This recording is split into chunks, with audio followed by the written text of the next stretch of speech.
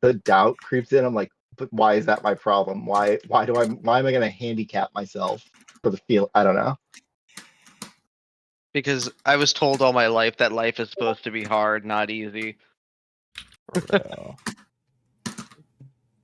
When I went through, But- I had like one massive depressive episode after my dad died, and I was put on SSRIs, and I only was on them for 3 months, and I was like I felt the same way. I was like, this is better, and it got me through like a time, but when I got off it, I was like, oh my god, I'm me again. Like, holy fuck, I couldn't even cry. It was lame.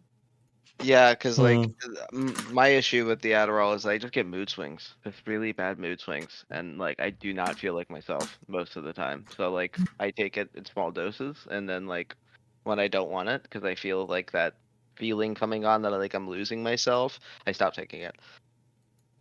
Hmm. And I feel like Yeah. shit for like a week, and then I feel better. Was it for me for SSRIs? Like before I ever started taking them, I want to like just pull out arbitrary numbers. Like let's say I was a 4, and then I took them and I'm like a 7, and then I was like, like a lot of shit resolved in my life, like that I think was like underlying it. So I was like, I'll try going off of it because I think that's resolved.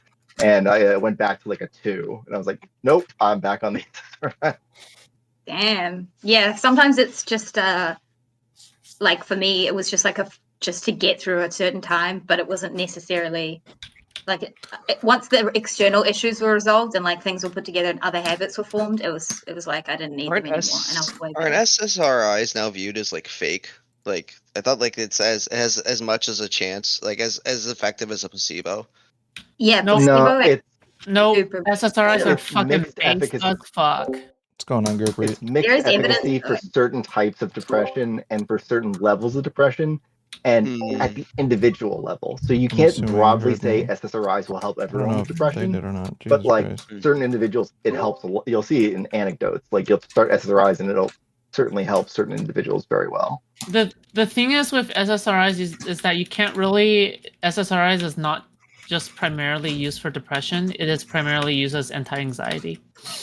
a lot of the time, yeah. And also the problem with the What's way up, my people fellow talk about OCD buddy? SSRIs. Yeah.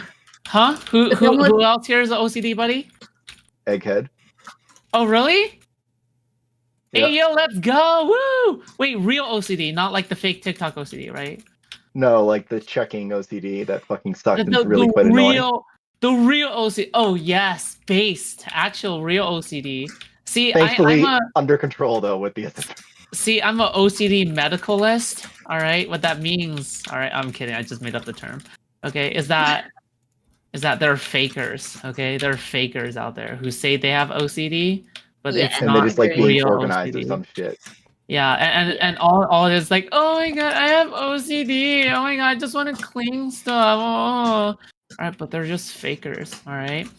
All I'm gonna tell you. All right. Yes, hard R. Okay. The thing is that like, I'm just gonna pause. Okay. The thing is like, I'm just gonna say, is that it is hell on earth. It is terrible. All right. And when I was, I think I debated Dak Katie over it. Is that, Yikes. yeah, she said that. Oh yeah, I was like, anyway. At the end of the day, SSRIs fucking saved my life. All right. What's going on? When it came to Right now? OCD, What's that's all I'm saying. poppin'? Well, I'm glad. You know? Thankfully, mine Something wasn't to that say. severe, but it was quite impactfully annoying. See, like when my dad died, I avoided them like the plague. All therapy, I felt it all. I mean, it made me a miserable human being, but I probably should have gotten help. But I don't know. I feel like I became stronger afterwards. But I bet you did too. So I don't know. Yep. I think SSRIs are addictive and kind of dangerous, and you're playing with fire most of the time. You are so wrong, but we can agree to disagree. Okay.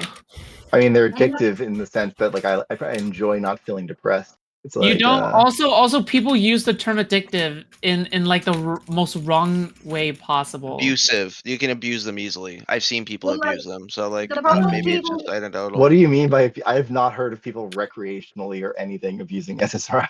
Is a thing.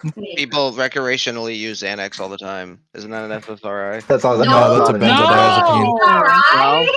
No. You can't Oh, abuse those are SSRIs. They're not fun. That's like a benzo. Those are that's a benzos. benzo. Okay. But also, Those have like a the very problem with high people who abuse. take SSRIs is they don't. Oh, you're like, a lot of echoing. times. Yeah, You're- fuck, I'm sorry. I have No, to. no. Oh yeah. You're in an aquarium. Hang on, I'll just do something for a sec. I'm just gonna say this Anyway, one thing and then I'll is- probably go. Is Xanax a benzo? Because I thought they stopped prescribing benzos. No, it is a benzo. No, they still prescribe them. They're just more selective in prescribing them. Oh, it is a Okay, benzo. am I Yeah. echoing still? Okay. Or at you're least I can only speak in an American context. You're Like, still- I you're think still they're a- less. hold on. Yeah. You're still aquariuming. Can you test out again?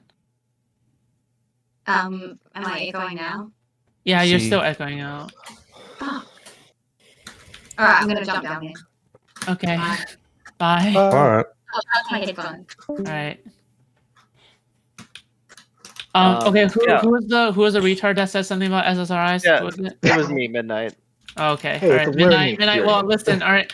Hey, by the way, I just want to say shout out to Midnight because you guys, Midnight is literally one of like the oldest viewers that have watched my content.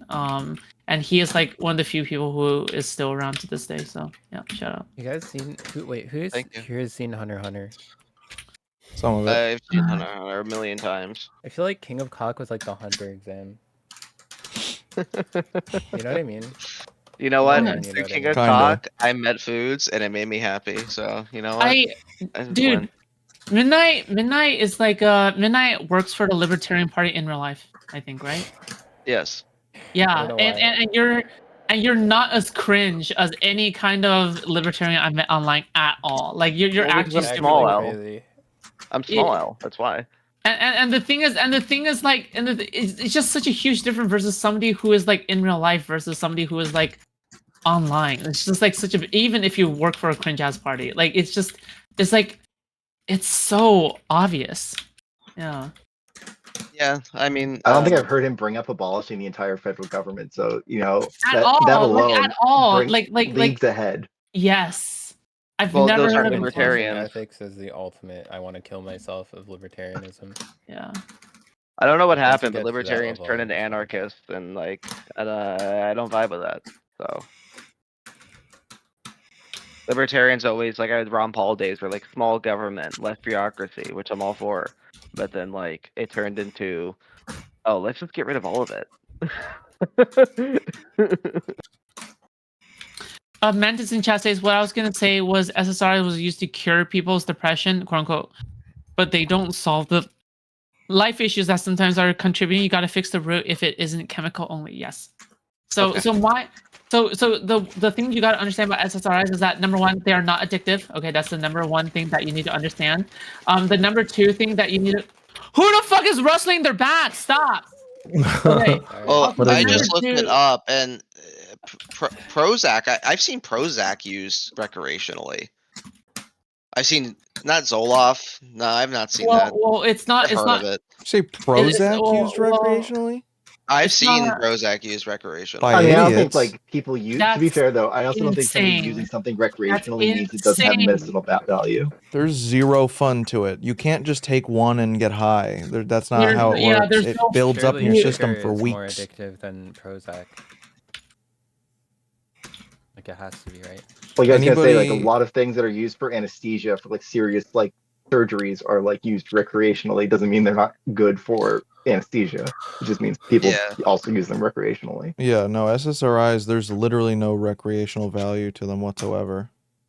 Yeah, I will say to be more middle groundy is like they're not addictive, but like one, they can be hard to come off of. Like a lot of people have like rough withdrawals. Well, that's addiction. That's a physical addiction, right? If you have withdrawal. no, it's different. Oh, that's a that.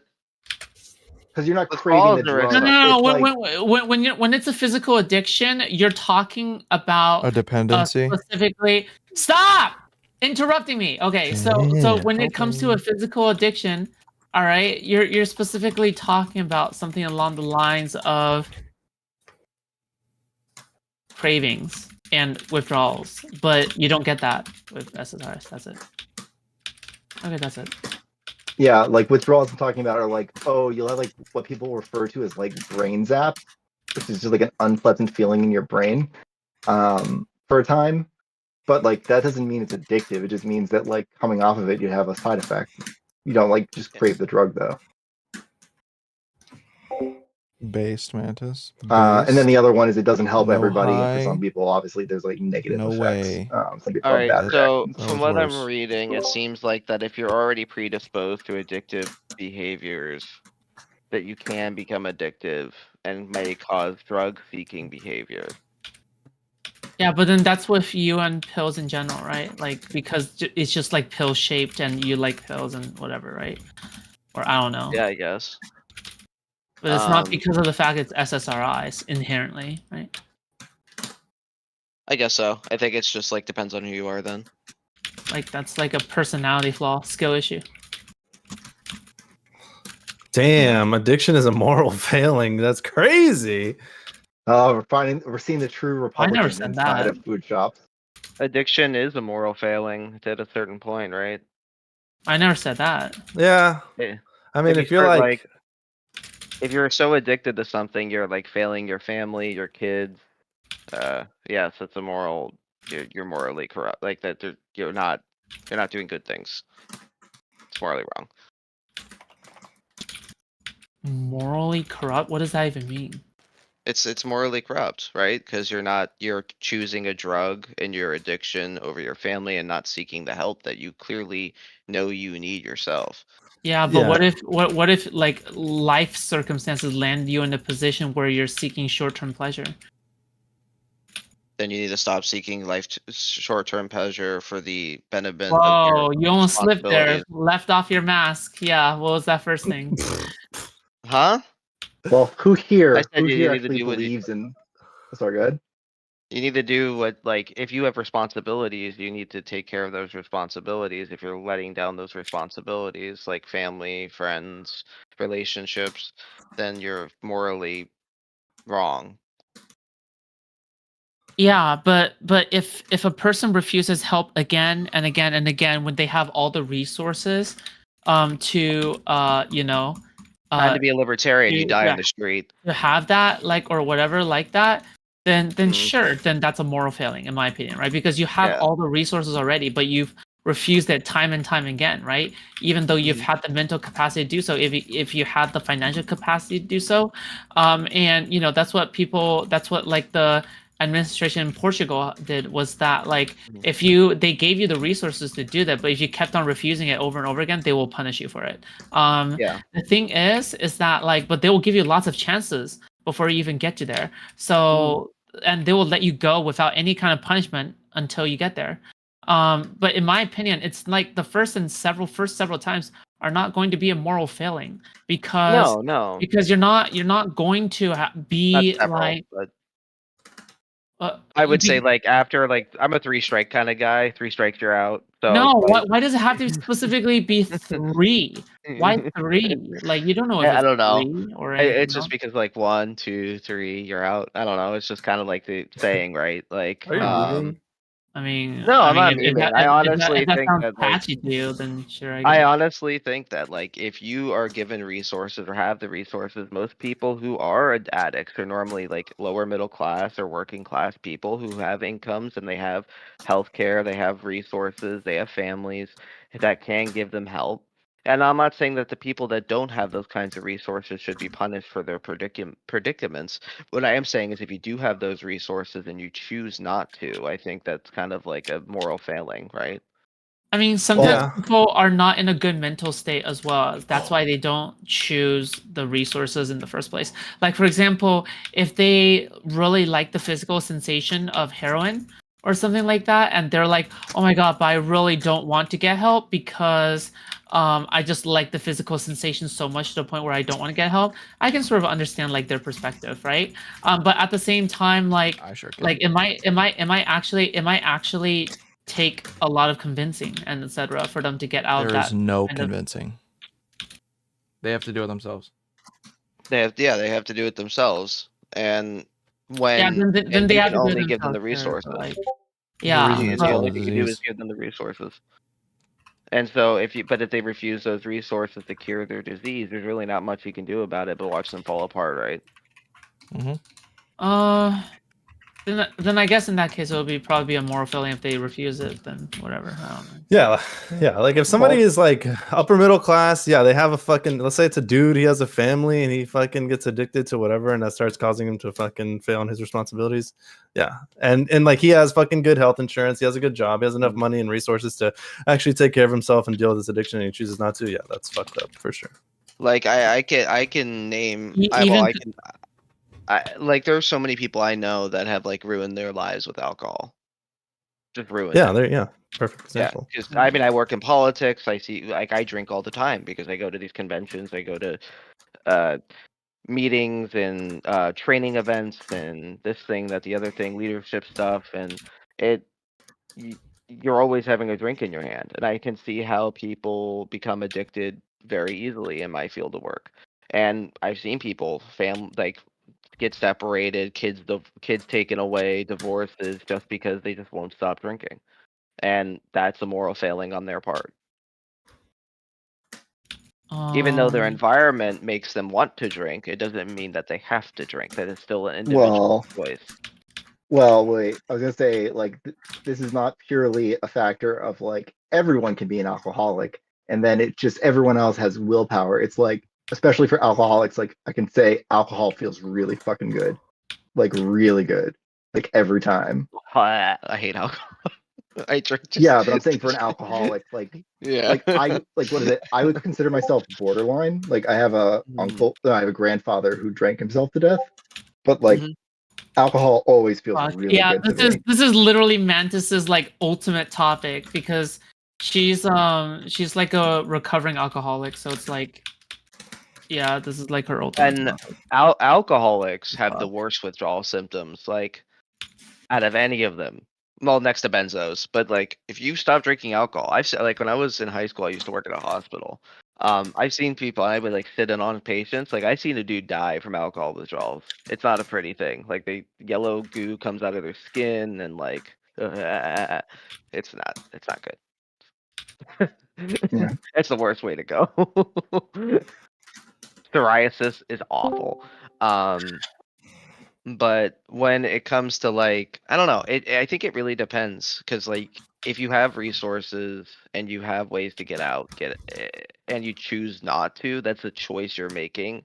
Because like I have issues with weed, right? I smoke weed all the fucking time, and people who say weed isn't addictive, that's bullshit. I would say this is more like along the lines of this, right? I would just say that like even though I can say that it's a failing on their part, I can still understand like why they mentally don't want to like get help, right? Because it just feels good. It just feels good for that short-term pleasure. They're not really getting something that they want out of life, and they just feel hopeless and black-pilled, and like that's why they want like the drug pleasure instead, and they just don't want to experience life anymore, right? I was also gonna say like a lot of people fall into it because missing. like they've had like a childhood that was fucked up.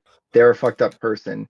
Then you get to like 24 and you've been on heroin for 6 years, and it's like here are all these resources to get clean, and it's like you've like come in at like the end of a freight train derailment that is so fucked and like given resources, and then like it's just not it's not it's enough. like a band-aid at the end. Yeah, it's not enough. Yeah. It's like I think it's like the same thing for progressives talking about prison reform, where it's like, okay, but we really need to like figure out why people are committing crime in the first place and like bad neighborhoods shit. And then when you call it a moral failing, it just feels like you're dismissing it as like, okay, wow, it just feels like you made that personal decision to fail or something like that, when it really is just like all the circumstances tied in together into this like long complicated equation that is life, that like ultimately like we just need to dig deeper into why these things fail and how to fix them and stuff like that. Like basically like where's the utility?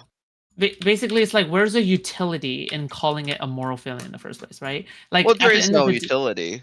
Yeah, Like it- I'm not arguing that it's like a utilitarian term that we should like say that like every addict is like a morally distraught, like a morally negative person that shouldn't exist in society. I'm not taking the conservative sort of. I like personally, I think all drugs should be legal, but I do Same. think that like it's up to the individual's responsibility to make sure that they don't get addicted to these substances. Like everything in moderation. I've done a lot of drugs, I mean, but guess If what? I could steel jump in I'm man, not for a addicted quick to Yeah, any of yeah, it. like I the can steel man, tell. there's value in calling it a moral failing because it well, to an extent it dissuades, like when you're educating your children to be like, hey, just want to let you guys know, like this is not something you want to be. It's a morally bad thing. Like you should avoid becoming a drug addict. Yeah, so if I could jump in for half a second. I was a former heroin addict, so I've been clean for like 11 years. Same And for 6. Good job. awesome. Congrats, good job. Awesome. So it's super fucked up, but sometimes the best thing you can do for addicts is get out of their way and let them hit rock bottom. So like, in a sense, I wouldn't call it moral failing, but you can only help them so much. You know, you cannot enable Well, it. you shouldn't enable them, but then also you need to consider for some people rock bottom is like they're dead. Is like the balancing act. True. But if that was going to be the rock bottom, you can't stop them anyways. I don't know the data on this. The comment. I'm just saying, like Well, those are always it's like the I know saying of, people like, who he have has like to wanna said help I need himself. like yeah, I know people who are Yeah. like, oh, let them hit rock bottom, and then like they find out their friend died, and I'm like, that is like and not but then the other risk is you're enabling, which is Well, also bad. Like, I Okay, mean, do you blame I'm- yourself? Do you blame yourself whenever, like, let's say you have a friend who, KYS's or like, I don't know, like, do you blame yourself for any bad mistake that your friends make that you might have had some sort of like tangential reason that like I'm not they saying you should that they blame still made that yourself. I'm just choice? saying it sucks to have a friend that you enjoyed the experience of being with die, because then you won't be able to experience being with them anymore. yeah, Well, you're always I've going to distanced think you myself could from have those done friends. something more, but that's just being a Yeah. human. When in the reality Sure. is, like with addicts, you can, I mean, obviously don't just say like one time, fuck you, I'm never talking to you again. Like, you can help them quite a few times and let them know if you ever want to change. I'm always here for that. But it's like, I'm not going to go fucking down in the ship with you. Mm-hmm. So I have like a really close personal friend. I love him to death, but I haven't talked to him in years because he just won't get out of the bottle, and that's a fact. Yeah. And it sucks. It sucks. It's so hard to do to just let someone fucking self-destruct. Mm-hmm. And he has the money and the resources. I mean, the dude's a millionaire. He could do whatever he wants, but he still chooses to drink a handle a day. So that's his decision. How do you guys feel about imprisoning these heroin addicts? So instead of like letting them hit rock bottom, you imprison them to forcibly hit rock bottom instead to Disagree with it. accelerate. Nah. Because they still have individual autonomy. They can still make choices for themselves. And they So- can still get drugs in prison. Trust me. Like Yeah, they're yeah, everywhere true. in jail. Like Yeah. drugs. So Drugs are I'm not in probably favor of as easy to imprisoning get. in the criminal sense, Yeah. but like bringing back institutionalization would be acceptable for like Yeah. people who are like their life, like they're homeless and they're drug addicts. I'm okay with institutionalization. There just needs to be better checks on it than there used to be, so there isn't abuse like there used to be. So I've had like two thoughts about things like this. So when I was in NA doing like meetings, I was the dude who would like sign your court paper if you got like reprimanded from the judge. You have to go to meetings or whatnot. And for a while, it was always like, that's such horseshit. They're gonna get clean if they want to get clean, and if not, they're not going to. But some people literally have no concept of like how to get clean, and so just being forced to go to a meeting, whether it works or not, that first time, that forcing is like it opens a door to say like, hey, here's an option if you ever do get serious, where they would never go before on their own will. Like foods. I'm for like safe injection sites and like government programs that help bring in like bring back sanitariums, for example, like or something different, like just public rehab centers that are court mandated that aren't like garbage. Because like my wife has worked like when she was in college, she worked at a drug rehab center for security. Now she works as a civil servant. And she like they didn't have the resources to treat these people. They just hand them Suboxone and call it a day, right? And mm, they would find drugs all the time that were smuggled in by Right significant there. others, by family members, Nice. and it's not a good thing, right? Mhm. Like a lot of people Yeah. enable the behavior because Right. it's painful. It's more like this. Let's just say you sort of perfected the system, like sort of like prevented, the best to your ability, a way to prevent drugs from being like started in the system, where you added a wing of the prison system where like drug users, like especially people who refuses, to get, that kind of mandatory help, right? Where you would instead, like, you find them and whatever, but they still wouldn't get the help that the government, asked of them. But instead, you send them off to jail, but it's not like, sorry, prison.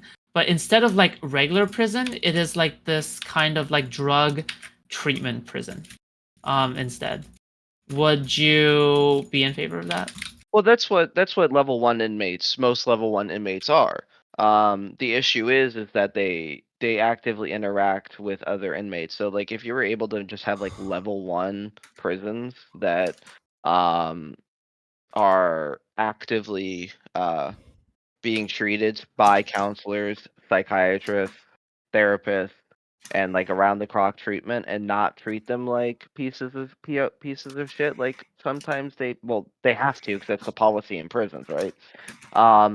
But it's just like, I think it's a weird middle ground where we have to decriminalize drugs, and then from there we have to bring in those kinds of resources. Until then, it's just going to be like it's a crime, and so you're just going to be viewed as a criminal Okay. and not. I mean, I think that's more or less what a mental institution would be. Yeah. So, like, you're not a criminal necessarily, but we just like you're here to help you. An inconvenience to society and yourself, so we just need you to get better. Yeah, and it's not that like addicts can't be functioning members of society, because there are probably there's probably a lot of addicts who are very functioning members of society. I mean, my understanding is there's like a shit ton of like lawyers who are like alcoholics, for instance. So yeah, that's or like if you definitely ever true. go into if you ever work for like a representative's office, there will be more than one time you see Coke or Adderall on someone's table. Pretty freaking normal. So like it's very common for most powerful or a lot of people to use drugs. It's all about moderation. Like if you can use it True. and you can still like actively work in society, there's nothing wrong with it. But it does get to a point where you are not helping anybody, not even yourself, and then that's the danger of it. And like I can't say that you don't have the autonomy to take drugs, but do I think drugs are a morally good thing? No. What makes you say that it's a morally bad thing? Do you think that people can consume, these kinds of recreational drugs in a manner that is healthy? I say most people can take them in the manner that is healthy. It's just when it becomes like a morally bad thing is once it starts affecting people around you. I would Yeah, say so- it really depends on the drug. Like, I don't think anyone's really doing heroin responsibly. Like, that's like a. You'd be surprised. Maybe there's You'd be really maybe there's one surprised. person. Yeah. Maybe there's like one or two people who are just like, oh yeah, I tried it once and I was able to like just not do it. I'm like, maybe, but like generally speaking, that drug's a no. But like somebody who did shrooms twice, I'm like, whatever. Well, yeah, no, because like that's not, and I don't even think shrooms are an addictive substance, are they? Right. I was just saying not all drugs are the same. Like some of them Yeah. are like, yeah. Like I mean, like acid, shrooms, most psychedelics aren't addictive, other than like ketamine because it's a sedative. Yeah, and where it gets kind of like weird with the morals, I don't know philosophy and shit, so I'm not like super based in morals, but for me, like if I've been using for years and years and I have nothing, I've got no money left, I don't know where I'm getting my drugs at, it's like my morals become very flexible. I am way more willing to do fucked up shit to get this high. So it's like yes, in a way that I guess you could call it morally wrong, obviously. Yeah.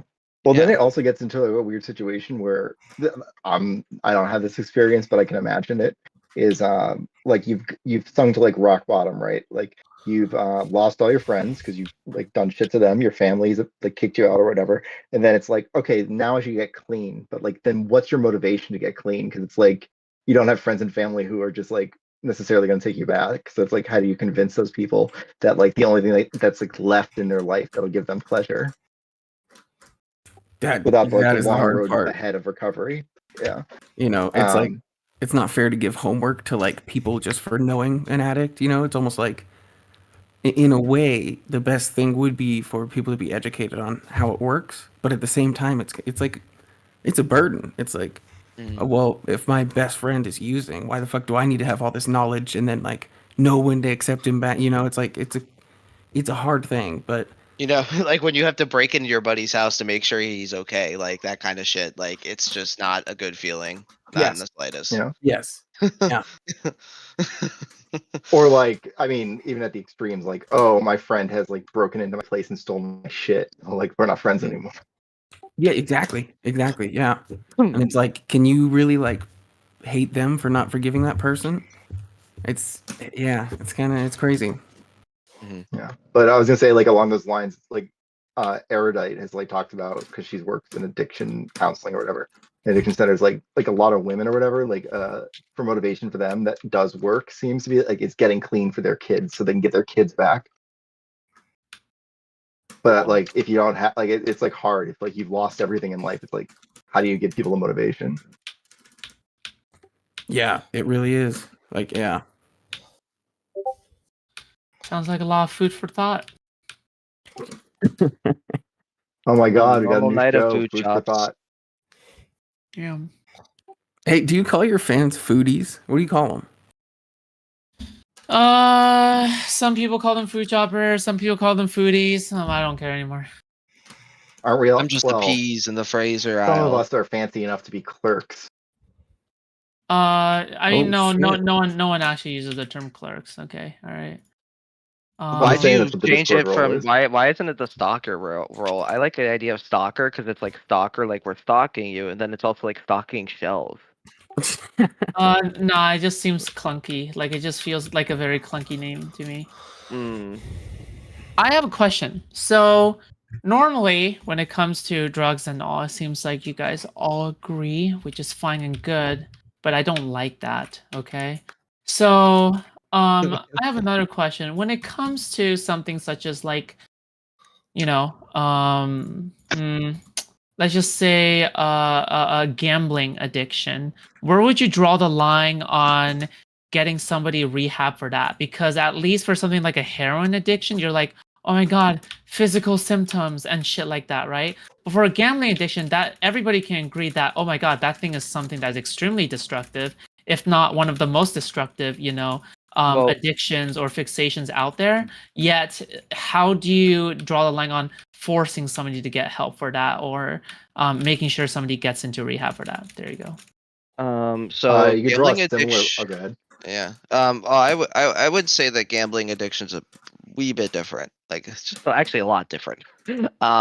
Because it'll go into more the territory of like financial abuse. Because you're probably going to spending $1,000 or plus every time you go to the casino. You're going to the casino every day, yada yada yada. And so like you could come from like, oh, this is like a financial crime if you're married. But I don't know how you would do it for like a single individual. I've really never really thought about it either.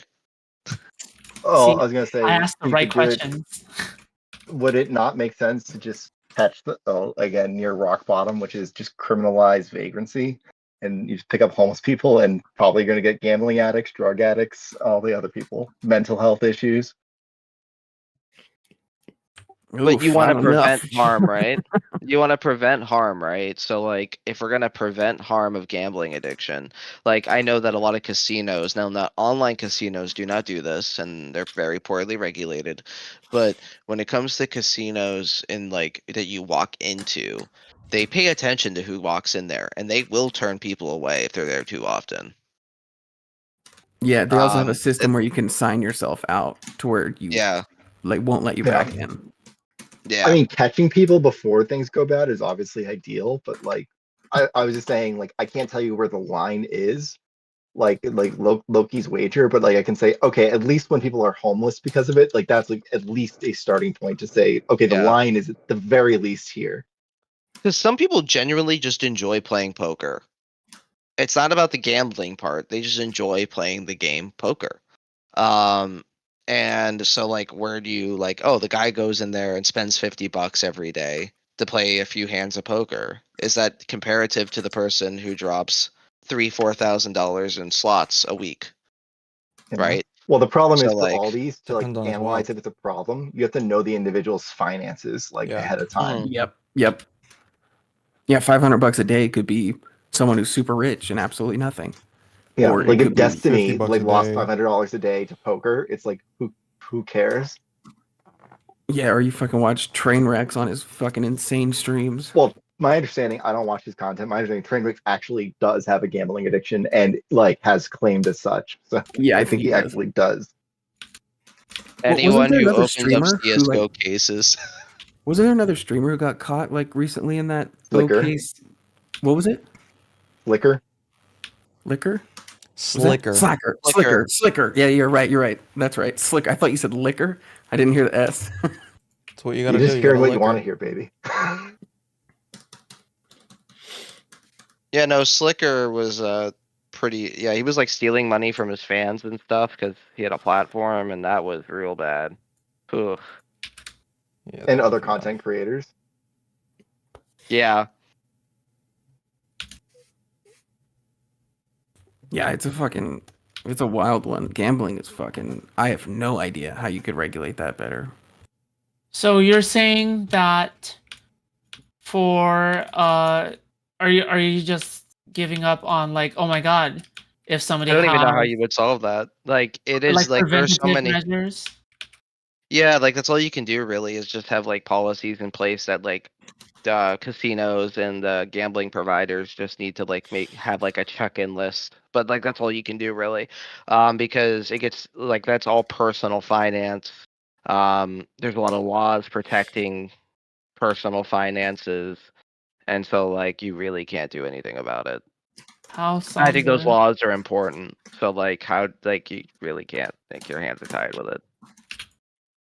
Yeah, I mean, there's only so much you can do unless you want to like get down to like authoritarian levels of like surveillance, because it's like even like you were saying, they were a casino will see if you're coming in too often. Sure, that's true, but I can just go to multiple casinos around the area. There's only one where I live, so maybe that's why I'm not like. But again, I wouldn't know how you would solve it.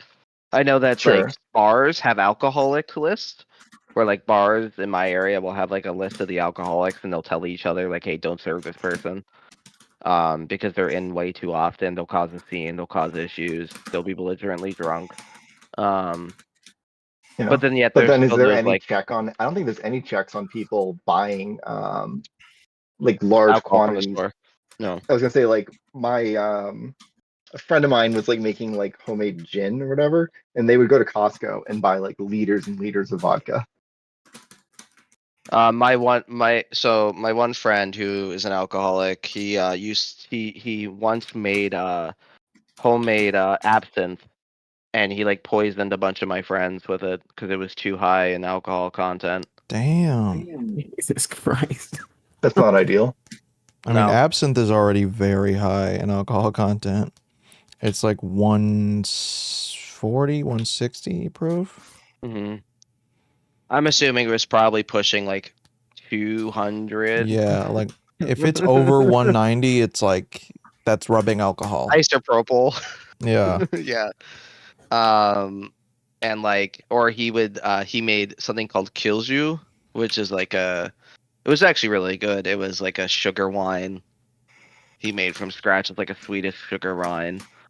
But like he used to like just make booze all the time because he couldn't go to the bars anymore. They just told him no. Damn. Well, I mean, I guess society's kind of progressed because, like, back in the day, you used to be able to take your like AA chips and turn them in at a bar, and they'd give you a drink. What would you say? So- So I have a question. What would you say to something such as a computer game addiction then? Because I know that, as a Nothing. parent, Nothing at all. obviously nothing at all. Nope. Fuck it. It's up to the parents' discretion to make sure that their children aren't being hooked via dopamine, via video games, and make sure they get outside enough. But I really I grew up with video games all my life. And it really hasn't affected my life long term, I would say. Mhm. I still went outside, I still played sports, I still had friends, I still socialized, but video games were just part of that socialization. Would It's just a you? new, Yeah, go ahead. it's just a new type of hanging out. It does create different connections. It's not as healthy as socializing in person, Mhm. but it's just how the modern day people socialize. It's like no different than sending letters to a pen pal, right? I would. So what you're Now, describing for like a normal person, I agree. But there are people who like literally wake up and spend like 18 hours a day, playing a video game. So I mean, this isn't like a direct definition of addiction, but my basic like gauge for it is if you're doing something you enjoy a lot, that's fine. But like the second you start getting negative consequences and they don't stop you from doing what you're doing, you just continue to do them. It's like that is basically addiction right there, where negative consequences don't deter you. So it's like Well, it's hard to if say. that's the case, 'Cause- you could be addicted to everything, right? Like yeah, you no, do you things. really can. You Yeah. really can. Yeah. My understanding, Is I it- can't recall, but I think they like it's contentious whether like video game addiction is an addiction or if it's So- like a It's a coping mechanism for habit-forming something pattern. else. I've actually done research on this. So forget. there's a difference between addictions and I think impulse control or something like that. So It's a habit, Um, right? well, no, It's like negative. no, It's like negative behavior or negative pattern control or no, something like that, no, right? no. Like addictions in the medical sense is specifically referring to substance abuse. Like for example, if you're talking about alcohol or heroin, you can't just simply replace a heroin addiction with an alcohol addiction, right? Like you can't just replace heroin with alcohol. You kind and of could. Yeah, a lot of people do that. Really? Yeah. Dude, and have you ever seen an addict get clean and then all of a sudden they're like fucking 300 pounds or they're shredded? It's like they've switched addictions basically. Yep. Well, Oh. my understanding, What sure, the to an fuck? extent, but I would say like my understanding is a lot of heroin users after they're clean can't drink alcohol or smoke cigarettes because like it could be a trigger to get them back into like into what's it called, relapsing. Yes, I've that is my been- case. Okay, I I've have been clean well- for 6 clean off years and I'll still everything. do everything else. Okay. It's So fine. either way, at the end of the day, it's just that with something like a lack of impulse control, is that like a lack of impulse control can lead to a substance abuse addiction, but the reason why porn quote unquote addiction and video game quote unquote addiction aren't actually addictions defined in the DSM is because they're actually not substance abuses whatsoever. Or contentious that it is because is because like it's not actually a substance that you consume into your body and causes like a chemical change. So that is why it's because you're usually using them to fill some kind of like void in your life or Well, something. it's like escapism, right? It's coping mechanism. Yes.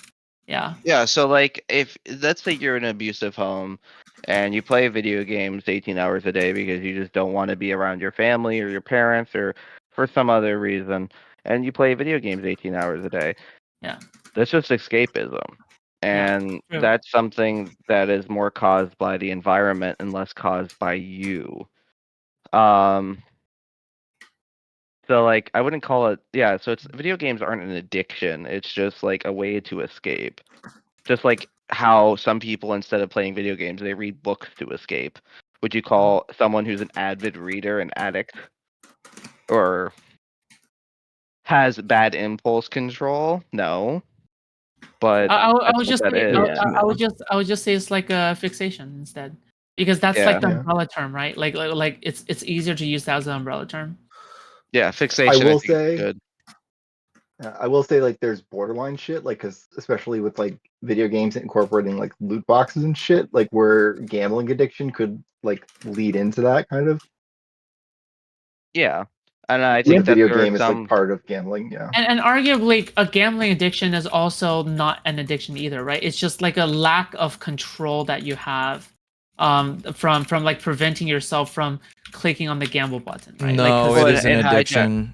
Because the highs It are is? so high, you're constantly chasing them. It's like a crazy dopamine rush every single time you get a fucking big win, and you just like Huh. you're It constantly chasing that high. Really? It hijacks Yeah. your I believe you. dopamine system. Yep. I believe you. Well, I don't know about that. That at least, well, I was gonna say that phrase always rings alarm for me because that's exactly what people say for like porn addiction, where they're like, "Oh, that one really hits your dopamine system, and it's a super physiologic dose." Is That this one's so different. different? Is That this so one's different different. from a porn addiction? Yeah, Or I think it from is.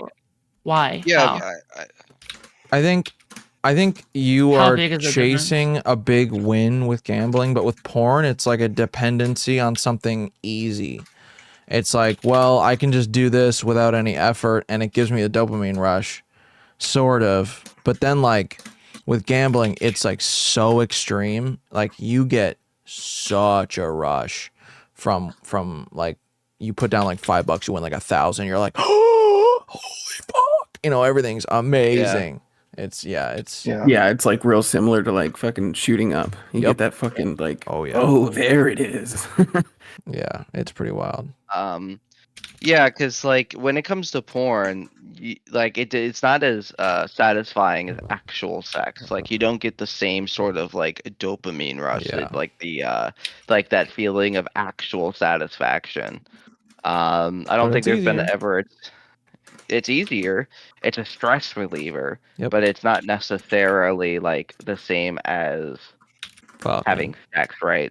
Okay, Like- can I throw a wrench in the spokes? I'm kind of curious. I know this is kind of No, you like off the can't. wall and You weird, can't at all. but Just kidding. what would you say about like pedophilia then? Is that an addiction? No, that's just like a mental illness sort of that distorts your It's something that attractions. you're born with. Yeah. Well, it's probably like one of those Probably things not where born it's with, probably but- like, well, it's probably you're born with a certain. It's like everything is environmental plus genetic, right? So it's Yeah, probably Yeah, like it's a the gene combination. trigger. Yes. Yeah, some certain patterns happen to light up. Maybe for some people it's like purely genetic, and they're like, no matter what they did, it was going to be that way. But like, it's probably for most people like a combination. Most people who are pedophiles have experienced some form of sexual trauma in their lifetime. Yeah. Or another thing is that a lot of pedophiles also have like less white matter in their brain or something, or more gray matter, something like that. Like their brain structures are also like tends to be correlated differently as well. So it's really interesting to see that. Really? I Yes. haven't like dug into this much, so I've dug into a That's lot. crazy. That was literally all my early content, and then I deleted it all. Good. oh, what the fuck? I was gonna say maybe I should go watch some of that shit. That's crazy. No, I didn't know I, that there was actually. in fact, my one of the best contents I ever did was, I tried to get an interview with Verped or Virtuous Pedophiles, aka it's a online support group for non-offending pedophiles, and I actually got in contact with them, and then they couldn't do an interview with me, but they did a Q&A instead, and some of the stories I read off of them I still have, and the video is still privated, but yeah, it's not there anymore. Damn, Oh, that's you know, Max wild. got one a while ago. Huh? I wonder if they wouldn't talk to you because that one didn't go as well. And normally when it comes to like any sort of like sex addiction, it's normally a form of sexual disorder. That is not necessarily an addiction. So when you have people with like hypersexuality disorder, it's not because they're addicted to sex, it's because their brain is wired in such a way that like they constantly need sexual gratification. Oh, okay, I kind of see what you're saying. Yeah, it kind of gets hard because like a lot of times like mental illness is like such an umbrella term. Mhm. Yeah. So you can't be addicted to porn. Now porn has side effects, but you have to have like an actual disorder to become addicted to porn, as far as I'm Yeah. aware. I was gonna say, I think a big thing for addiction too is like lack of like I think for video game shit, like you can fix the person's life a bit and then give them other shit to get addicted to, like working out or whatever. But for like Yeah. gambling, I don't think you can like be like, oh, just work out instead, and it's a sufficient substitution. ADHD is also like a huge sign for like an addictive personality, or like an addictive personality is like a huge sign for ADHD, because like ADHD necessitates like a dopamine deficiency. It's like one of the symptoms. So you have it, you are most likely going to be getting addicted to things that that stimulate you and sort of give you that little rush.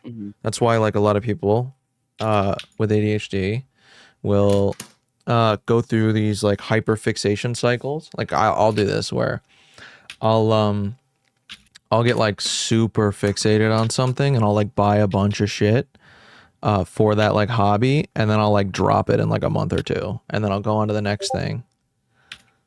Oh yeah, okay, yeah. I know people like that. I know Yeah. exactly wife what you're would talking be. about. Yeah, for sure. I No, have no for idea what me, you're talking about. I Wait, would I never do that. What the fuck? Yeah, you probably have ADHD.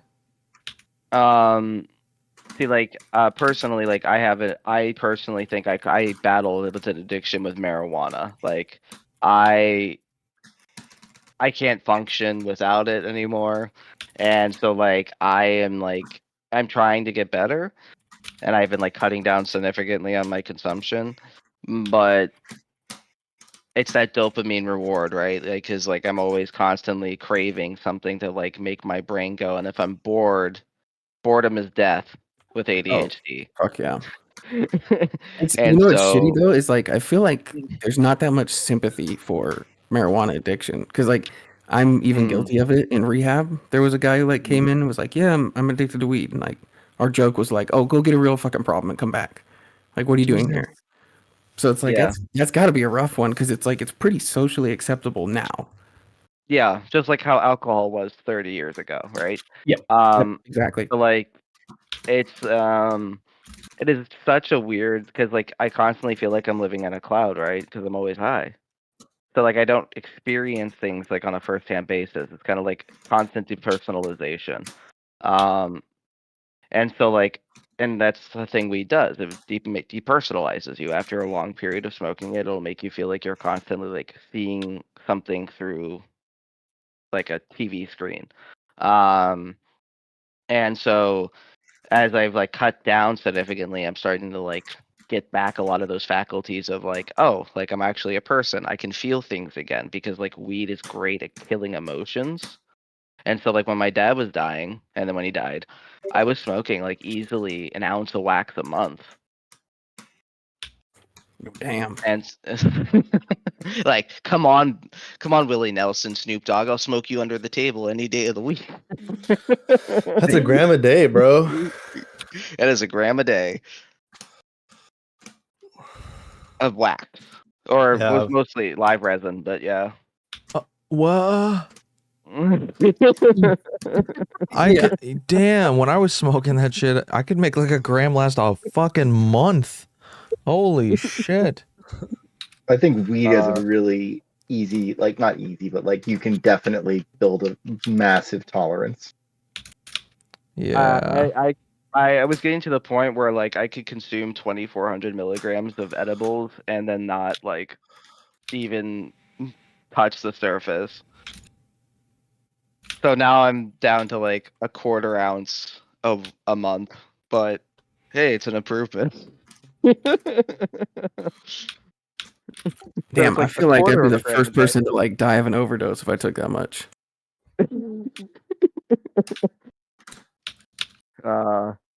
Yeah, no, and I spent so much money. I spent so much money on weed, and I just regret all of it. Jesus.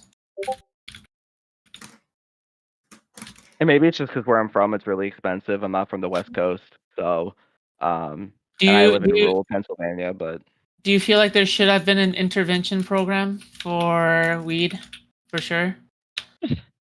I mean, the thing is that I wouldn't necessarily say it's like highly addictive. I think it takes like a specific personality to be addictive. I'm someone who always wants to like either if I can't fix a problem, I want to run from it. And so like that was my way of running from because my dad had terminal cancer. There was no fixing that problem, and so like it was my way to like just shut it out. Okay. And so like it was yeah, it was just a lot of weed. Yeah. I think I spent in the last like 4 years on pot probably anywhere between like 25 to like $40,000. Wait, And I'm how sorry, many did you years? say Holy crap! Like how many years? 4 years. 4 years. Oh, What okay. the fuck? and did you say you just stopped doing it because it was expensive? No, I've been wanting to better myself. Oh, okay, I get you. Well, and you're still doing it, just less so far. Just less, yeah. I mean, like, and I do have like I now have a medical card, but like I don't use it like ever because it's so damn expensive. But Yeah. yeah, no, it's. I would say that weed is addictive, and people who say weed isn't addictive are silly. It's a drug like any other. It rewards your dopamine pathways, just like tobacco, just like heroin, just like Adderall. It just does it differently. And actually, after a long period of smoking weed, it actually lowers the dopamine in your body, so it makes it even worse. There's a lot of studies on that. My buddy right now is going through weed withdrawals, unironically. Yeah, it's a real thing. Yeah. You get nauseous, you can't eat. I wasn't like when I took a month-long tea break. It was my first one in 4 years. Last month, and I couldn't eat for a week. I was sweating. I was lethargic. I just slept all day. I couldn't do anything. Damn. For about I would say 5 days. Not a whole week, but it was been a fun time. Like it's not as bad as quitting nicotine, but it's definitely sucks. I wouldn't. I'm not entirely sure about defining weed as addictive. Would you say that instead you had a dependency on the symptoms? I mean, sorry, a dependency on like, because I think generally, would the scientific community define weed as addictive? Yeah, I believe it is classified as an addictive drug. Okay. All right. I mean, That's why it's called the gateway drug, right? No, marijuana, yeah. Not because it's addictive. No, specifically. Yeah, okay, so marijuana can lead to the development of problem use known as marijuana use disorder, which takes the form of an addiction in severe cases. Recent data suggests 30% of those who use marijuana may have some degree of marijuana use disorder. Okay. And particularly people with marijuana use disorder have ADHD. Yeah, I gotta get checked for because- that shit.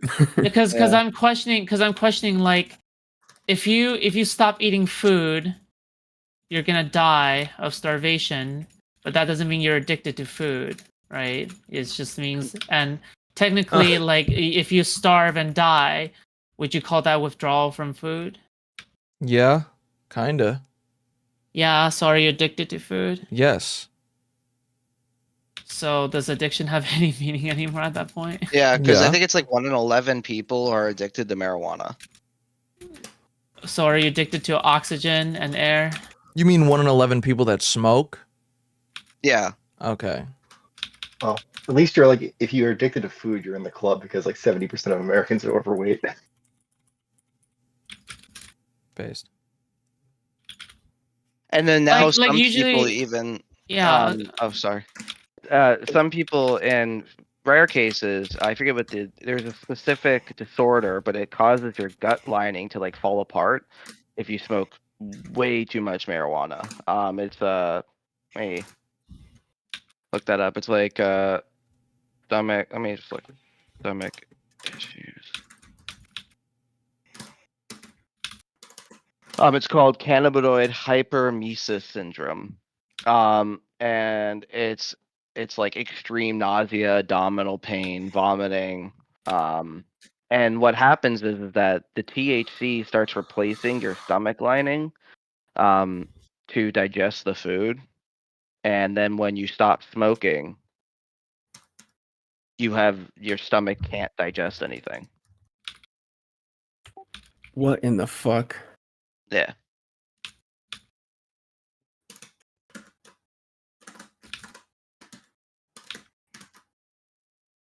And so that's another new thing that's coming up with people who use it regularly. I've never experienced it. I don't know anyone who's experienced it, but apparently it's a thing now. It's Cleveland Clinic did a study on it. Any inhalant damages the stomach lining. Is that true?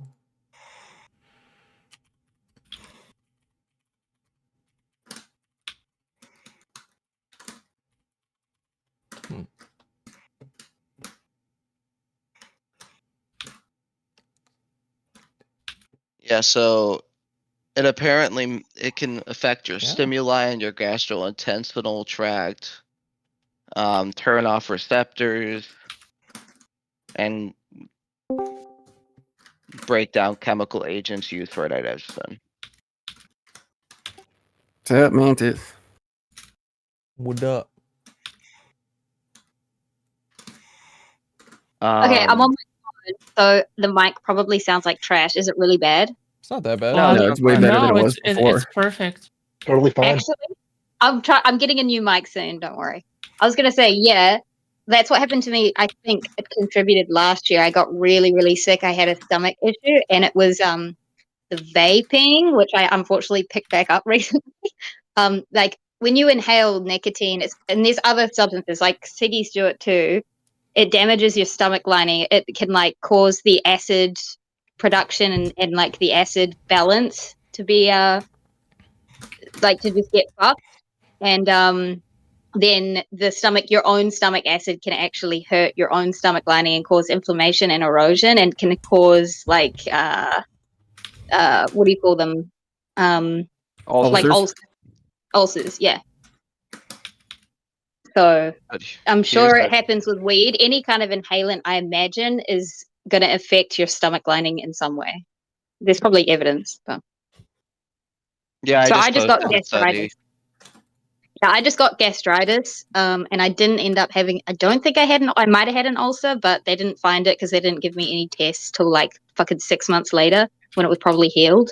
But yeah, gastritis, all that shit. So like just like with anything else, like food, like weed increases your appetite, and like people with cancer or like eating disorders, it benefits them greatly. But like again, like if you don't have those issues and you're smoking for a long period of time, you could have negative side effects. Like And also, you guys keep talking about addiction a lot. Is there like an actual so is addiction just the physical / chemical dependency on a substance that causes like malfunction in your daily life? Or because I consider food can be an addiction, but is that not an addiction then? I would not consider that an addiction because I don't know, like it seems like at this point I think some people on this panel is like expanding the definition a bit too broadly, but that's just my opinion. Because people do call it that. I don't think it actually. I think it can cause malfunction in your daily life, like it can cause dysfunction. But yeah, I don't know. Wait, so what do you have an issue with my marijuana definition as an addictive drug? Because it does exactly what every other drug does. It floods dopamine receptors, and then you crave more flooding of those dopamine receptors, like any other drug. Yeah, but then you would necessarily also have to like maybe concede that like, okay, because doesn't like porn addiction also flood like dopamine receptors as well? Everything does. Everything we consume floods dopamine receptors. It can, But yeah. in particularly, I think it's because that porn is not a drug; it is a form of entertainment. That's the difference. How many D2 receptors do you have relative to the amount of dopamine being expressed? What's the stoichiometry? Do you have more receptors than the amount of dopamine or less? That's what you're trying to answer about addiction. But it's not necessarily more or less receptors. It's the way Yeah, it's because like not all the addiction comes from dopamine. yeah. And it's also like the way dopamine's metabolized in the brain and how much dopamine But is Mantis, being I flooded wanted or to ask how you little. something because the way that you talked about your disorder was like cannabis caused it. The protonic ion imbalance in your stomach. But the problem is that stomachs tend to have biological stoichiometry, such that the acidity in your stomach would remain the same in response to minute chemical perturbances. So at some point, your stomach decided to stop producing acid altogether, or something else was actually doing this. The chemical stoichiometry of your stomach acid doesn't go away because you smoked weed. Now, I'm not saying you didn't have those experiences. I'm just saying your association of what caused them seems a little absurd just because such a small thing caused such an extreme reaction. So it wasn't cannabis, it was vaping because nicotine potentiates gastric stuff and it like attenuates it. So for me, it increased the acid and it caused like increased gastric movement, were you an and it increased absurdly like chronic user? Like, were you like basically breathing vape smoke? Because that's the only like nicotine is not as strong. No, but I think it wasn't just the vaping. I think the vaping contributed. I don't think it was just that.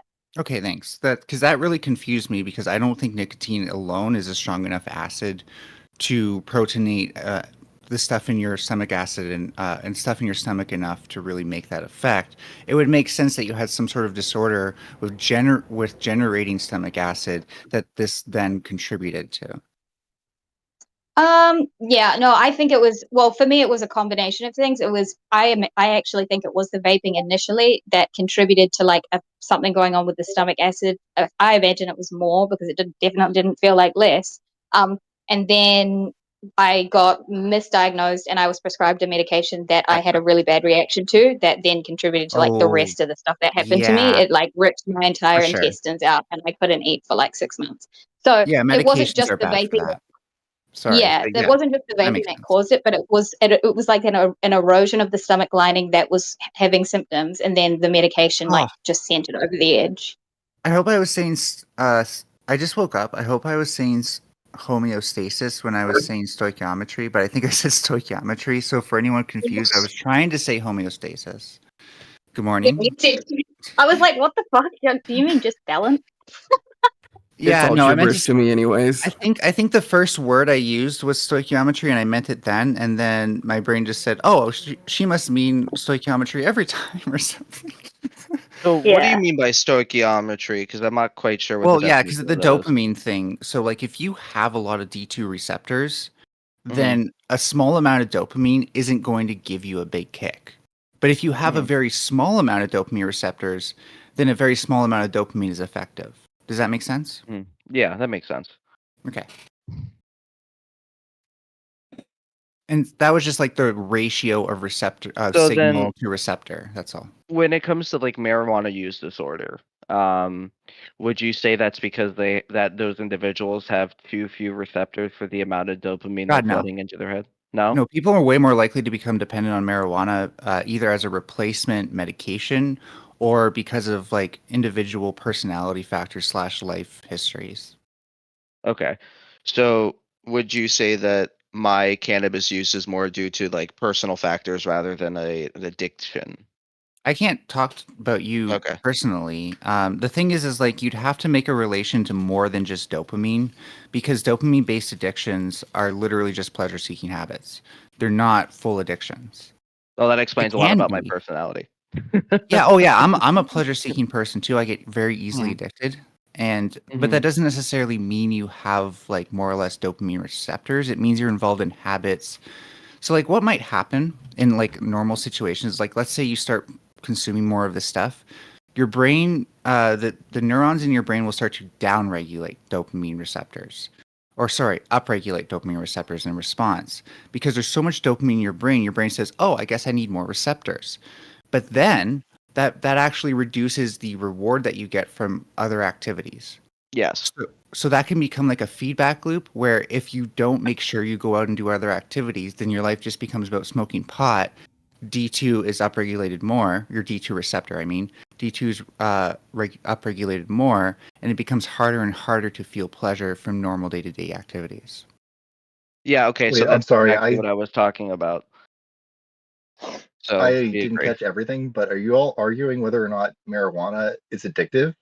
Because I'm pretty sure in the DSM-5, cannabis use disorder is defined and it is accepted as a medical addiction. But it's psychologically addictive, not physically addictive. Yeah, well, So what I just described is so we call it a dependency, right? Not so, or wait, is it the other way around? That psychological addictions and then dependency? I actually don't remember. Let me look that up. because like for example, like what I said before is like when you're constantly smoking weed all the time, when you're at home and you're bored, you feel like you're in a cloud. You're not experiencing anything. Like it's so hard to actually experience life. Yeah, And I so did. like I did look it up just so I can. Mhm. No one's confused. Weed is not a dependency. It's a psychological addiction. Mhm. So you're not going to go through withdrawals because you don't have cannabis in your system. You're going through withdrawals because you're not going out and doing stuff when you're not smoking weed. If that makes sense. Yes, yes, I 100% agree with that.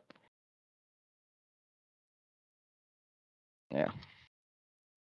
Because I've woken up on certain days, and I'm a very chronic smoker. Like I smoke this stuff like it's my medication. Because I did once use it to cold turkey replace the meds I was raised on, and there's some days where I wake up and I just don't want to smoke it.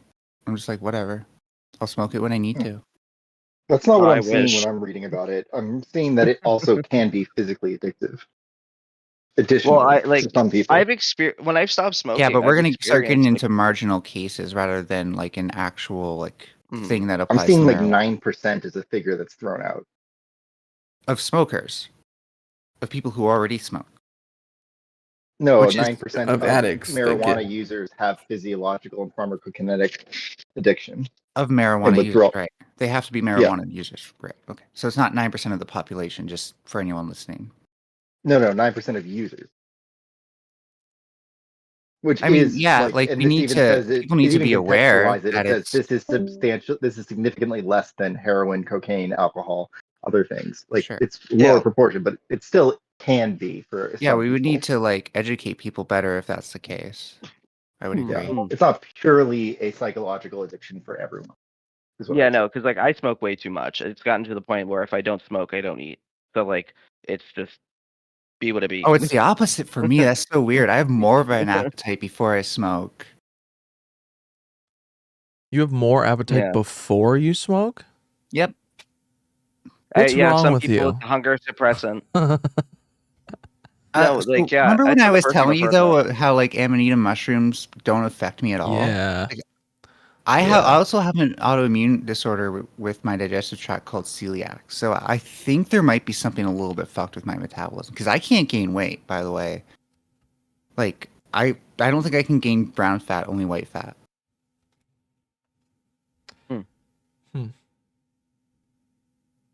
What do you think is the best way to get a person off like the dependency psychologically or otherwise off these things if they want to get off? Probably so like it depends on degree of severity. So like it's least severe if it's just dependency. Go out, find a new hobby, find new stuff to do. And like the most severe physical dependencies like opioid addiction, you definitely need medical support when you're going through that and you should not cold turkey that. Yeah. Don't cold turkey alcohol. You're going to the hospital. How Whether about you for like it or weed? not. So No, you could do that by yourself. So no, but for Buddy who said that he can't eat without it, I think you should have like a meal plan in place. You should have supports in place. Mm-hmm. So that way if you start to slip, you don't feel like I need to smoke weed to fix everything. Yeah, no, that's kind of the thing, right? Sorry, Like, what was your name, by the way? I haven't my- brought up. you can call me Midnight or Bob, either or work. Oh, nice to meet you. Nice to meet you. And so like when I stop smoking, I have no interest in anything. Like I'm in that like ADHD boredom trap, where like everything is like awful, nothing feels fun. And then like I just stop eating. So like so like I'm weaning myself off. I tried to go cold turkey last month, didn't go well. So now I'm trying to like slowly wean myself off it. But It's tough. Like the easiest way to do it is if you don't have it, I find. Because if you have it, then like trying to quit is the hardest thing in the world. So like if you're addicted to cigarettes, you're not going to quit if you still have smokes around. You need to flush that shit. Or give it away. There's some homeless guy on the street who would love your smokes, and you'll like, I know it's lung cancer, but you'll be giving them a much better week. Yeah, you definitely can't do the like. Well, I've done this before. Like, I'm totally done doing this. Throw drugs in the trash. It's like so hard. Day later, I'm digging through the trash. And it's like you. No, that's why you flush it. it. Yeah, yes, you flush exactly. it. That's what when you said that, I was like, yes, exactly. Flush that shit. Because like, if you're throwing it in the trash, a part of you knows you're going back for it. Actually, now I thought about it, don't give it to the homeless person. I don't want you going to hunt down that homeless person the next day. Give me my smokes. True. One thing I that's never understood like though, that was a like- temporary homeless person. Now you've given them an addiction, and you've really fucked them over. Oh my god. No, I'm assuming they're already addicted to smokes, right? You need to And, like do you're an just making interview their day first and be like, I just want better. to make sure you're already addicted to this substance. Yeah. before I give it to you. And don't be like going around being like, oh, well, I have all this meth, and I guess homeless people are addicted to meth. Time to distribute freely. Yeah. And that's Don't how you do get that. arrested for drug dealing. Meth You're is like, no, bad. no, it was for free. I swear. I was just trying to get rid of it so I'm not addicted. Yeah. Officer, please, Arrested don't for you giving away understand? free meth. I'm sure the It's like, cops what are you, the understand. weed fairy? What the fuck is it? I have weed a. fairy. So, have you guys heard of the content creator known as Just Minx? Yes. No. no. Okay. Is this about what Wick was talking about? Sort of. So, Just Minx is an alcoholic, I think, right? Is that Oh, correct? Yes. I believe. Okay, Oh, and okay, I just think I know what you're talking about now. and Just Minx is known for being like a severe alcoholic, and she is a complete mess. And for like having pretty infamous, VODs on stream for having like alcoholic meltdowns. And yeah, and I'm gonna be honest, they're really not pretty. But at the end of the day, when you're a content creator, it's very hard, especially when you have mental health problems, because people are going to be taking advantage of you to chase clout and to make you have meltdowns on purpose for the sake of clout and for the sake of getting your reaction. Now, as a viewer, what could you be doing if you are actually concerned about them, because people could be taking advantage of them if you were actually concerned about them? If you were like a longtime viewer of them. Oh, a long time viewer. I was gonna say for me, like Yeah. I'm like not a long obviously time- obviously 99.9% of the time you don't give a fuck, right? But if you were like a longtime community member of them, and then you were like, oh shit, this person's being taken advantage of, what would you like? How the fuck would you, Wait, how are you Your defining question being went in a taken different advantage of? direction than I was ready to answer. I was going to talk about like, is it responsible for streamers to like Okay, you can go that broadcast way these too. habits, right? Yeah, Because like they're influencers. There's a lot of young people watching them who think, oh, well, that's what cool people do. She looks super cool doing that. Now I want to do that. And I think, even for pot smoking influencers, they seriously need to do better to make sure that they aren't like mainstreaming habits that can be very detrimental. Wait, I'm getting the name right. It is Just Minx, right? Like, Just Yeah, under you're you correct. got it right. okay. Oh, also, from what I think for, just from that perspective, it's hard to not broadcast that, because I think, Like I smoke weed it's on hard to stream. control. Yeah, I smoke Yeah. weed on stream, but I don't be like, yo, I'm the number one pot smoker on Twitch pool. Here's my Yeah, you're new not bong." Cupins. And like, there's someone on the left, and I'm only ripping him for this, because I don't have a problem with him as a stoner, named Jason Society, who I think has okay political takes most of the time, but that particular aspect of him would make me want to distance my audience from him in case my audience isn't yet like thinking like, oh yeah, I just want to smoke weed tomorrow. Well, like I think it depends on like how you do it, right? Because like Cupins, who's like I think the largest, particularly marijuana streamer on Twitch, and now he's on Kick. He actively talks about things like moderation. Don't smoke until you get home after work. Don't like smoke before you go to work. That's stupid. Like he's actively like talks to his community about it, but yet like he has like 100 pieces and he smokes like massive amounts on stream when he gets home from work. And so like, is that appropriate? Well, it depends, right? Because I got the Mhm. psychological addiction thing wrong. Because that fact's, I'm an old time stoner, so that fact's been flown around in my head for a long ass time. I haven't even bothered checking that, and so I'm willing to believe the 9% thing. And if that's the Mhm. case, then he's equipping 9% of his audience to potentially have that risk. Mm-hmm. So, I think advocating for a better, healthier lifestyle is of course important, but that's not going to prevent the people who are already predisposed to dependency to go down that pathway, and that sort of bothers me a bit. Same with smoking, same with drinking. If anybody made like a personality around that, then it would make me uncomfortable for them to be broadcasting that to potentially Well, underage Yeah, audiences. to be fair, But- Just Binks but didn't the make it her excessive use- personality, I think, right? Well, But let me for, ask you a like, question. When you're but for an saying like a alcoholic, viewer, or go ahead, sir. when you're saying like a longtime viewer, like do you actually have like a somewhat relationship where you could literally like message them, the creator, on Discord, and they actually like know who you are? True. Is that the level Because of they do not want to hear from randos. Hey, quit your drink. exactly? Yeah, that's a question For for you, Food example, Shops. Foods. Hmm, Like if I were to come to your stream and saying, I need you to stop drinking on let's stream. say that instead of as a viewer, because I realize now that's extremely silly. All right. Instead of as a viewer, because I'm trying to think of from like a friend angle or from like another fellow content creator angle or from a whatever, like, because now from another content creator angle, it's like, would it be looking like you're trying to also clout chase off of her, but then you're not trying to present yourself as somebody who is clout chasing, but then you're like actually somebody who is genuinely interested in her well-being?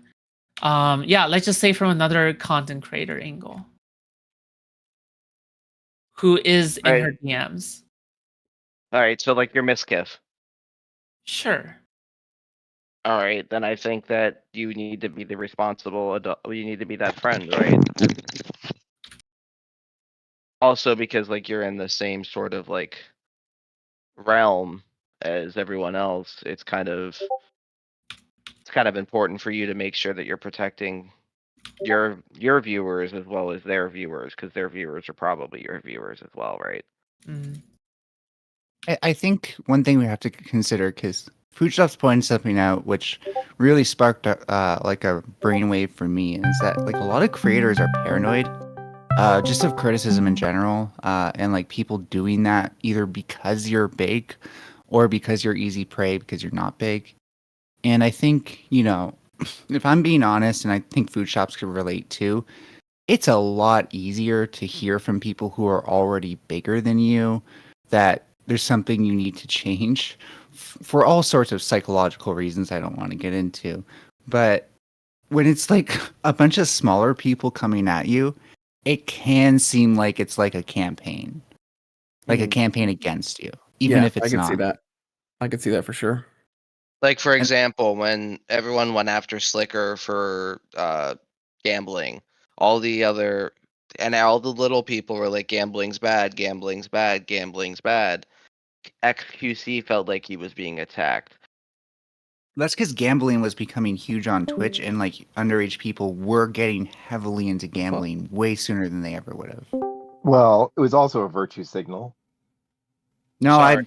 it was definitely a real thing that was starting to happen on Twitch. There were like Well, there but were like these people gambling were services pissed that were off about Discord crashed. but there were people were gambling pissed off about services. gambling, but you can go on Twitch right now and there's still people gambling on there and like they're not getting their channels taken down.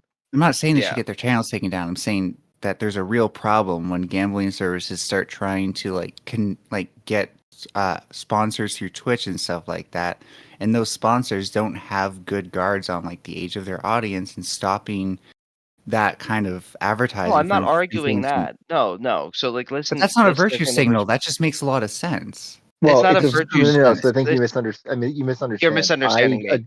I agree that it's bad to advertise gambling to children. Mm-hmm. However, my point was it's a virtue signal because they were complaining about gambling and there was going to be a protest and they called for Twitch to remove it. And then Twitch like wrote like a fancy letter and said we're going to ban gambling, but they really only banned stake. Oh, And then Twitch all the virtue people who were signaled. calling for the banning like dropped their Mhm. criticism. So it was Oh, okay. really only if Well, they yeah. if they had kept going and said no, you need to like No, really no. ban it and you need to have You more. can't say like, that that'd the be like, group okay. that called for it was virtue signaling. You can say Twitch virtue signaled and that the group became complacent with it after that. But I'm pretty sure like it's totally possible that their goals were still genuine and they were just duped by Twitch.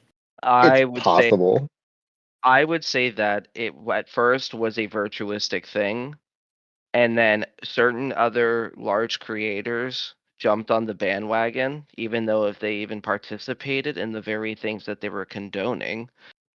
And larger streamers and individuals who were doing gamble streams, like XQC, Ice Poseidon, It seemed like competition. Hayden Ross, felt attacked by their competition that were actively talking about taking down their main line of content. Sure. My sympathies sort of fall apart though, because this is a common sense thing. Like generally speaking, gambling has already been decided that we don't advertise that to minors in mainstream society. So Mhm. the subversion of their action, they should have at least thought at some point, hey, somebody may not like this. You know, like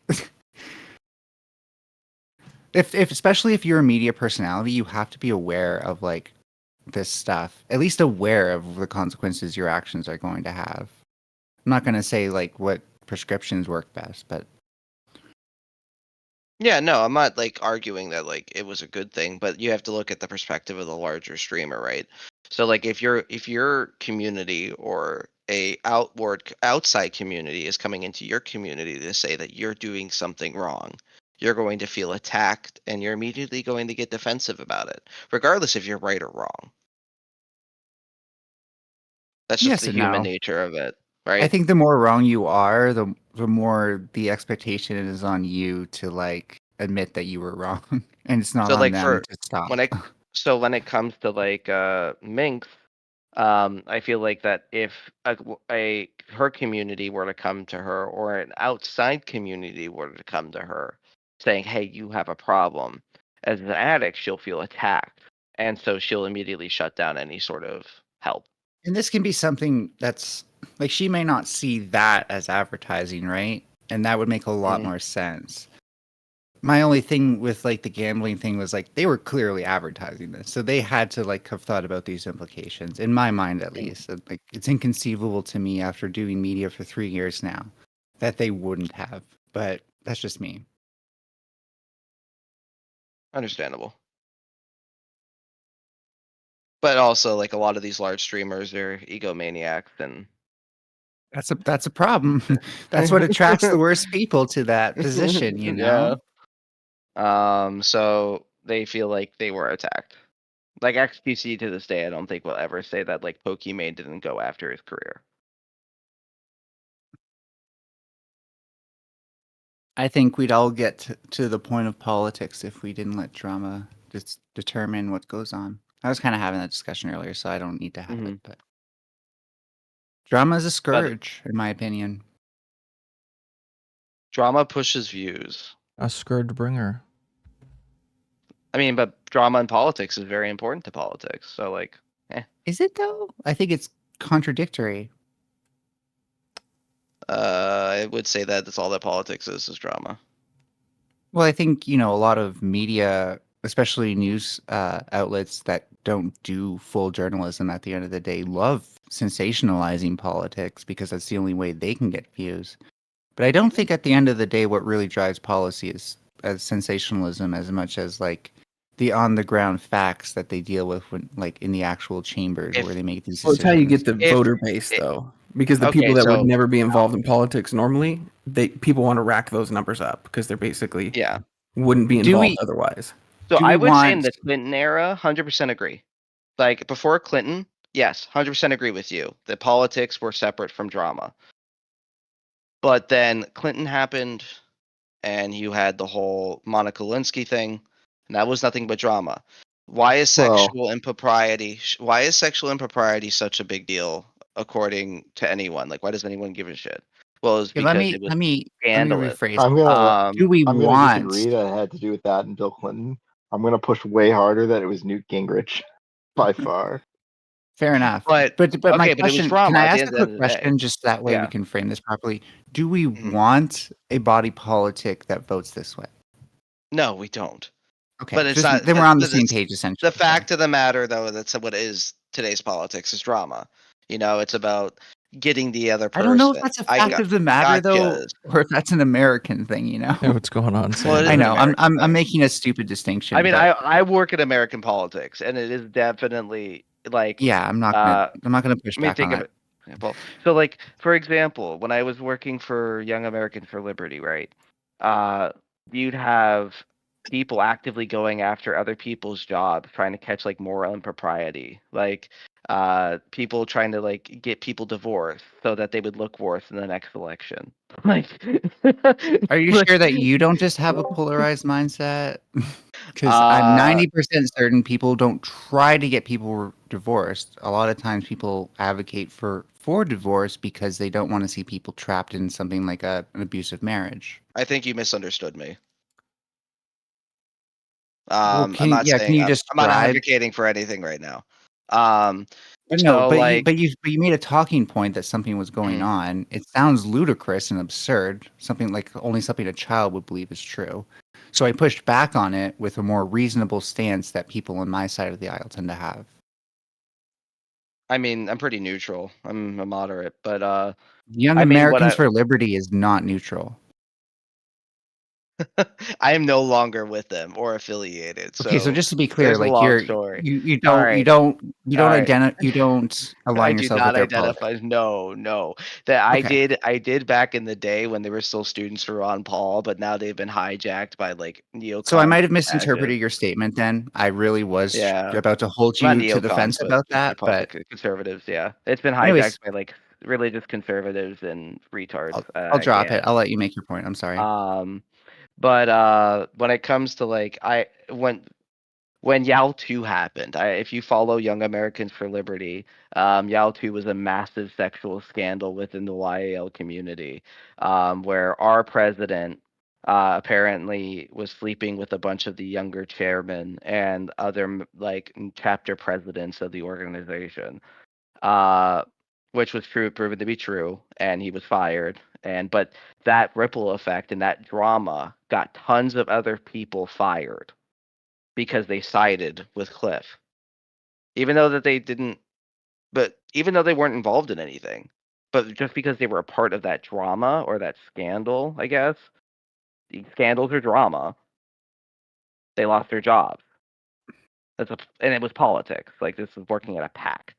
So like, or another good example is like the whole, the one Republican representative who got caught giving a hand job to their spouse in a movie theater. That's Lauren drama. Boebert. Yeah, that's drama. That isn't But for Yale something too, that weren't those people? Maybe I'm forgetting. Weren't those people implicated in like covering up or like not taking allegations seriously or something?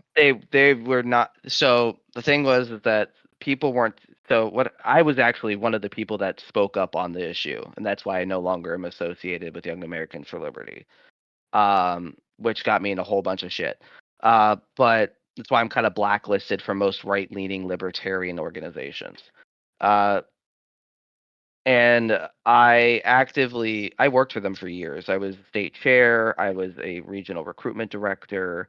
I did campaigns. I was active in setting up campaigns. I was an elections director and elections coordinator. Uh, I I kind of had an experience with a female coworker who sexually assaulted me. I went and talked to my boss and he laughed at me and said, "Why does that matter?" Um, so like I was like, "Okay, this isn't cool." I tried to get things done, nothing was done about it. And so once Megan released her first tweet about the situation with Diego, I jumped on and said, well, the same thing happened to me. And then a bunch of other people started coming out like, oh, this happened to me, this happened to me, this happened to me. And it was less about people covering it up. It was more that people just refused to believe it existed in the liberty movement. That actually Because tracks. Gotcha. That all makes a lot of sense, actually. so like people weren't like, yes, the head honchos were covering it up, but the people under Cliff weren't covering it up. They just refused to believe it existed in the liberty movement because it's antithetical to the idea, right? It's I mean, consent. anyone who's like taking that stance, I also imagine Mhm. them saying some pretty awful shit about women. So I'm not particularly sympathetic Mhm. to the fact that they got swept up under the bus No, as neither well. am I. Like, but like you should take all allegations seriously. But this was at the height of Me Sure. Too, and you know how libertarians are. They're a bunch of conspiracy nuts with no real basis in reality. And so of course some of them got sucked into that whole thing. Oh, okay. So, Forgive me for being uh, so critical. It's just when you say that you yeah. were at YAL, like plenty of people can say, "Oh, I was there," but then I left, so I'm one of the good ones, and then just espouse a whole bunch of right wing talking points, right? No, So no. See, like I may be pro-capitalist as hell, but man, some of the shit they said, I was we just are like, mortal "What is enemies wrong with then, you?" but that's a different issue. Yeah, but I'm a Thomas Painesian. You could call me a proto-socialist if you want. I'm a Bookchinian, so if you want to look up Murray Bookchin, have fun with that. I will.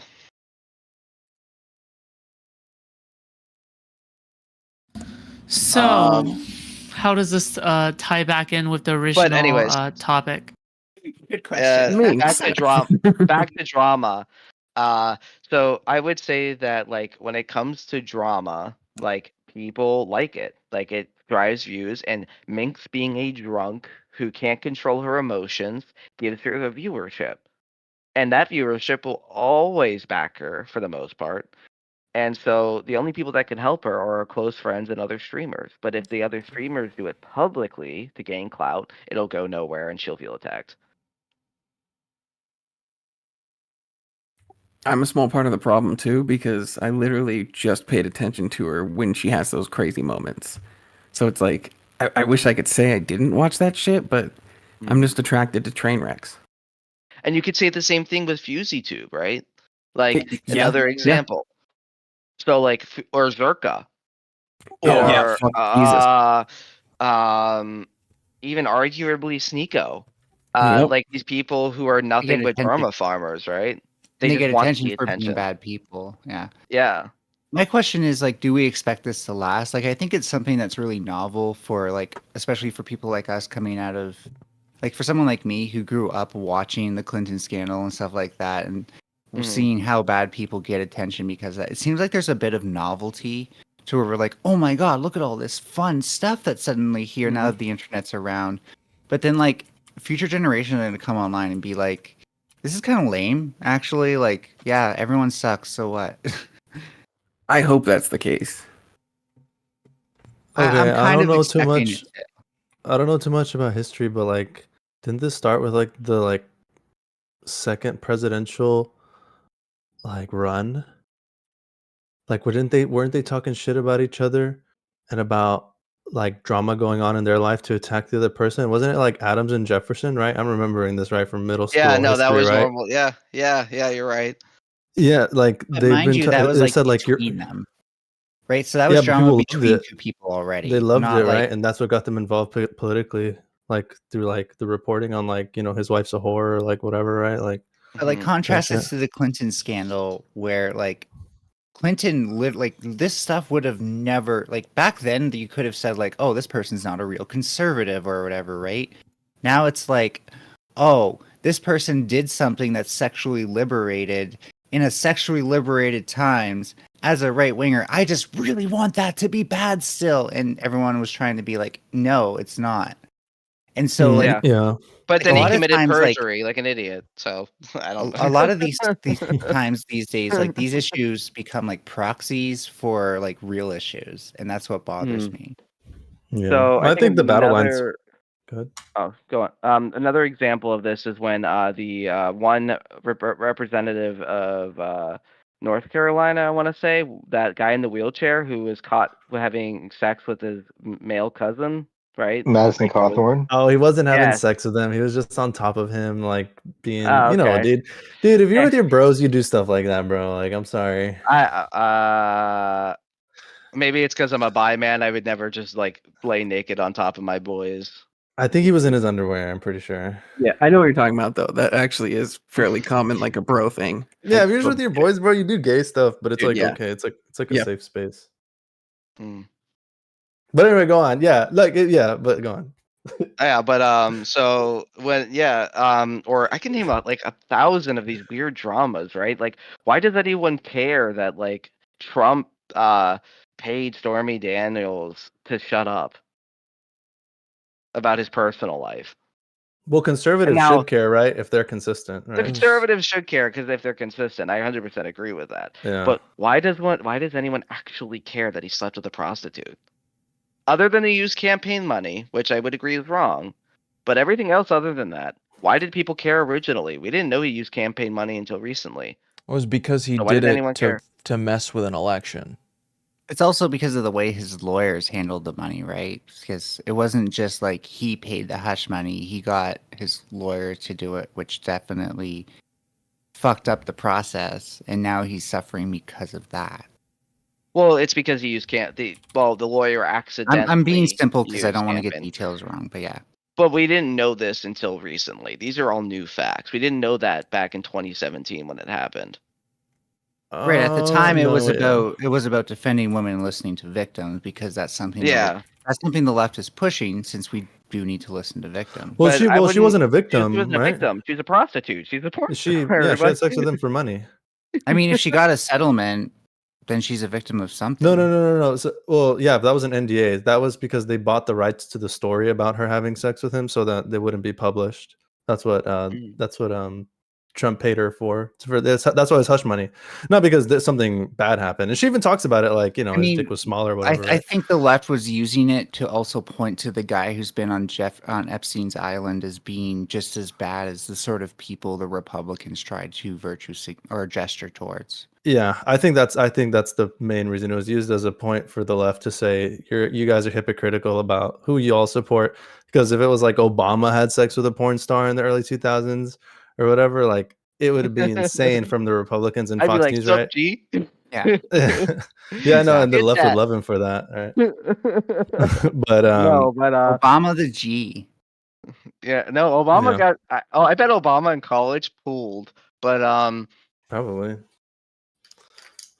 yeah, no, but I think it's like whenever you attack someone with something personal like addiction or personal drama, it's always going to lead into like a rejection, a defensiveness that's going to make you not want to even interact with the idea that you might have an issue. So like communities shouldn't they should call them out, but they shouldn't be like you're an addict. I don't know. It's a weird line to dance because then they just get more entrenched in it, right? Because like Yeah. FoodieTube was dead. He had no nothing for the longest time until he had a psychotic break again, and then all of a sudden he's back. It's like it's 2014 again. Like what the fuck happened? Dude, there is no healthy way. I agree, except like I can imagine scenarios where content creators would weaponize their addiction either for clicks or against somebody else. Mm-hmm. And that's where we need to start being critical of that again. Yes.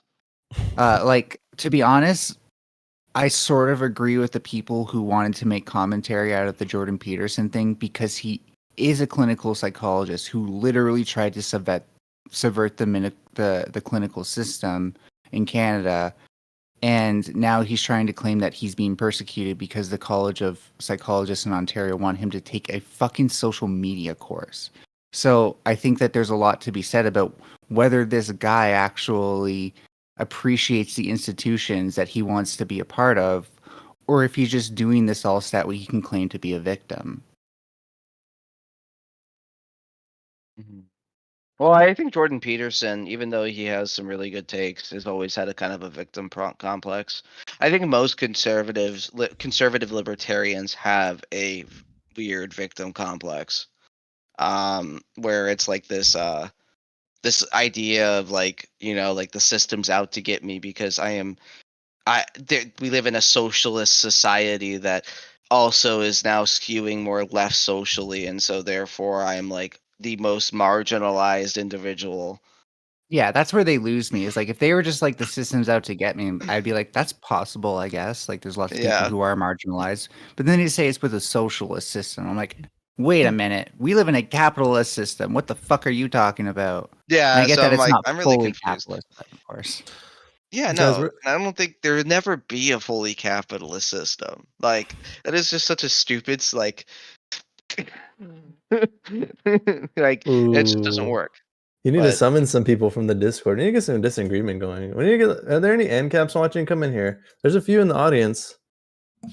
I wanted Fabian Liberty Scott to come on tonight to talk to me, but Fabian said- Liberty did an expose of Queen. No, not going to say it. That person who we just recently dealt with. what person? Oh, I'm just saying, look it up on YouTube if you want. Oh, sure, but he's gonna possibly debate me tomorrow night. Maybe we'll see. Maybe a debate, maybe a conversation, maybe a discussion. He says he can explain the anarcho-capitalist thing far better than any other anarcho-capitalist before me. So I'm not like those other girls. True. Oh my- No libertarian is like any other libertarian. That's the greatest thing about him. Well, no, but, that is true. But also That that's is like, different. but that's what every single ANCAP has also told me as well. So I don't know. Can you be convinced on ANCAP food? There's a I lot was of there at one ground to point. cover. Just There's say a lot would of ground work to if cover. they- You have to cover every single piece of ground. Like It would That's work too much if we ground. lived, if the mass cooperation gene existed and we didn't want to take stuff from other people, and if we weren't violent, and if we weren't just like greedy pieces of shit and humans. So like if no, it would help if they would first get over the Coconut Island, thing. Mhm. But they can't even get over to Coconut Island, so I don't even know where to go from there. Vermont, prior to the signing of the Constitution during the Articles of Confederation, wanted to become its own nation that was an anarcho-capitalist nation. Interesting little fact. Shout out to Vermont. They're weird. They are weird. Now they're I mean- so if we didn't have men, zombies. basically we could have ANCAP. We have ANCApistan without men, right? Because you said violence, greed, taking things from people. All Wait, titles to live on men. why are you masculinity. why do you work for the LP Midnight? I'm anti-big government. Now I do believe in government. I do believe in social welfare nets, but I do not believe in like 12 state agencies for defense. I don't believe in 1,000 different there's 1,300 United States agencies or something like that, like federal bureaucracies. I did a paper for my thesis that was on bureaucratic redundancy, and the idea of how like we use other bureaucracies to prop up bureaucracies to make sure that they don't fail. But then when they all fail at once, you have things like Katrina. I can't say it. Hurricane 2004. Yeah. And or you can have other examples of that within like the policing system, like with how like FBI, DEA, ATF don't share databases. It causes a lot of inefficiencies because they're constantly competing for funding from Congress. It also bloats Congress's time because they're too busy being in budgetary meetings with bureaucracies to actually write policy. It puts a clog on the system as a whole, because like nowadays most of the time congressmen, they work around 18 to 20-hour days. The majority of their time is talking to bureaucracies to determine their funding with their efficiency, to show so these bureaucracies like, this is what we did, so we deserve this X amount of funding, or this is what we couldn't do because we didn't have this funding, instead of actually writing policy, which I think is a inherent negative on the system. I think we need to consolidate our bureaucracies into larger individual bureaucracies that just kind of, I mean, like what just have the FBI, for Christ's sakes. If you want to do national law, like national enforcement of the executive, have the FBI. You don't need the ATF. You don't need the DEA. You don't need this. Just hire more people into the FBI, and then make it more efficient because they're all sharing the same database. Or same thing with like why is Social Security, welfare, and every other form of like assistance programs federally all under different bureaucracies, right? It just makes it incredibly inefficient, because making things smaller and more on the individual level, I think, is more effective. So like I'm a big proponent of federalism, the idea of the separation of like states and the federal Oh government. man, you might actually like Bookchin. He's a far left federalist. Whoa. Actually, it's actually kind of interesting. But I do have to, Um, by the way, it's been nice to meet you. I do have to get going Mhm. just so I can be at work for tomorrow. I know that sounds weird, but there's a reason. So I can rejoin later, by the way, but I'm gonna have to go for now. Thank you for having me, Food Shop. This has Yep, been no fun. problem. Yep. All right, I'll see you around. Yeah, it's See good ya. to meet you too. All right, see ya. Bye bye. so Also, Good night. it was nice chatting with you all. I should get going to bed. Good night, y'all. Okay. See ya. Later. Bye. So like in particular, like I think that like we need to shrink government, but also maintain some form of bureaucracy, right? Because like we need defense, we need policing, we need fire departments, we need funding for those things, and those things are kind of important. So you can't just say no government, and privatized fire departments will watch the neighbor's house burn and just save yours. That doesn't really solve the problem, right? So I think that Okay. we need I a think no. I think I got the point now. Yeah. yeah. There. I'm a civic Republican. Wait, would you be in favor of getting think- rid of ICE, like Bernie says? Hmm? Would you be in favor of getting rid of ICE? Yeah, some open borders. Oh, okay, never mind. There you go. I think I have possible contention with a lot of things that you're saying. Like fully open borders? Just Yes, I'm like, yeah, open borders. There's no such a man should not kneel to an invisible lion. damn. All right. I do not take the Hobbesian approach of libertarianism, because I think it's toxic and incredibly racist. As a Latin man, I kind of have a problem with it. Why do you think do you think there's literally no utility to borders right now, as if in the modern world right now? No, there's absolutely no utility. It only puts chains on the economy. So, but there should be like some sort of registration of people coming into the country. Do you think?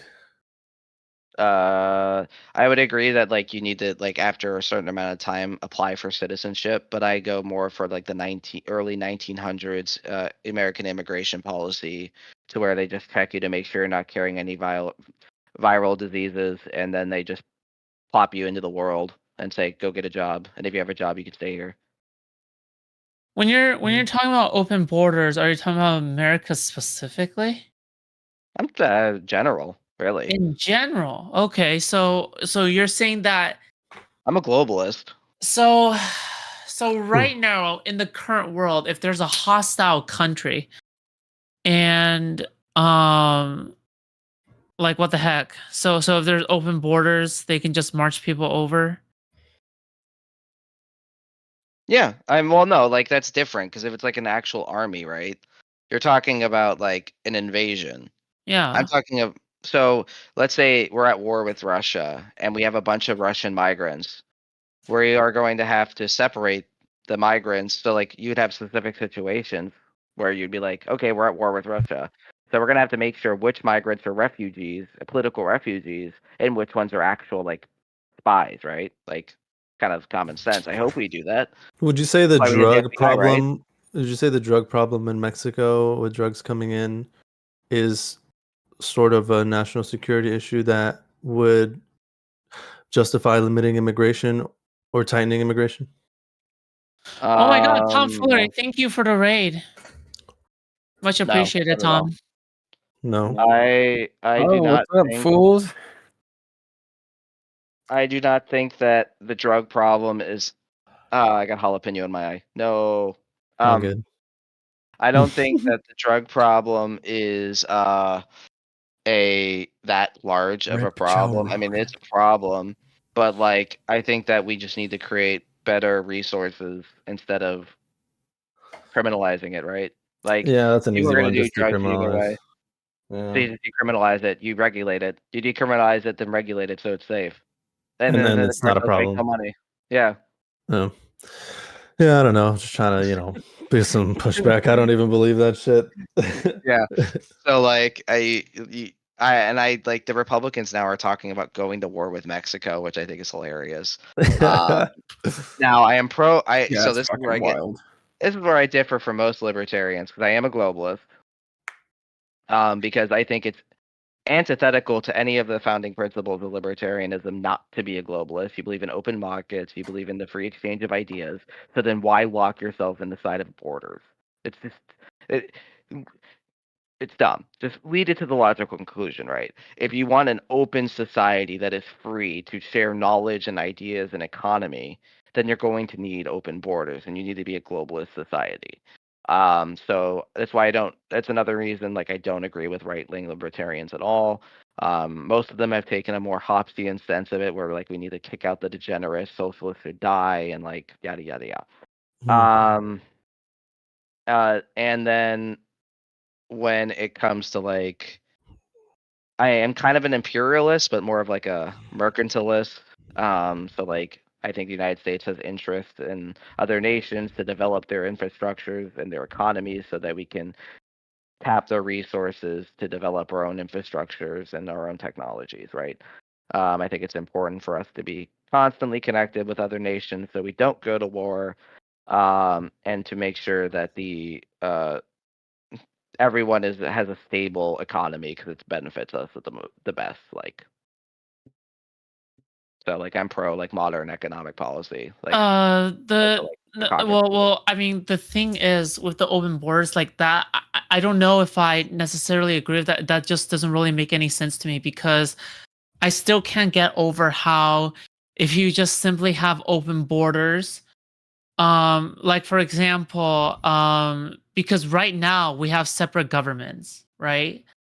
As long as we have separate governments right now, and separate governments have separate laws, and we have regions and territories where separate regions are governed under like a separate set of rules, right? Where you can go, okay, now that I'm crossing into this region, it is like a separate set of rules, right? You know that as an American citizen, all the difference in laws is as soon as you go across state lines. Then we do need to in fact draw a line there, right? No, because you Why? as an American don't know all the different laws in each state if you travel across the state line. So unless you do, and then you must be like one of the smartest people I've ever met.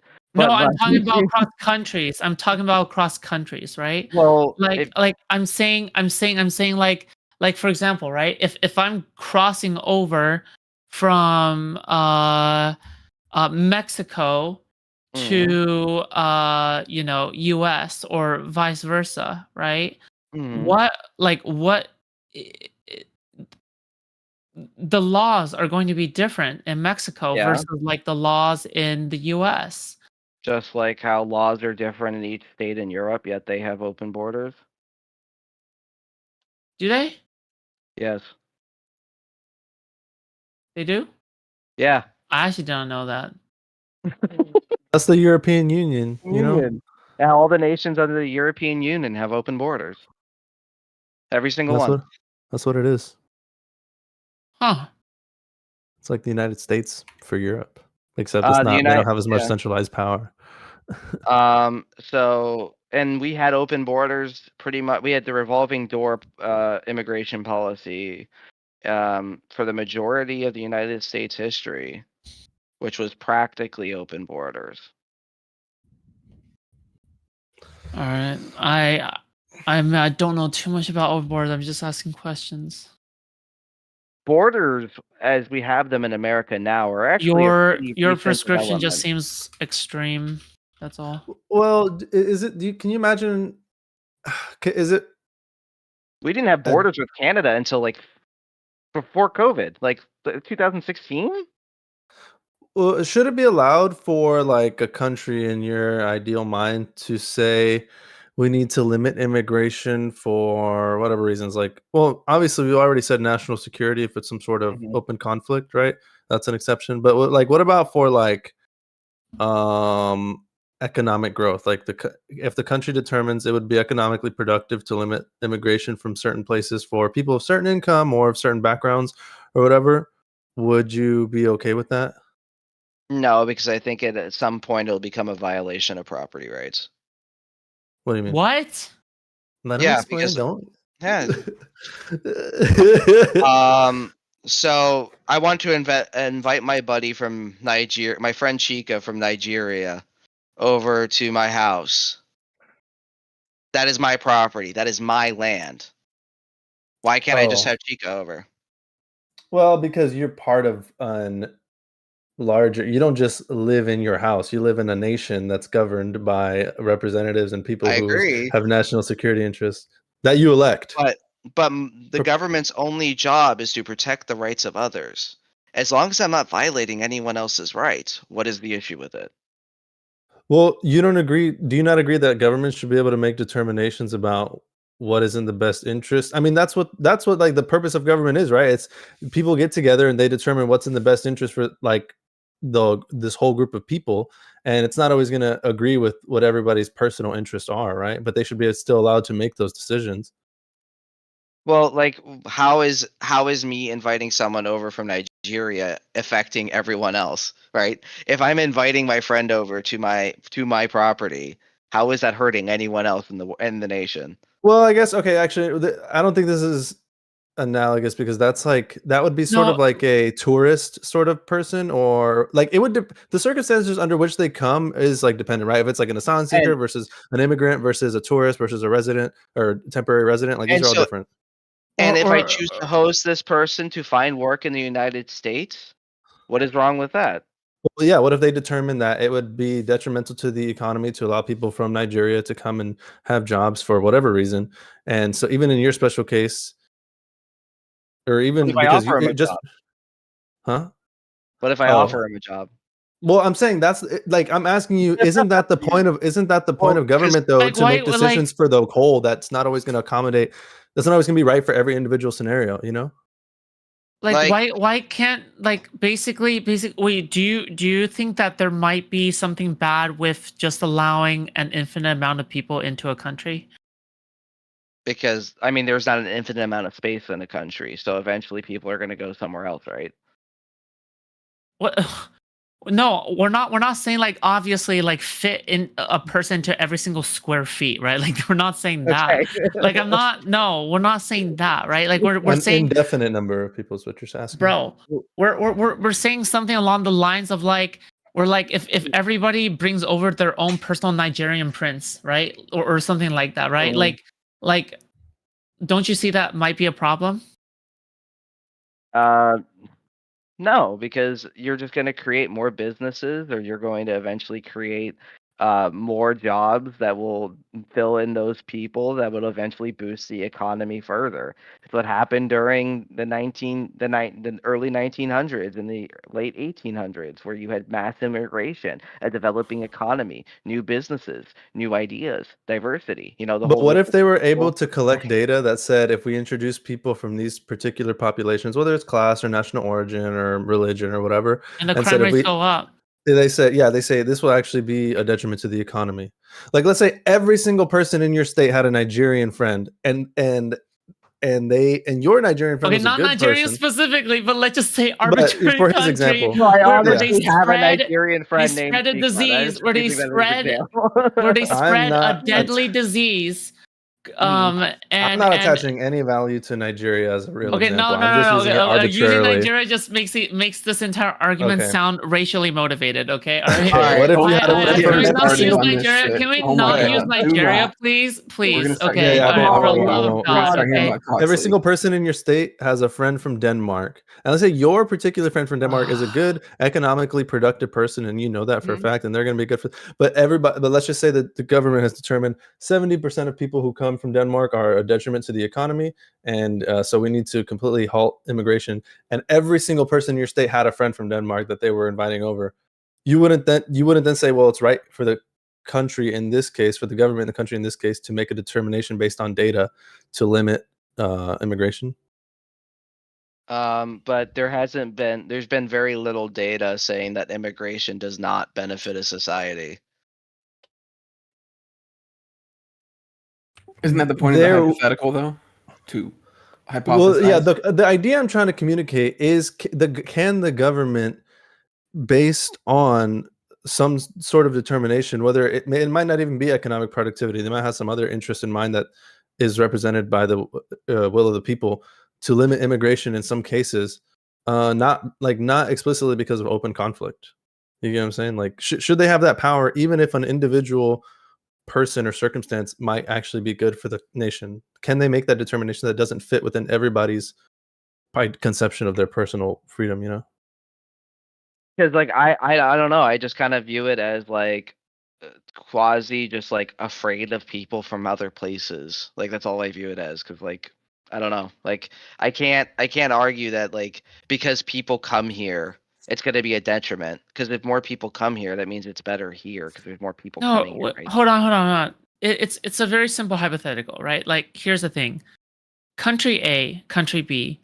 Country A has its entire population is called the rapists, okay? All right, and their entire specialty is raping people. And let's just say they're bordering like Donald countries, Trump over okay? here. They're bordering countries, all Coming to your right? white women. And originally they had borders, and then you're like let's just say you're the will of the people or whatever the fuck, right? And you erase the borders because according to your utopian eyesight, you erase the borders. So now they come over. Why do you see the problem now? I mean, I understand what you're saying, but then if they're committing acts of violence, then they violated someone else's right. They commit a crime. They're going to jail. But what if it's like a disproportionate amount of people that come but from this particular background are doing this? Is it fair to then say limit wait, hold on, immigration? JJ, wait, before you say anything, we're talking about preventative measures, right? You're talking about something where they have already raped somebody and then they're going to prison. By that time, they have already committed an like monstrous harm against somebody, and then they are getting punished for it. But we're talking about preventing that in the first place by saying, okay, we're drawing this border here, you're not allowed to come in. And if you do want to come in, we're going to have to do a background check. Okay, so and we're going to have to make sure you are criminals. a good hombre, or whatever the fuck, okay? You're particularly that sounds talking terrible. about I'm sorry. That was Can I wait? Hold on. Before we delve into the specificity of like Donald criminality, before we delve into like criminality specifically, maybe we can talk about this. Like maybe we can zoom out. Is it possible in your mind for a country to make the determination that immigration from a particular population is bad, not based on some sort of open conflict. Like, is that? Do you even think that's possible for a country to make the determination? No.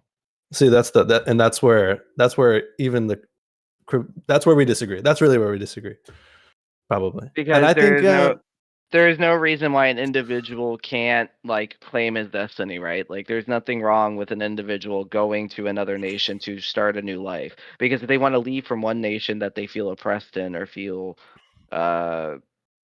they don't feel like they can develop there and they come to your nation, they're coming to your nation for a reason, for a better life, and they're going to work for that better life in your nation. Or am I wrong? Isn't like the statistic that most Latino immigrants are the hardest working Americans in the United States? well, for Aren't that most particular immigrants example, Aren't yeah. most immigrants in the United States the most hardworking? First generation Americans are normally have the highest rates of success, like of graduating college to creating businesses to developing infrastructure to inventing new ideas. Like there is diversity is our strength, and there is nothing wrong with having more people. You're changing the hypothetical at that point, right? No, I'm not. Yes. How? What? Explain how. I Explain mean, what you wait, mean. what was your original answer to the hypothetical? I sorry, maybe I Well, no, wasn't he just listening. he just thinks that there is no way you could never have immigration from a certain place that's not open conflict, right? You can never have immigration. We can never prove that limiting immigration from a certain population would be beneficial to the country. That's not like open conflict. Does that make sense? Yeah, there's no way to prove that someone coming from another nation into your nation who is running from their nation, they want to immigrate to yours, which means they want to work for you. Why would they be a detriment? Well, what about bringing wages down wait. for domestic workers? Wait, I don't get how push that is them up. relevant to the original example. They Like push if them up. they're if they're like heavily like correlated with like high crime. Are you saying that certain groups and individuals have a higher rates of crime due to their just innate characteristics? Not Sounds like even race realism. like in this Well, no. in this specific hypothetical, let's just say it is their innate characteristics. Sure. Well, now this is just a bad hypothetical, and you're just trying to box me in. No, it's talking about geography. That's what we're talking about. It's not like you're this color. So you're doing this. Why Because is you're this saying they're moving here because it's better here. You're not saying it's better here because we're all the same color. We're all this. You're talking about geography. That's what we're talking about. So just because of where they are geographically has nothing to do with their color, anything else. Just whatever the politics Okay, are so there, like whatever it is. it's just like okay, so they come from a poorer nation.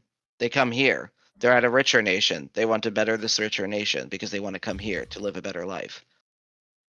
I don't understand like where the net negative here is. It's altruistic as hell. There's nothing morally wrong with it. well, the net negative, right, is that one government, the government I think the one government, right, the one government where the immigrants are trying to actually like, migrate into, right? Like their duty is to protect their own citizens, right? So if they can actually if they have a reasonable belief like accordingly to the will of the people that that their own citizens are going to suffer a greater net harm than a net positive from like the people that are coming in, then they're going to restrict and limit access, probably based on like these invisible lines that you are talking about, right? I'm Wait, sorry, what? Neve, that Repeat cracked that? me up in chat. Repeat that again? So because we have two governments in place, right? Mhm. Even though it may seem unfair based on you guys are so silly, okay? That's You guys are funny. so silly. I want to You're all bash both of silly. your God. stupid heads, Dave, okay? why are you in here? But yeah, that's the real question, okay? But Bro. anyway, right? The point is just this, right? The point is just at the end of the day, if the government is responsible for the safety of its citizens, and it's not protecting. If it's determined that the immigration is doing more of a net harm than a net positive, then why couldn't it like limit, restrictions? Why couldn't it limit like immigration? Well, he just doesn't think it's possible. He just doesn't think it's possible to make that determination. Yeah, it's just it's not. Why does it necessarily have to do to you that like why does it have to necessarily like be to you that unlimited immigration has to always be like the positive case? Why do you reject this hypothetical? Because there has been no study to prove that immigration is a negative. There's nothing to say that, like, there has not been a case in history where mass immigration to a specific nation has been a bad thing.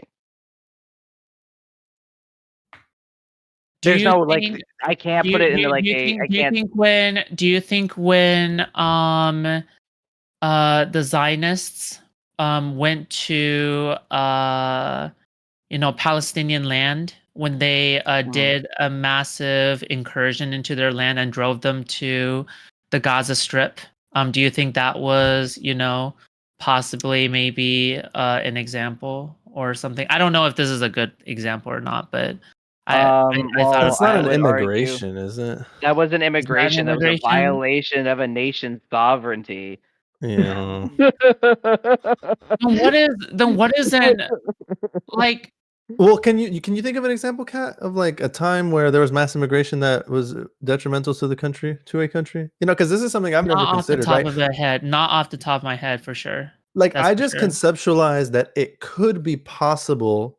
Like, that's where I'm saying me and him disagree. Like, but I'm thinking more about it, right?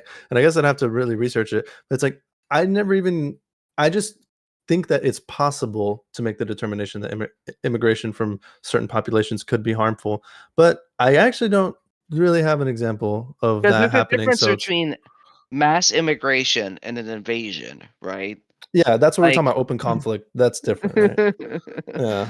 Yeah, but then even then in that like aspect, that doesn't work as well, right? Because I don't see how borders would like a lack of borders would also like prevent something like open conflict as well, right? Well, there would be processing at the border, right? You believe in processing people at borders? Yeah, they would be like, "What's your name? Yeah, Where but are you that's no from?" borders then, right? Oh, I thought. No, that's just Okay. how you pay taxes, right? You come into the nation, like you come into the nation, you're working for the nation, But you that's pay still taxes drawing in the lines, nation. though, right? You're talking about completely erasing lines and borders, right? Yeah, when you said like No, that that's they not a would kneel line. to like a geographical line, I assumed that you just basically pretended like there's nothing there. There is nothing there. Like, you still have a nation, you still have a country, but you could walk across this invisible line and nothing will happen to you. But you said you would ask questions, right? No, like when you get your job, yeah, you have a W-2. No, we're talking about processing people at the border. You said processing at the Oh, border. like You said not necessarily. said No, I would say you border. wouldn't need process at the border. No. Well, I'm that wrong. would seem like a national security issue, right? Fucking lurking? If there's not at least some level of observation of people, I agree. Okay. even Yeah, observation, okay. right? Like it. I can concede on that point. I'm honest about it. Like, Okay, yeah. Yeah, I so- mean, this is something I haven't considered either. So, so like, open. I would say I'm more for like the revolving door of the the late 1800s and the early 1900s, where you could just, they know your name, they know where you're from, they make sure you don't have diseases, and then they say, go work. And if you worked, you stayed. If you didn't work, you leave. What if you're from a popular, like, let's say you're coming in from Mexico, but Mhm. you're from Russia and we're in open conflict with Russia? I would say that we would have to be careful with, not careful, but we could let anyone in. But if anyone commits any crimes, then they go to jail like anyone else. Well, yeah, but that's after the fact, right? That's after the crime has already happened.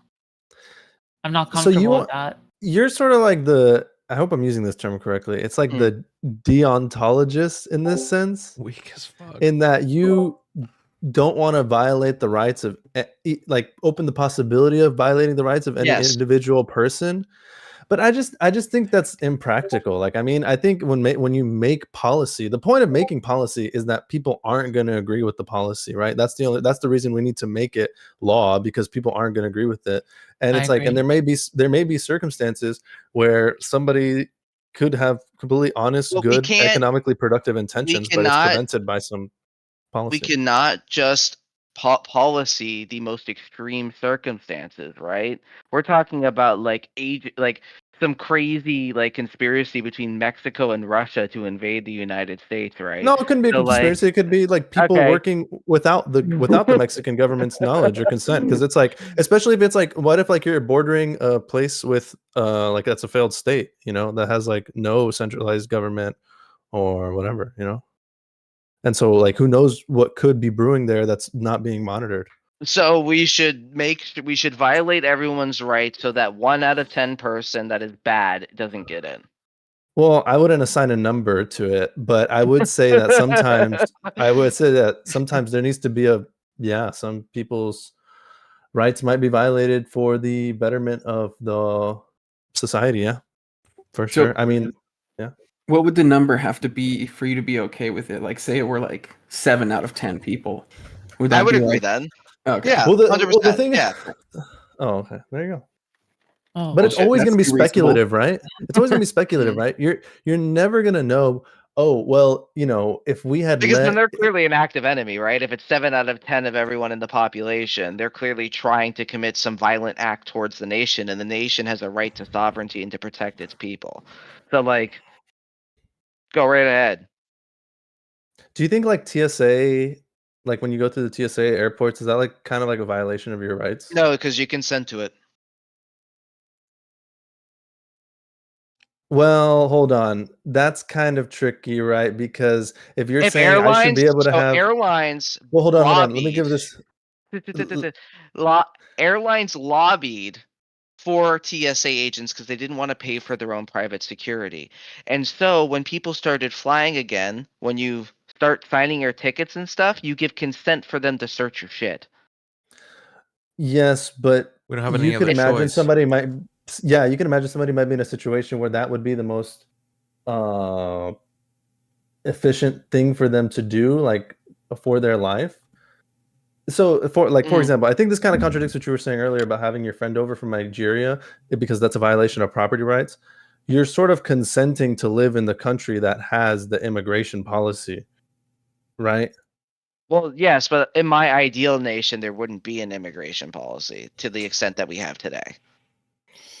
But for now, so would you say right now, if you had a friend from Nigeria and you do have a friend from Nigeria, and the state said, we're limiting immigrants in this country, you would say that's still a violation of your property rights, even though you're consenting to live in this nation with those laws? Repeat that again. Sorry.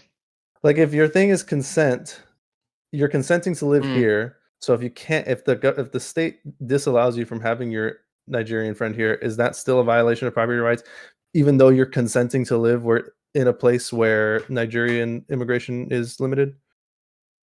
I would say no, because I currently consent to live in the United States. Okay, there you go. That's consistent, at least. All right. Yeah, no. Okay. Because I didn't choose to live in the United States today, but I still live here because I consent to live here because it's the best place I could possibly be right now, right? There's nowhere in the world that has as much freedom as here, even though people argue otherwise, like on the democracy index or whatever. But I would say, like, when it comes to like overall rights, the United States still probably has some of the most robust. I have a are you okay with like a limited border? Yeah, I am willing to compromise. Okay. 100%. Like, I'm for realistic policy. What my idealistic world isn't what I probably will get. And I'm fine with that. As long as I can push my policy just a little bit further, like a realistic person would, I'm fine with it, yeah. That's why I Okay. conceded on like more of a revolving door policy. So what would be the Okay. compromise? Like checkpoints, but no passport necessary or something? Yeah.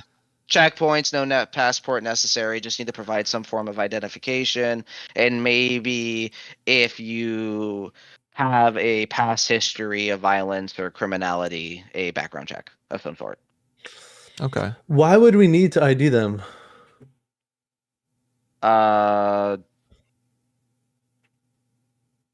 mean, IDing people is kind of important when they enter because you need to know who's coming in. I'm not against that. I'm just against the idea of like you having to wait 18 years to get into a country. Is it because they might be part of a population who we might rightfully restrict immigration from? Why we rightfully restrict certain populations, most of the time I view as not moral ways to restrict the population to interact, like to come into the nation. Most of the time it's because of drug, which is silly. Man, I'd never thought about this in this way, and you're convincing me. But have you looked into this? Have you looked into it at all? Of have you actually researched? Has there Yeah, ever been mass I mean immigration most to a country that wasn't good? Like, have you ever tried to find evidence in the contrary to what you believe? I mean, I've read a lot of papers on like the Cato Institute studying a lot of the arguments to why immigration is bad. But I have not actively looked for the specific sources for like when it comes to like has there been a time in history where mass immigration has caused the nation to collapse? No.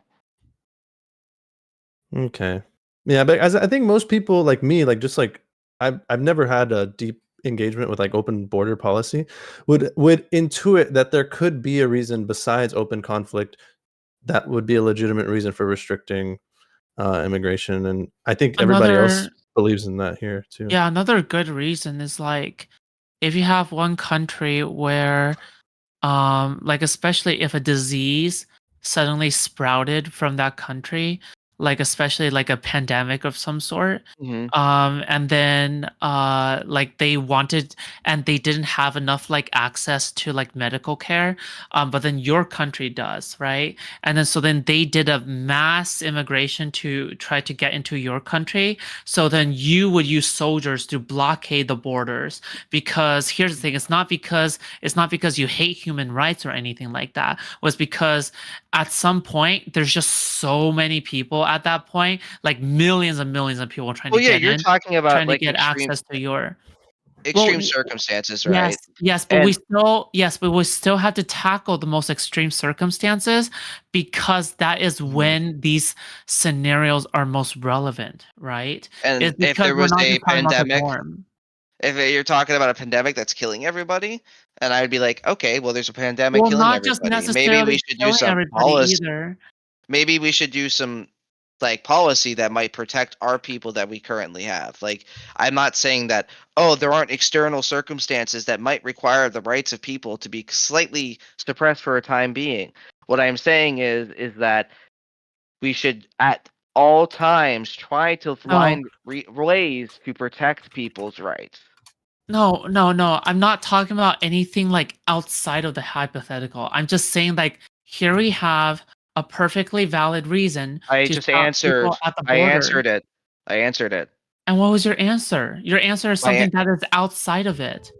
No, you said what? How do you stop a mass pandemic to come in? A mass pandemic from coming into a country that you don't want in your country? And I said, in No, extreme the people, circumstances, the people who are carrying the virus. yeah, I know. Listen to me. Let me finish. How do you stop that? You block your borders because you have Okay. your number one responsibility as a nation is to protect the people that are currently in your in your nation, right? Okay. Okay, so Whole question purpose of from government. chat. Mhm. Freddie Drongo. He said, "Can you name a nation that has had unrestricted migration?" The United States in the 17th century, well, 18th century, pretty much, pretty unlimited. We didn't have IDs back then. Um, yeah. Did that work You out well and for the natives in the country? well, I mean, you're talking about a war. They were conquered. They lost. and then the natives wanted to stay separate. Well, then that So would then be they an did. example of a bad migration, technically, right? Well, Well, no, that's not migration. That is imperial. That was conquering. We conquered them. That was war. They lost. That's not immigration. no, he's talking That's about the United States government making policy about who enters the nation that is harmful to the Native Americans, but the Native Americans don't have the political voice to make that determination. It would then be harmful for them, but they have no representation or recourse to have their Well, it's because they choose not to have Uh, representation. in the 18th century or the 17th Well, in the century or 19th century. Sorry? 18th, 19th century. I mean, that's a rough time. I mean, because African Americans didn't have rights. I mean, I'm not saying the world is perfect here. We live in a better time today where I think these ideas might work better. But you don't have an example, and that's fine if you don't. I mean, Yeah, communists I never have don't. examples, right? I mean, I can't give you an example for that specific scenario. No, not on top of my head. I can find one. Okay. Yeah, no, but like when it comes to like the 18th century, when it comes specifically to the Native Americans, I mean, We both even know though he we don't wants call them it Mexicans like an out. American war, it was a war. Even though it was like small can't. localities taking over large regions, it was still like we were purging and killing and murdering and pillaging. It was a war. Hmm. Smallpox blankets. Do you think it could ever be that people from a particular population have morals that don't align with the nation and that would then restrict it would be right to restrict immigration on that basis? Like, do you think that could be possible?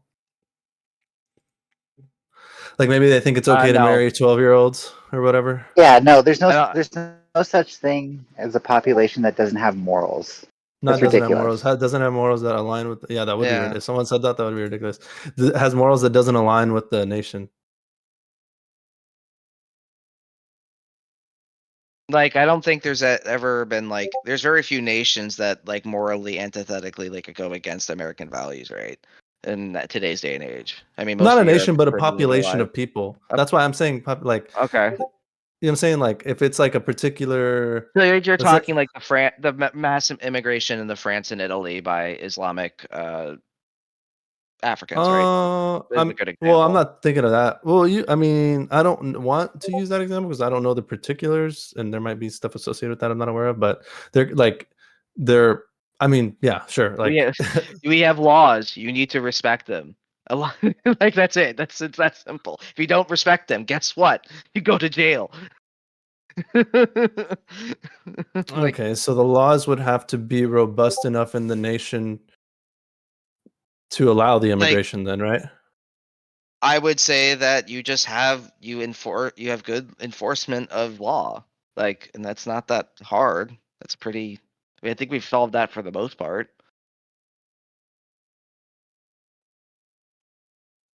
Like if in my ideal world all drugs are legal, it's not a drug issue. You're just focusing on violent crimes and theft.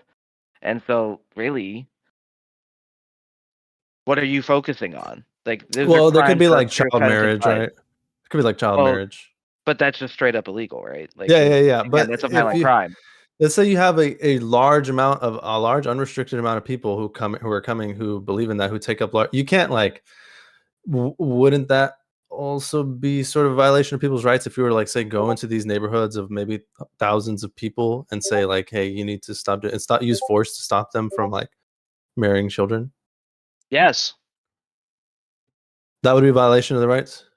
That would not be a violation of rights. They'd be breaking the laws of a free nation that doesn't believe in child marriage. Like that's just violates consent, right? Children can't consent. If you're gonna go down the libertarian rabbit hole of can children consent and just kind of do No, I'm the just stupid liberty, like taking that as an example of something people might do, or it could be like,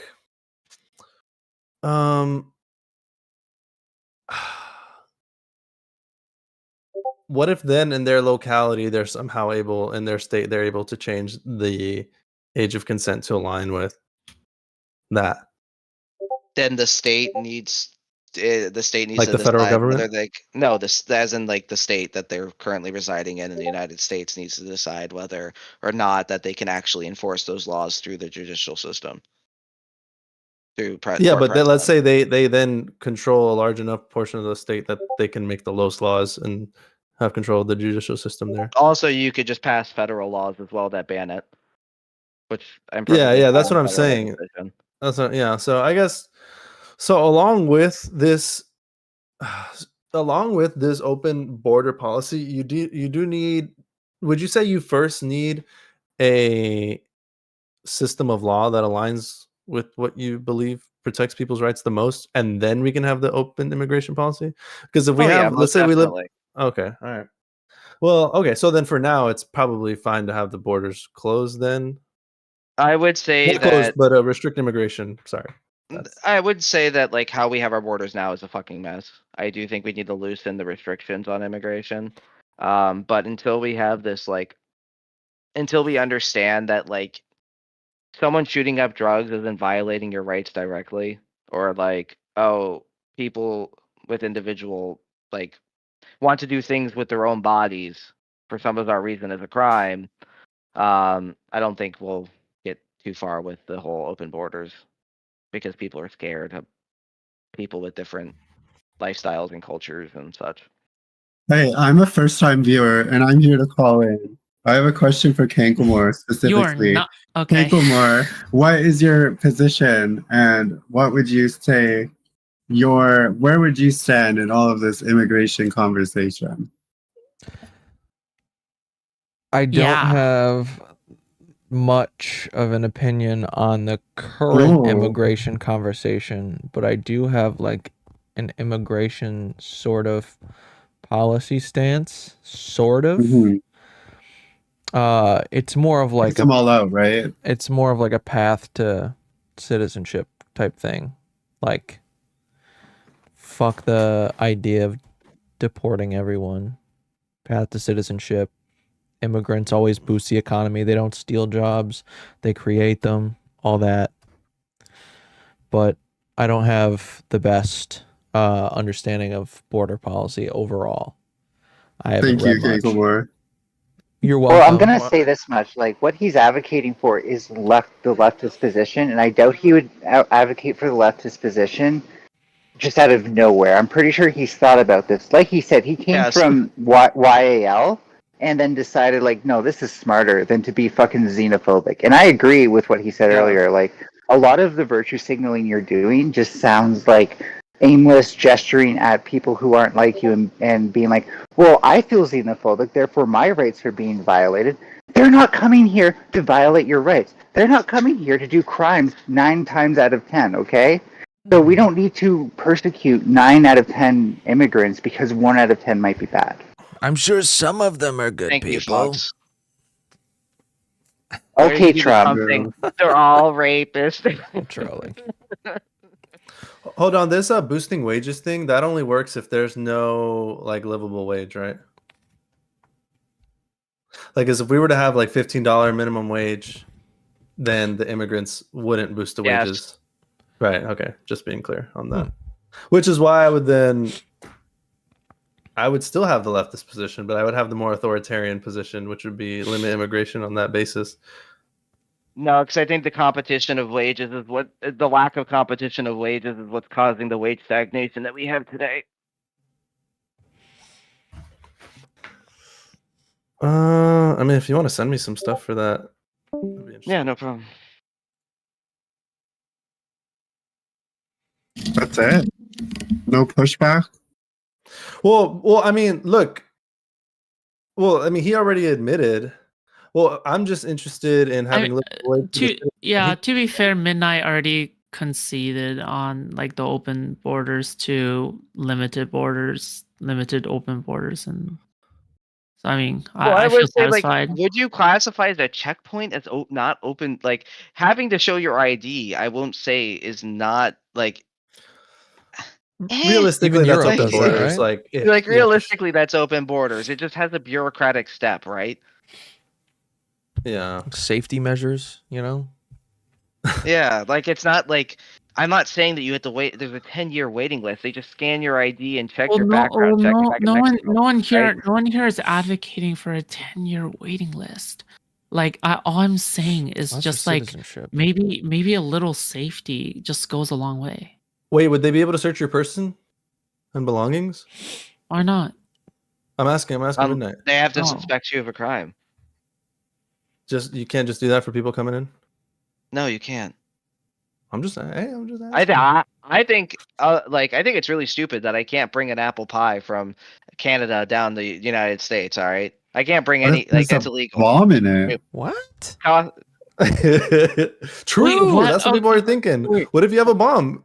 What if there's a There are, bomb like in it? certain types of like And the freaking apple pie? bugs and shit that Yes. could really fuck up. Have you never seen Looney systems? Tunes?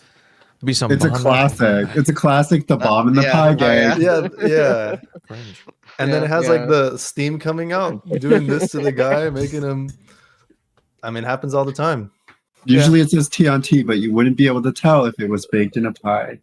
Like, True. Cass C said something good, like invasive species. You know, like fucking, what is it? Like everyone who had pythons in Florida as pets and just fucking started releasing them. Now they're like eating fucking all the deer, whatever the fuck is in there. Well, It's see, like- unlike most libertarians, I believe in environmental externalities, and now at that point, you're violating someone else's rights, and therefore, I'm sorry, bud. When like so dumping like chemicals in the like the river is violating the rights of like people who live Yes. around you. Okay. But at the point you would figure it out, it would be too late, because there's no check. It would be, oh shit, this stuff has already happened, so there's no cleaning it up now. But at least the person who did it, we got them. Okay. The invasive what you're saying. species thing is really strict. Like I work at a paper warehouse, and when we ship out exports, we have to like have special like treated pallets so that no invasive species can like be in the wood. Or like how it's illegal to transport wood across state lines. Mm-hmm. Yeah, because nightmare scenarios have happened before. We have like a deadly beetle in BC that just like destroys trees. So if it was in wood and we brought it over, Yeah, America it would just be takes shittier than it is. yeah, because it just takes like thousands of years for like another species to pop up that eats like that invasive species. And then meanwhile that invasive species has like no competition, no like predator that eats that Well, one. then we should so get it rid of just, like, cats, goes right? off and- Huh? You should get rid of cats then, right? Whoa. Cats Because they are kill birds. Because they kill birds. domesticated animals. I'd be down to that get rid of all Domesticated cats. cats, we around. should just get rid of them. Fuck them. They murder Yeah. more birds than anything else. Really. Cats I draw the line at literally chihuahuas. evil. Everything else, fair game. Not You know- to the point where it becomes that much of a problem. I don't think so. No, it's a huge problem. It is a massive ecological problem. Outdoor cats, yes. Outdoor Maybe cats are do a music though.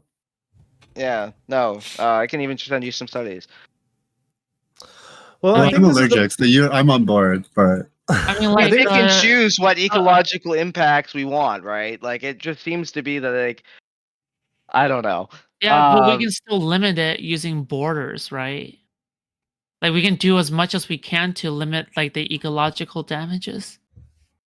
Outdoor cats have contributed to the extinction of 63 species of birds.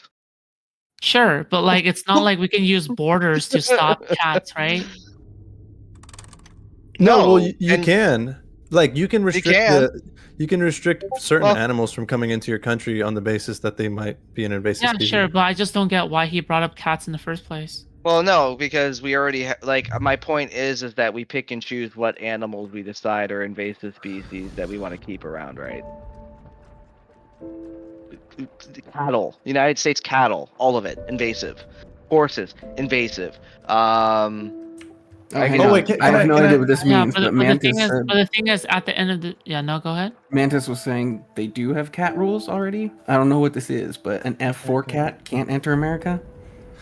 So I was gonna. Do you think is that possible too? So if, like, can you tell in the Everglades in Florida they have a problem with pythons, and I think other. I don't remember. They have fucking problems with animals down there. So would it be then okay for them to say no pythons, no pet pythons allowed from immigrants or imported in here?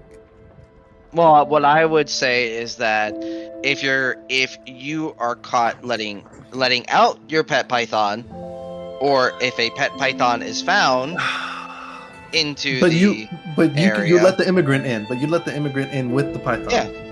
Yes. Yeah. And they have to be responsible. They have to be responsible. I'm all about responsibility. They have to be but people aren't responsible. Individual. Man. That's that's the trade-off we're making here. Like us who are like big government is that we're saying we are okay with violating some people's rights to do certain things on the chance that it would prevent some disaster from happening. Like if we had created the TSA in the 90s or whatever, 9/11 wouldn't have happened. Probably, right? Can we just say that safely for this, right? But it's like likely. 20 years later, we can't then say, well, we prevented 9/11 from happening, because we wouldn't even have been able to predict that possibility. So it's like you could never know for sure the things that your policy is stopping from happening. But that's sort of like I think that's the job of lawmakers, is to take those sort of risks and violate people's rights. Three people trying to. You get what I'm saying? Take like just enhanced air transportation security, like whatever, if we would have increased that at some point before 9/11, we might have stopped that from happening. But but if we did, we would have never known that we did. You get what I'm saying? I mean, I would say that we've only ever caught 3 terrorists with the TSA throughout its now 22-year existence. We know of. Yeah, they may not be trying because they know the TSA is there now. Yeah. You can't say like, oh, we've only caught 3, so there's only would have been 3. Well, that's the only statistics we have, right? No, I know it's the only statistics we have, but we can't say that other people wouldn't have tried it, because 9/11s have happened since. They might have just gone and bombed like a fucking restaurant or something instead. Yeah. So I mean, we haven't had a 9/11 since we had TSA. True. Well, we had the underpants bomber, but he failed. But I get what your guys are saying, and I understand it. It's just a different, kind of moral value system. It's like we view how we want to help people differently, right? Well, I mean, I tell you what, other ANCAPs are definitely more insufferable. Yeah, I mean, your position is reasonable, like, even though I disagree. And I'm fine with that. Yeah, like... I'm not gonna call you a statist, a statist who wants to kill my babies and like destroy my life and like you're awful. No, like I'm not like that. Not anymore, anyways. At one point, boogaloo. Nah, I love the state though. I wouldn't even get mad. Shout out to the state, honestly. Cam can cook. Hello. How's it going? Be the judge of that. It's going well. All right, are we gonna let Cam cook? Now cook, Cam. Yeah. Okay. You have to cam up though. Yeah. Can Cam cam up? He can. He can. Wow. Yeah. All right. What are you gonna cook, Cam? So I popped in trying to comment on the invasive species thing, but I was a little late. So the example I'm going to use for that is the citrus fly in Florida that devastated about $2 billion worth of citrus crops across the southern United States. So that is part of the reason for the whole searching people when they come through on the borders. Don't get me wrong, I'm for increasing the amount of people we take in, but you need to do it at a pace so that you can accommodate, so like local resources at port cities, points of entry, can keep up with the services that they need to be able to provide essentially to the people coming into the country. Yeah, I'd 100% agree with like a slow integration of the policy. I wouldn't say you do it all at once. Yeah, because I'm you need to build the infrastructure. Because I'm thinking like 1900 to people. 1929 New York City, for example. They were able to take in the people, but the sewage system began to fail, trash systems began to fail. Those services need to be in place before you can realistically increase the amount, the immigration flow into the country. Yeah, and I would agree with that. 100%. You have to solve infrastructure issues first before you can allow a mass population to come in. And I will say I'm pro-searching people when they do come into the country, mainly, again, for those ecological concerns. Like, for example, say someone from California is immigrating to Canada. California has what's called bark beetle. It has wiped out a good chunk of our forest lands, and it's why we catch fire so often, so frequently in California, because our That's trees the are one dead. I was talking about too. I think we have the same one. Yeah, The it's Japanese I'm in one. Northern Those- California, and it's Oh, fucking crazy. Also known as tree herpes. yeah, no, this is different than the Base? Chinese lanternfly, which is also an issue, Oh, but yeah. in the eastern United States. Chinese. Yeah, that's what. Yeah, that's in my area. Wait, We so have a lot how of those. how does it work? Why does it catch fire? So the bark beetles, basically what they do is they burrow into the tree and they basically get the tree sick, and the trees die and they can't maintain themselves. They can't supply themselves with an adequate source of water. So when we get ignition, all that brush is just dead already. So it just goes up like a match, essentially. Interesting. Okay, but if a Oh. portal were to like be going towards an object, right? Oh my On the other god. side, would it fly out of the other portal into the portal, or would it just plop on the ground? I think what Hang on, let me happens grab a is we pen all and paper and I'll do a die. dot diagram. And you knew Tom's chat is in our chat right now.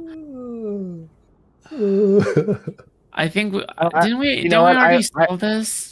Foods, I love your chat right now because they're like, I don't know how to take this guy. He doesn't seem like he's serious because he can't just like not stay steadfast and stupidly in his positions when people bring up good points. Most respectable debater. Base. Yo, no, Right. he says when he's wrong, he's wrong. Who said this? Who? A few people. What I'm reading. Have y'all heard of Dragon Ball Magic? No. Does that have portals? Is this a D's nuts joke? No. So, no. Cam can cook. Why What's your not? opinion on house cats? On house cats, I'm a dog person. Shout out to dogs. Based. Hey, can we just all admit the cats are kind of pussies? Like inherently, not even in a play on words way. I just think their temperament is a little soy. Yeah. Honestly, no pun intended. They're more dicks, to be honest. They are. Both. I think Well, that when they know they can be, they are. When they know they can get away with being assholes, they are. I think that there's an shit off the overwhelmingly table just to majority scare you. support for dogs in chat, I love dogs. Fucking hate cats. specifically Chihuahuas. Cam, Yeah. what are you planning for your next sprint? For my next what? Your next sprint. Wait. This okay, that's supposed to be a joke on agile workflow. Fuck. Never mind. All right. Yeah, no, I What? refuse to use Agile at work. So, but I do web design and stuff as part of my job. Oh, So. there you go. Yeah, because that makes sense. that specific headset and your entire aesthetic is literally like on point office like white collar office worker programmer aesthetic. Like the entire background is like the stereotypical whatever, and then yeah, it's like Yeah. you're ready to talk I don't about know. computer programming, I software feel like development. he uses Swift more. Get it, Agile Swift. But on that. Like, look at this guy. This guy is ready to report on how many story points his tasks are, Bruh. and he is ready to report on how last sprint has went.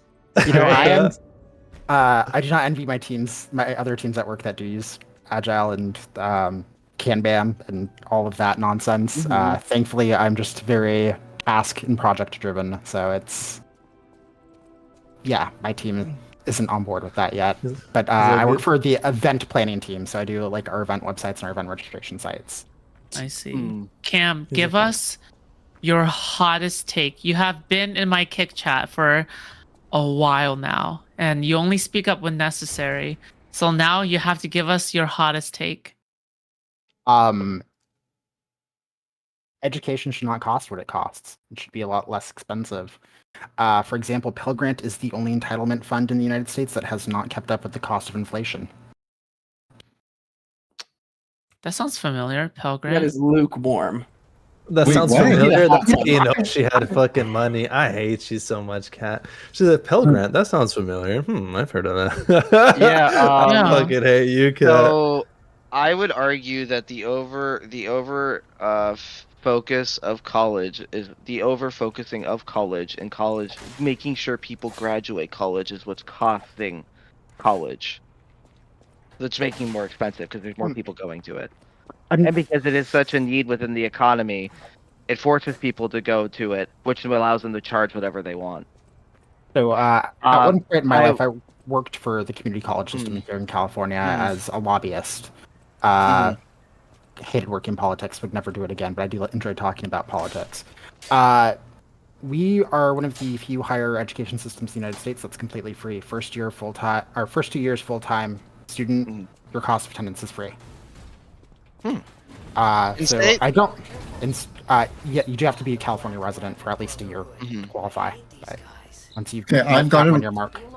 I've got an actual hot take. Okay, you ready for this? Yes, let's hear it, please. Okay, Okay. I don't think that using paper straws is worth saving turtles. I think I would rather just use plastic straws, and then whatever happens to them happens. True. Regardless. Especially when they're just the gonna be better at snorting plas- coke. Especially when the plastic straw waste that affected all those turtles wasn't even ours. Why And did we like stop? turtles are cool, but they're so elusive. Like if we were talking about ducks, like those ducks will like chill with us, you know, they want our food, but turtles don't want anything to do with us. So why should we protect them? Also, it is not worth having a drink for fucking 10 seconds and then having a limp straw. You just fucking don't even need a straw at that point. Wow. Well, fucking- I was having a Kool-Aid jammer the other day, and they gave me this like weak ass straw, and so I was trying to pierce the outer package, but what I realized was that the Kool-Aid jammer required a plastic straw, and that I had just bent the straw, and it's not like you can utilize any straw after that point. Have you seen the opening to a Kool-Aid jammer? It's one and done, baby. If you buy a single one, you're fucked. There we go. That's not how There's we the- all agree with that. I have You a failed. I have a moral question. Yeah, I don't have Okay. morals, so good luck.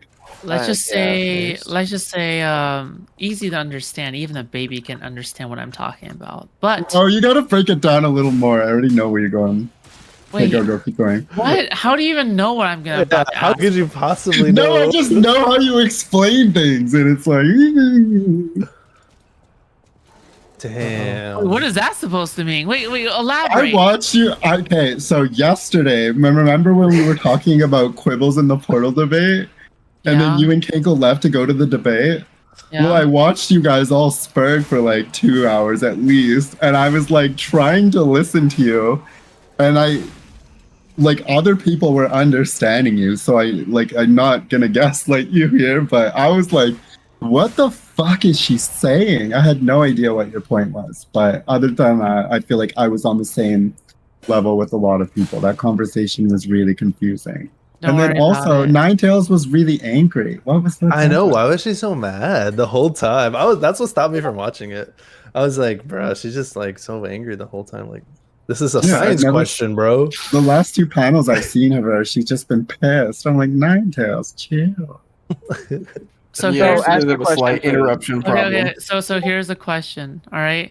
Okay. So you're a surgeon with foresight, and you guys have probably heard about this question before. So you're a surgeon Possibly. with foresight, and so you have 4 patients, and you have 5 patients who are comatose. All of them are comatose, and one patient Fuck 'em. is playing, and 4 other patients. You look into their future, and you know they're going to be great people who are going to serve humanity. Basically, you know that there are people who's going to cure cancer. They're going to invent like not time travel, but not definitely not time travel, but like stuff such as like like just amazing inventions that'll ban definitely paper benefit straws. society, right? Exactly. However, the fifth person is person who is a complete ordinary person, with ordinary organs, functioning organs, okay? And the first four people who are going to be on set to be, the saviors of humanity, they're all missing the 4 organs that like the fifth person has. All right. Now, I am going to force a scenario where you are unable to ask the consent of any of these I'm out. Bye, patients guys. at all. Wait, you're unable to ask of any of these. Would you do it where you would take the organs of the fifth person and place them into each of the 4 people for the benefit of humanity? And how would you morally justify it? Do you know that guy's future? Or would you not? Or would you not? Do you know Is that this guy's another future? version of the railroad conundrum? Like Sort a little bit? Yeah. Do you know the guy's future that you're taking the organs from? Yes, he lives a completely normal ass life. Fuck it. These are vital organs? Completely playing. These are vital organs? Vital organs, yes. Without them, the 4 people will die. Okay. Well, I kind of feel like. So are all of them missing the same organ? No, it's all different. They don't get it from the fifth person. It doesn't matter. It doesn't matter. I'm presenting you with a specific One a scenario heart, one a where all of them are lung, one a vital kidney, organs. one a liver. They're all the same type. They can all come from the one person for the other 4. All right. So I can mix and match the organs because they're not all missing the same organs, correct? Yep. So I Sort can of. save the maximum amount of people, correct? Yes. But All you're right. essentially killing someone to save I 4 have, people. that would I have not 2 live. answers based on no. the country that I'm in. That person's gonna wake up and live a normal life. Okay, if I'm American, basically, I'm trying to force a scenario. That's all I'm trying to say. I'm trying to force. Wait. If this is happening in America, 4 people die and the one person's organs go unused because of the donor list. But if this is in China, then it happens immediately and no one even gets to make the choice. Call it directed donation. Dude, wait, Midnight, this should be easy for you, right? You're violating the person's rights. That's it. I don't Wait, know what do you what mean? to do. I don't know what Dude, to this do. should be so easy for you. What do you mean you're I violating do nothing. I let person's them all rights? die, I guess. No, the fifth person would wake up and live, right? Yes, No. the fifth person would go on to live. Yes. Wait. But Person that's missing all the organs? after the 5th person wakes up, the 4 people would be long dead by then.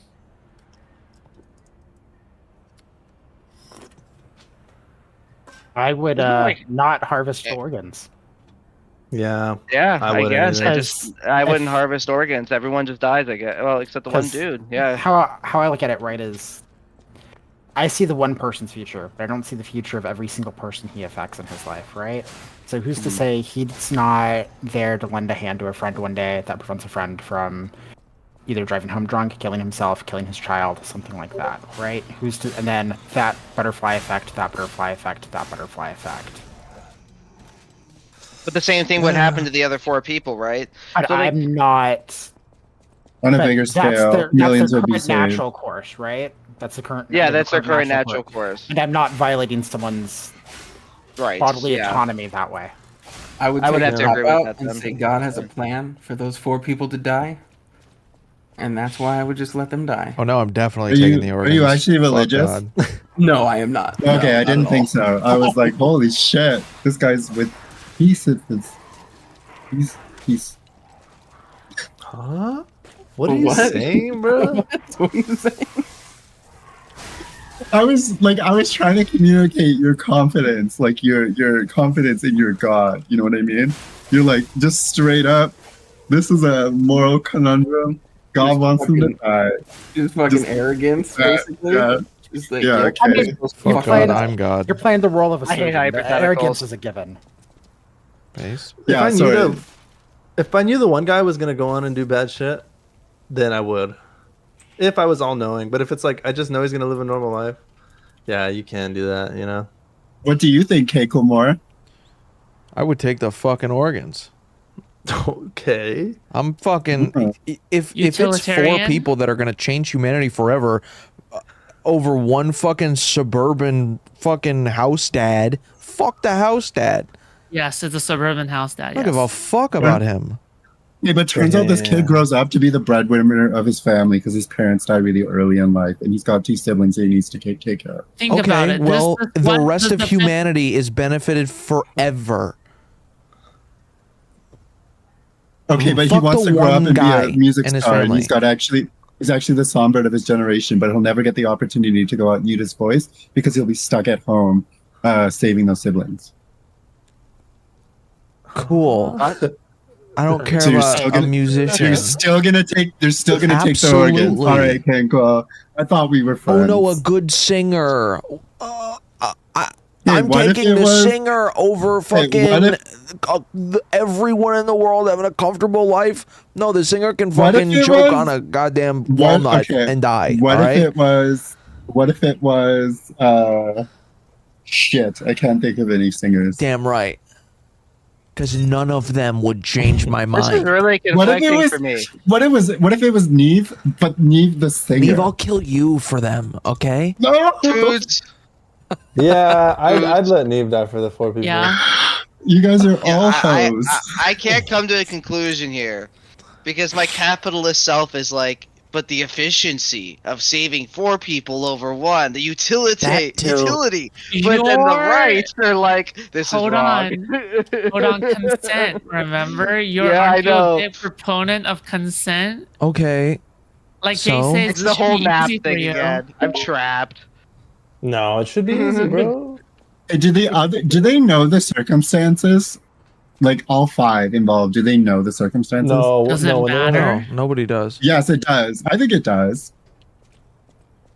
What do you Why? mean? Wait, why I would feel like this it is make a a similar difference? question Because saying if you sometimes could go back people- in time and because kill Hitler as a sometimes people baby, act- would you?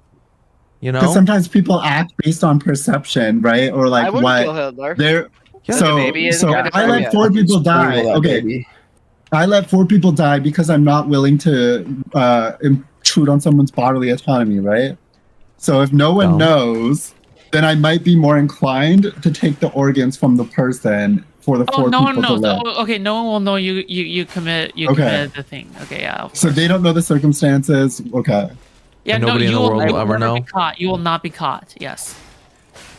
Oh, well, that's different. Hold on, because I thought the question was No, you won't like, be caught. should Oh, we is like it? everyone knows? No, no, yeah, no. no. If no one knows, The I might do entire it, no, yeah. the entire question revolves around will you be able to sleep at night, like knowing that you did this. No, but I'd be like not at all. I'd be like Commander Irvin, you know, like I'd have to be the guy to do it. You know, no one wants to be the guy, but you have to be the guy, you know, to take the sacrifice for humanity. You know. Y'all watch True. Attack on Titan? Y'all watch Attack on Titan? Anybody, please? I read it watched all. Attack on No. Titan. I like the part when the zombie thing were eating all the Zombie people. thing? Bitch. I watched the live action and like Oh. the first season. Oh, so I'm bro, kind of a that's fucking. crazy. You So I'm are kind you of a are fucking a expert. traitor to humanity. Okay. Yeah. Hey, well, like it was enticing. These giant things are eating people, Yeah, they're not Jesus. zombies. Yeah. though. and they live in a giant lock. I'm gonna turn into a fucking conservative now because of this. Okay. Well, I've I'm never gonna seen turn Attack on Titan. into. Dude, it's the best anime. I'm gonna turn Better into than One Piece. Dr. Oh my God. Scholes, What? and you'll be what? gone before Okay, you know did you it. just say that? Attack on Titan is the best anime that has not ended.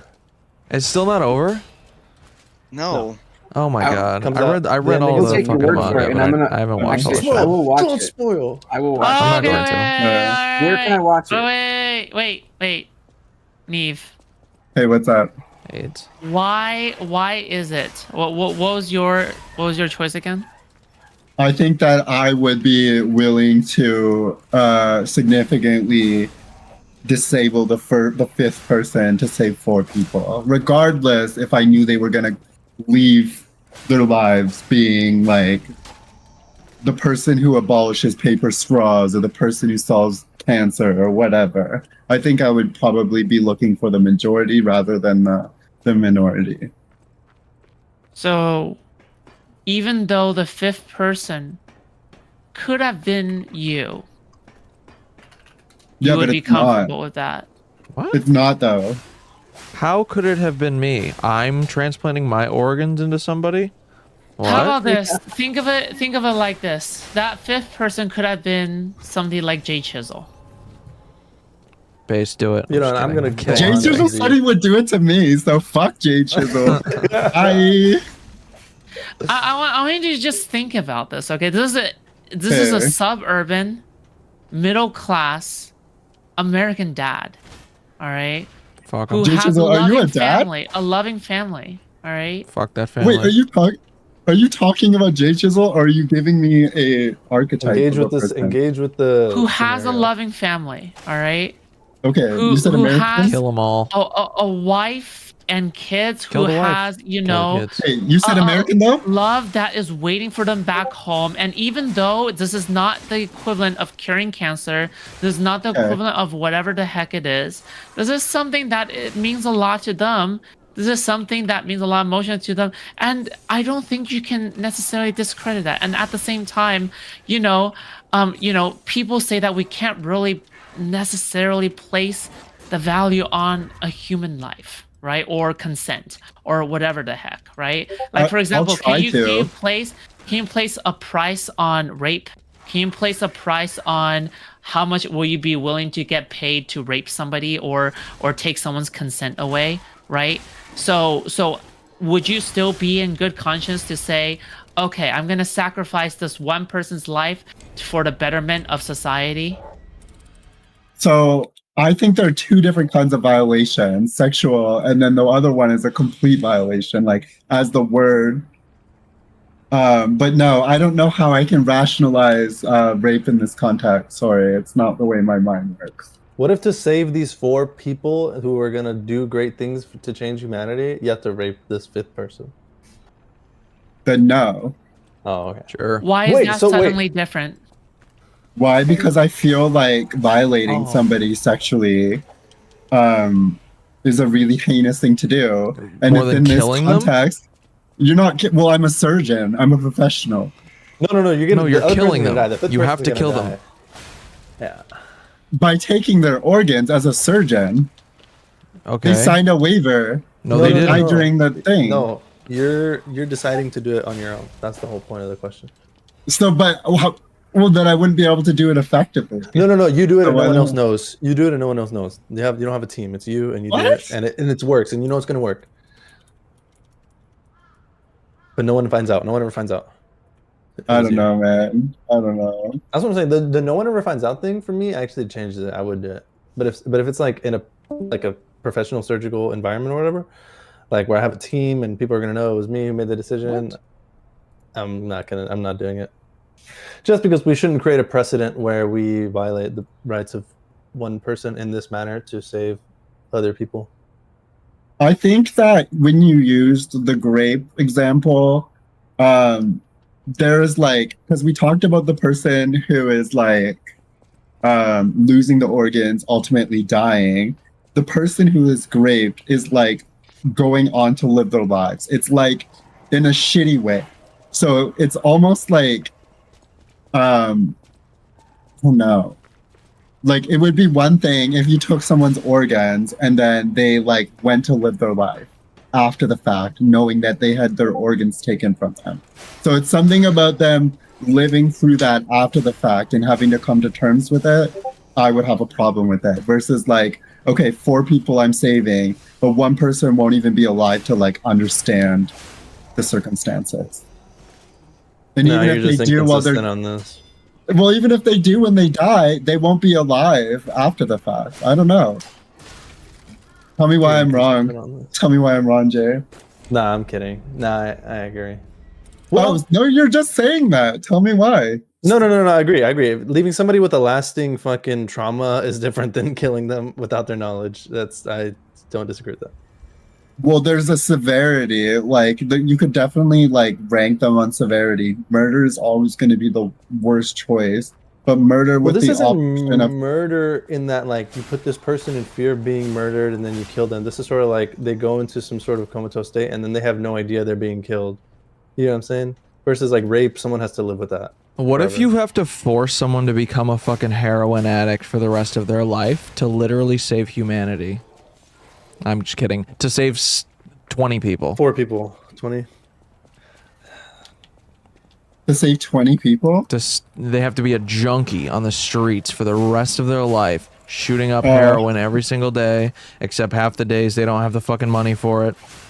Damn, this actually does align with the libertarian thing, because they would theoretically they would still be making the decision to be an addict. So it's like they actually have the agency in that situation, even if you're like coaxing them hardcore into staying in Not coaxing them hardcore, like you hold them in a basement or something and you get them addicted to heroin, and then after that they have to that is a doing violation. heroin? No, I couldn't. That's a violation of their They don't know it's bodily you. autonomy. It's like how about this? They're in a coma and you have like a rotation like a machine that just pumps them full of heroin every single day, so that when they wake up from the coma they're addicted to heroin.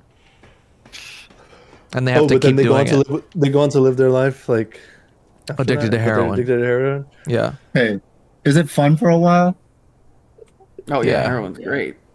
Yeah, it is. Well, then we have to factor that in. Yeah, but they're gonna ruin their fucking lives. Damn. Well, they wouldn't be ruining their lives if they had an infinite supply of heroin, right? Well, yeah, but No, you're but not you're saying giving half them the an days infinite doesn't supply have of the money heroin. for it. Also, they still Where could are ruin they their lives. Potentially bankrupting themselves. Where are they homeless?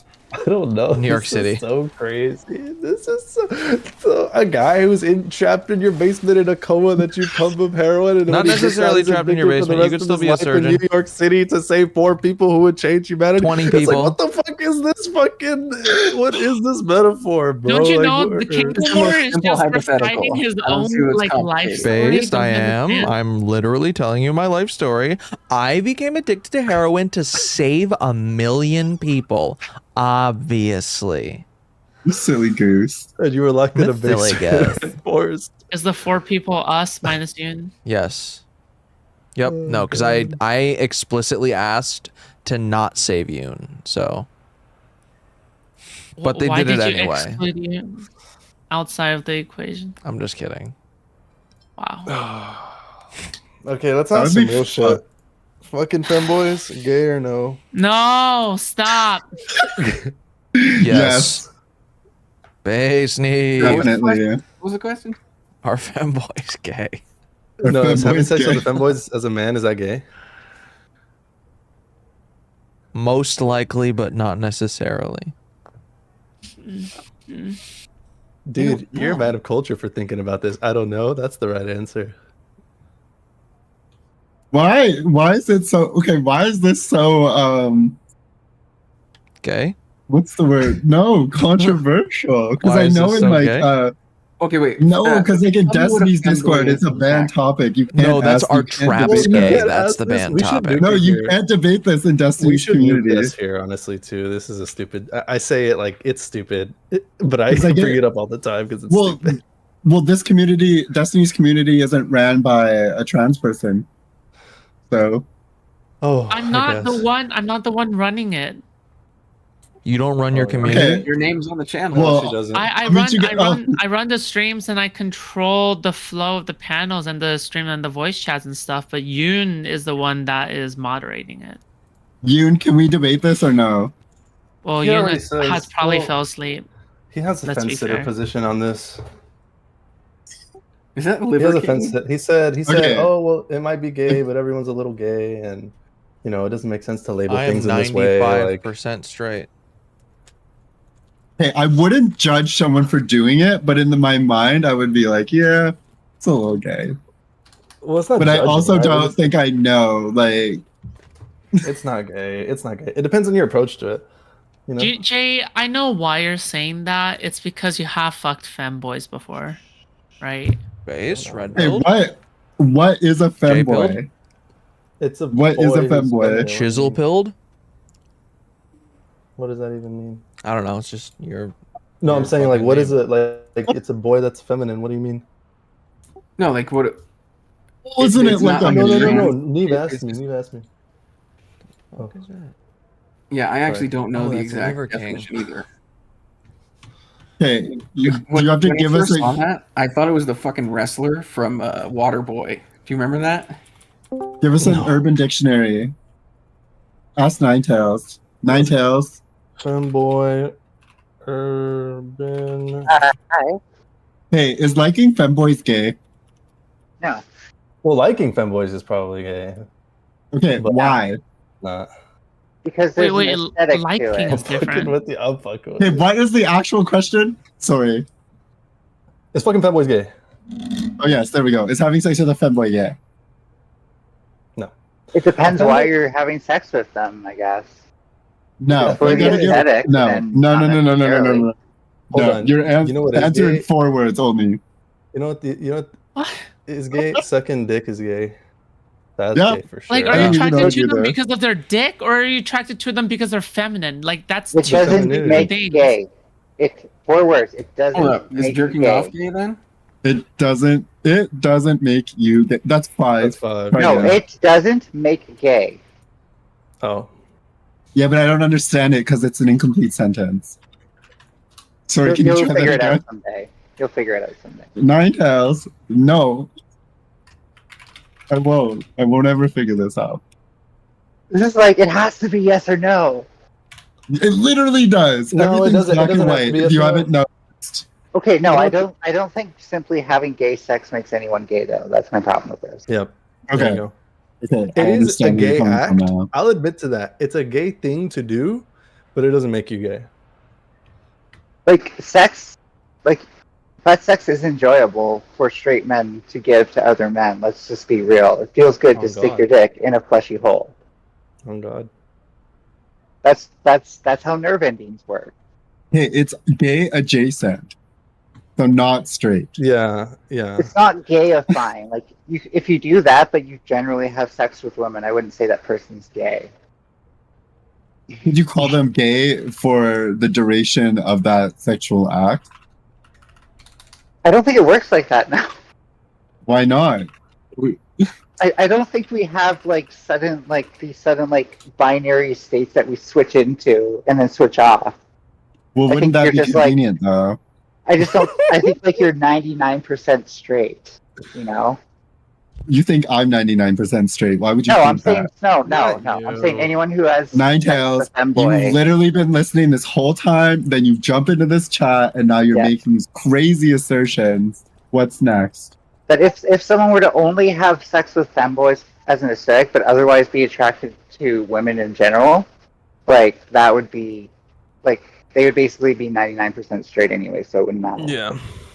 Yeah. If you're only having sex with femboys, well, even that I can understand, but I can understand that though, because like it's easier to find femboys to have sex with, because they're more horny. Are femboys typically like same-sex attracted, or are they like? I don't know. I don't know. I I'm not a I think femboy, it's I like wouldn't know. 50-50, honestly. These Way to days. reword the question. Clever. We should poll femboys. And like, there's also the possibility of them being bi. Let's be real. Yeah, I think a lot of the femboys today, like I think the majority of femboys are primarily interested in other femboys. I think, They're but I don't know. It's femboy hard to know. Yeah, it's hard to know Based. this stuff. Hey, we need a Yoon check on this. He's not a Yeah. femboy. Source? State this, please. Because I have no idea. I wasn't even gonna say anything. I just came in because I have less lag and less like glitching out when I listen through Discord rather than through like online because my phone's stupid like that. So you don't think that's gay? Nah, Okay. not necessarily. You're gay. Okay. Would a gay man fuck a femboy? Obviously, but that's a different thing. No, but some of them wouldn't though, right? Or I think a good Some of them portion, wouldn't. depending. Some of them are just straightly into super masked men. Yeah, for sure. Exactly. Yeah. Yeah, they would be turned off by the idea of like a feminine acting person. But there are also gay men who are like, oh, I'm really into like those feminine men, so they probably really like femboys. And like the boys part, like I don't always like saying that, so it's just like, Yeah, it's kind of cringe, but yeah. Because do we call like a 40-year-old feminine guy a femboy? So No, you can't be Yes. a femboy past 30. No, you dude, that's can't be a just femboy weird past now. 30. See, now I just feel like we've had a different conversation, and I'm like, I wish I didn't have this. You cannot be a femboy past. It's in the Urban Dictionary. A femboy is a person typically under the age of 30 years. I guess typically, right? You can pass for a few more years after. Who is There's a biologically wall. male? Yeah. There's a femboy wall. Oh yeah. Oh yeah. It always has to do with how much you pass. Like Jay's right about that. Yeah. True. True. Wait, you pass like if so femboys pass as like what, women? No, I meant if you pass for 30, but you're 35, then people still may call you a femboy. Age passing. Okay. Hey, how old do you think I am? 80. Oh, you look like mid-20s. 31. Someone else. 28. 27. 29. 29, you hoes. So I only got 1 year to try this femboy thing out, I guess. I had a cheat code, I knew. You could pull it off Yeah. for like at least 5 years, I'm sure. That's all I was. Like you That's just all I heard was that from a hoping. bunch of men who look like, aside from food shops, who look like they're like over 40 each. So except for Jay, Jay has a baby. Wait, face. what? Oh, what? I Did thought you it was the say main I'm one who looked 40? old. Like I would Yeah. like if Hanko Moore or Rhino Man said that they were over 40, I'd be like, yeah, whatever. Okay, I can believe that. What? Yeah. You could That's believe I was over crazy. 40? Yeah. Maybe it's just for Damn. camera. I'm flattered. Yeah, that's what's But- weird. Like men take it as a compliment. No, yeah, exactly. It's better for a man I'm like to look half more taking mature, it as a though. compliment. I'm half like, oh fuck. You know what? It's Yeah. our drug use. I think that's what it is. Actually, Like that Jay, made me look because of like younger, your beard. unironically. Yeah, You but can yeah, I'm easily trying say to that look you're older. 40. Yeah. Hey, I'm is trying to there a look older. polar opposite to a femboy? Like, what would be the exact opposite of that? What's And girl? do they A exist in tomboy? culture? Oh yeah, tomboy, I guess. Yeah. Or the Really? D word, for black women, you know. But there's For black there's a women, reason what? that What? there's a good reason not to say that. Like I don't don't know think what that it is, so- like A I think that diesel whole thing really that a diesel that Yeah, For yeah, lesbian. that word. like there's a good reason why like gender norms just would be better. Like we'd be better off without them, and people just were who they were. I think we should reinforce them with tattoos given to us at birth. based. True, on God. Wait, do like women get a tramp stamp and men get like the thing across the back of their shoulder blade? No, we get barcodes on our booties. Booty barcodes, okay. Based. Yeah. Anyways, I'm just gonna listen in at this point because I'm running out of like I don't have very many opinions on booty barcodes. Not gonna lie. All right. Well. Wait, hold on. Dude, What if you read had a up. person? What if you had a person in a coma in your basement and you had them hooked up to a heroin machine that like regularly gave them heroin and made them addicted to it? And once they left your basement, they would be addicted to heroin, but they wouldn't know that it was you that they were in their basement in. And but if you did this, it saved 4 people who would change humanity. What about that? Based.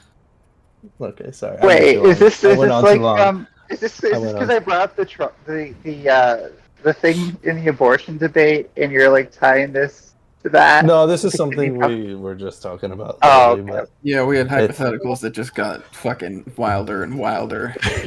Have you guys played the Dude, trolley no. problem game? There's an actual trolley problem game where it gets like crazier and crazier each time. No, no. No. Check We it did out. that pretty much. We did that. Is it community? Because otherwise I'll play it. So like what if your friend is on one track and 3 people are on another? Do you No. switch the No more. trolley to run over to 3 people? No more of this. If it's Kanko. Wait, what do you guys do for the trolley problem? Oh, Like the original one? I pulled the Oh. fucking lever. The more the merrier. Okay. So on one rail is capitalist America, and the rest of the rail and the other rail is gun rights. Wait, what? Why can't we What? have both? Okay. I want both. I'm just Which trying to rail think do you- what gun rights in a non-capitalist society would be like. Everybody have gets a guns. gun. But Everybody no one's gets a like gun for pushing free. it. But there's no like corporations pushing it. We all share ammo. Like there's no like gun Bruh. lobby. There's no like NRA because that would be stupid. There's also no military ranks. We're all the sergeant. Well, no, because we're going to use we're not going to rely on stratified warfare in the same way, because that's even proved itself to be inefficient in so many ways. Like, there's times where you want ordered chaos, but there's times where bringing chaos to your opponent's order is what you want. Okay, so I just want to know though, what with the society we keep gun rights, right? But what would take place of capitalism? Like, what would be there instead? Anarchy? Individual production. Individual production? What? So you make your own shit and you live alone? Is that what? I mean, look where we are with technology. No, we don't live alone. But look where we are with technology now. Like, you could easily have fully productive communities that produce their own goods. Speak for yourself. I'm fucked. I'm fucked as soon as DoorDash stops. Well, why don't you pick Average up a skill? trans woman, bro. Unironically. Why not just pick up a skill then? So that way, like, you have something you can offer to your community. I have I'll tell you what my skills are. When I you can pick up a skill. It doesn't matter what your skills are. Like, I'm just saying you can pick up one. Okay, what would you regard as a skill worth getting? That you think I don't have already. That you think I don't have already. That you think I don't have already. Anything that we call like a trade or a STEM field. Again, any of the skills that are currently used by labor. Wrong. I went to electrical school. Cool, so that's a trade. Watt's law, bitch. Cool. So being an electrician would be a very productive thing in sort of anti-capitalist world, I imagine. Okay. But what if she'd just rather stay home and let the men do all that? That's probably what's going to happen. Yeah. I think it would be like Rust. I think it would be like Rust. That's my end game, because while I say this, I do expect the men to do all the work. Let's get it.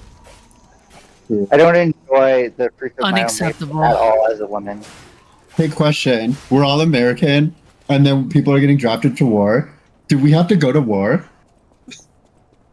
Like trans women or just women? Yeah, do trans women have to go to war? Why not? I don't think, like, We all honestly, have to if we go to war. want Let's to do win, this. then yeah. Like, trans women will fuck that war up. I'm just saying.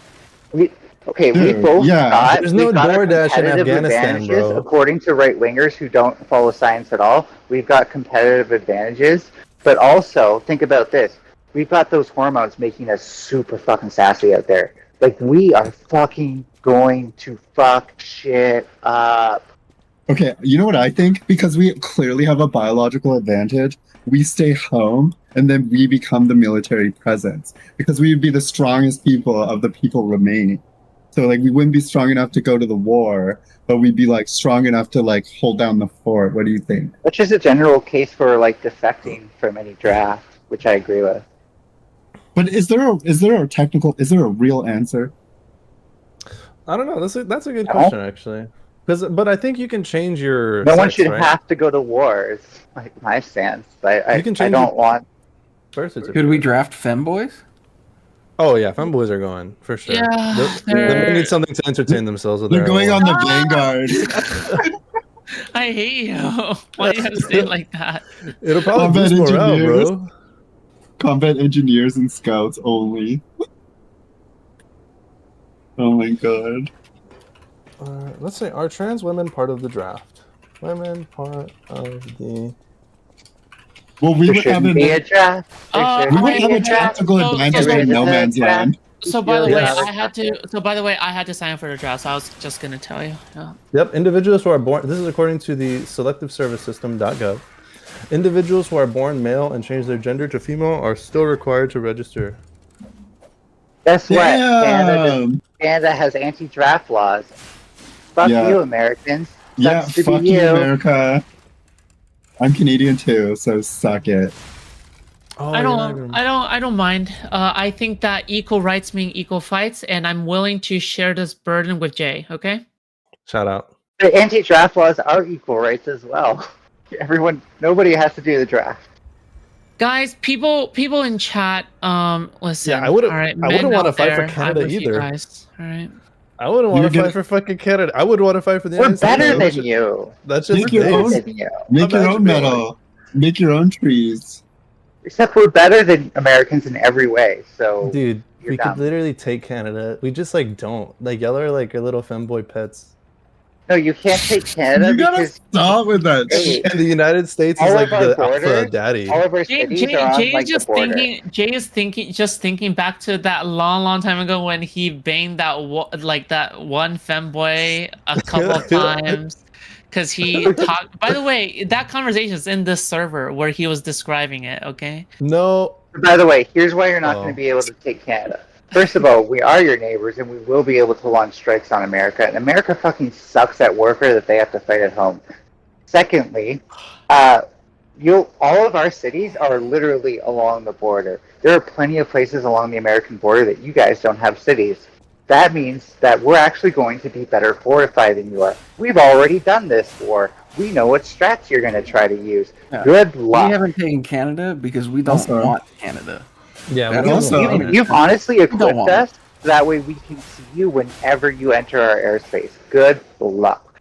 Also, you won't be able to tell what anyone's gender is, so you won't know whether to be aggressive or to chill and let your top No, mouth do you the guys talking. are too busy saying sorry all the time. So soy, okay? All Yeah, right. yeah. How could you guys even match up against our nice? superior? We just have to No, you're a deploy bitch. our American maple syrup. all the I'm the least testosterone. Canadian ever. Okay. Based, Okay. red pilled, We knees got pilled. Jordan Peterson. a Hey, if strong you think Canadians are nice after Nine Tails all day yesterday on streams, then you guys are crazy. And Wait, if hold you on. What happened on interacted with me stream for yesterday? I already 5 minutes, forgot. I don't want to relitigate Yeah. this, but I just want to. Ninetales, what was your position? Does the cube flop out or does it shoot through? And I don't want to litigate it. I just want to know what she thinks. I just want to know what she thinks. And I swear to God, if you give me a long one today, No, please, it- I want to go sleep. it's yes, no, or it Flops depends.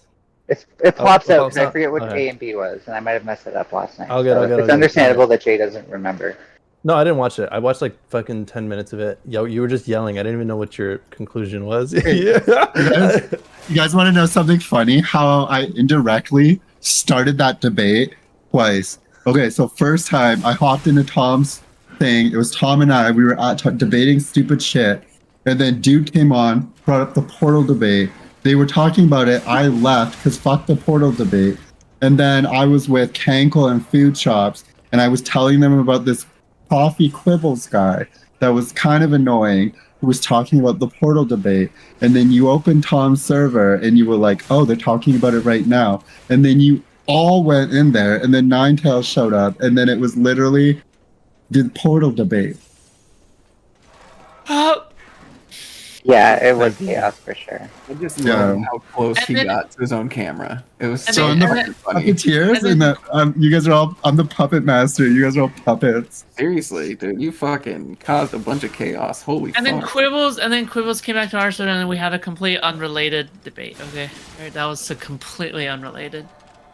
Yeah, he was way less animated in that one. No, well, but it was a fun debate though. To be fair, I It agree. was fun, you. It was a good one. that was a good one. Yeah. I think you reached a consensus. Did we? I think you did, except for Ninetales and. Hey, Ninetales, do you think you and Lauren are going to be friends after this? They were never friends. What are you? Just kidding. There was... I feel like they were, no. I feel like they were never friends. Well, was that the first time you had met her, or did you guys have like a history prior to that? No, it was the first time. Okay, I wasn't sure. It seemed like you guys were like high school rivals or something. All right, guys, I'm gonna go to sleep now. I'm dozing off. Okay, so listen, I'm just gonna end it here. There's a lot of people still in the chat, but for now, I'm gonna leave you guys in here in the thing. You guys can continue just talking Hey. among yourselves with. After party, are you going to leave us in here? Yeah. Okay, Why not? never mind then. God. You guys can talk about like. Actually, fuck it. We'll do closing statements. Okay, we'll do it. We'll do closing statements. Okay. All right. First, we'll go to Yoon. Okay, Yoon's done. All right. Next, we'll go to. Actually, we'll go to Rhino, and then we'll go to Ninetales. Rhino, go. All right, I don't really have too much of a closing statement. It was a fun stream and some interesting hypotheticals, and probably the least annoying libertarian I've talked to before in my life. So I'll give him that. Midnight, shout out to him. And yeah, you guys have a good night. Thanks for having me on. Awesome, thank you. Raina. All right, Ninetales, go. Murray Bookchin, social ecology, communitarianism. Good night. Okay, cool, awesome. Kinklemore, go. Don't do heroin. I'm gonna continue streaming. Kick.com/Kanklemore. If you want to continue watching. Cool. All right, Or YouTube. Neve, go. Okay. After party in Angela Knight's Discord. Also, fuck turtles. All my homies hate turtles. And if you want to solve the proto debate, it starts with Monsters Inc. because every door is actually connected as a portal. And when they walk through those doors, they don't come out flying. So, based. And yeah, that's basically it. The only argument I Gotcha. need. Gotcha. Okay, I That think that's also- about it. I'm Food kidding. shops. You're gonna Jason- raid. You're gonna Yeah. raid Kinkos, right? Yes. But I Okay, don't know cool. how to raid. Do you know how to raid? Host on the Kick dashboard. I don't know how to do it on YouTube, but I know how to do it. Oh, on wait, yes, Kick, I but do. I'll figure it out. I'll figure it out. But Jay, last words go. Today is a historic day in J Chisel lore, because I got the entire panel to concede that there's passive acceptance of misandry among progressives earlier. So that was an incredible step. Shout out You can get me to twitch.tv/J agree. Chisel. We stream every single day. Yeah, Okay. you still have to get through me, buddy. Okay, so All calm right. Well, Okay. no, I Not don't. me Twitch, either. I'll send Okay. you a All right. screenshot. Oh, yes, you did. What do you mean? All right. Okay. It's in here. All right. That's about it. All right. I'm gonna disconnect now. All right. See you guys. All right. Bye. Goodbye. Hey. Later. Hey, wait, are we leaving this chat or no? I think I'm gonna get off, honestly, Neve. I think going to Angela's Discord sounds fun. Yeah. I Go there and would. yell at each other. I would if I could. Yeah. What do you have to like get up and have a life or something? That's Yeah. Really Oh, fucking you're in lame. Canada, bruh. Isn't it like super late over there? No, it's the same No, time. What we have side of the same time country are zones you as on? I'm in Central Time. No, I'm PST. You're on the east, right? Oh, When I fuck. goes- Yeah. Yeah. Yeah, I'm Eastern. So what time is it right now? For me, 3:43. No. Okay, it's 12:43. Yeah, so I just got into today. So you guys have been there for a couple hours. I understand. But Yeah. just because you don't like it doesn't mean. Kinkos is always up hate it way too too. late for some reason. Oh yeah. Yeah. I work. What's going in on the at Angela's afternoon, stream? so- He's got to Huh? catch up with One Piece. Oh. We're just going to go piss True. around there. I know the admin, so. Hold on. Oh, they're streaming right now? Am I streaming? am. Gray Pill's there. Is he? Oh really? Yeah. Let's Should see. we I go don't rate think he's that? streaming. Yeah, let's do it. Oh, they're still talking from earlier. Okay, let's go talk. Bye. All right, Alright. wait, Kenko, Hi. Kenko, I have a question. What? What's up? Do you watch Jujutsu Kaisen? I do. When does it get good? I'm 5 episodes deep. It gets good very soon. You Okay, don't the like main- it? You don't like it All 5 right. episodes in though? Okay, the main character just died. That's the most recent thing that happened. But like, I totally saw it coming that he was gonna fucking come back. So like, I didn't even care that he died. Yeah. Not because it's spoiled for me or anything, but it's just like, it was kind of obvious, you know. But does it get Yeah. like more better than that? Or... Yeah, I think it gets better. I think when he wait, did he meet the buff dude already? He hasn't even come back to life.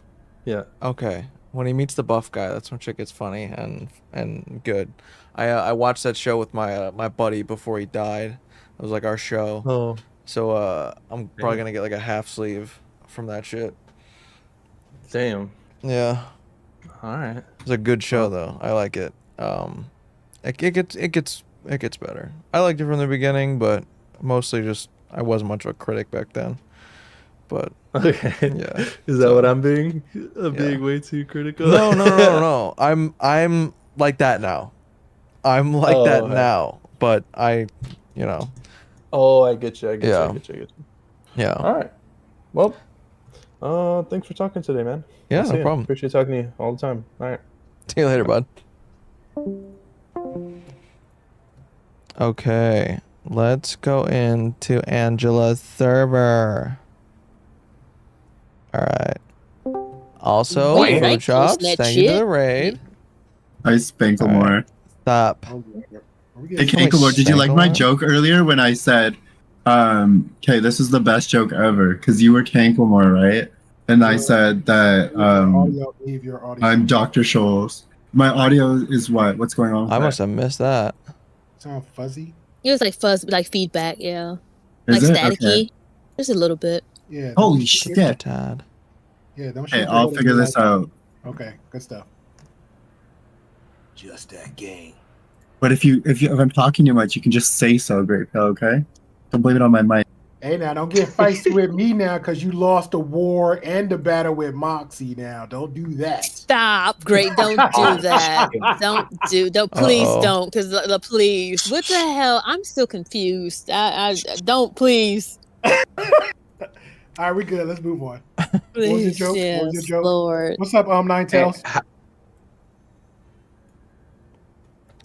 Oh, you're muted. Muted. You're muted. Look at that. Timmy, Yeah, hi. so Sorry, I'm just at work and my boss is What's up, rating something up, guys? so I'm trying not to distract him when I talk. The raid. But I'm enjoying the conversation so far. I wanted to hear about this Anton thing and how he got punked with the donut. Hey, Oh, my Great Pill, Lord. are you trying to get us on LTTV Hey, yo, again? my cunt. Is that what you're trying to do? What's Yeah, I think so. cracking, buddy? I think so. Oh shit. I think so. Oh, shit. Yeah, That was crazy. I had Did too the many raid times happen I on went YouTube LTT too? and it traveled over somewhere. I'm good. That was crazy. Did Hey, the I raid happen on literally YouTube? said, Did she okay, do it? I Did she literally redirect? didn't even say the most controversial shit. Like, I did say some shit about Moxie. She said some wild shit Not to me, saying the too. name. We just said In that video, Did in she that figure out the video, I redirect? literally said the most tame shit ever. I was literally harder on Jack than I was on her. I just said On they were a YouTube? bad combination of people. And then LTDV is like, oh, just remember, like, Moxie doesn't fuck with me, I'm you gonna know, take that blah, as a blah, blah. yes. Like, take it for the grain of salt. I was like, literally, this is the most charitable Why is it interpretation piss? of the most insane person interacting in a Discord. Based in fucking Pittsburgh. Well, she pisses me off. Honestly. She's not here. We're good. Hold on. Oh, she just linked your channel? Oh, okay. Yeah. All right, word. Okay, Oh, that I got a works. question. I don't want to instigate nothing because I'm new to all this shit. I think How you come I am every too. I time, don't. I think you is. Fucking Yeah. poopy pants. No, how come don't. every time I Drop go a to one of fucking these sub, spaces, somebody got you some know? say about Moxie? Look, Don't Moxie do be it. Don't answer. Wow. You Okay. based? Okay. I love will you, tell you Moxie. why. Hello, weirdo. I I've will tell never you had why. any. I've never had any Yes, issues with her personally. Mantis. I haven't. The weirdo. But then again, I mean, but whatever I have to say to her, I just say to her. I don't really.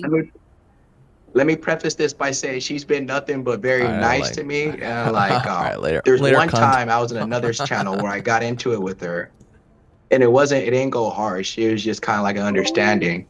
But and then everybody else, I'm like, yo, why are these fools over here? Like they be going in on Moxie, shooting subs and shit, coming at her in chats. I'm like, what did you do, fam? But I never experienced it. That's why. That's content. If you ask Moxie, she didn't do anything. So let's just go with that.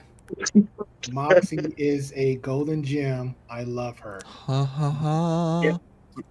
She Real great reminds me of this. person.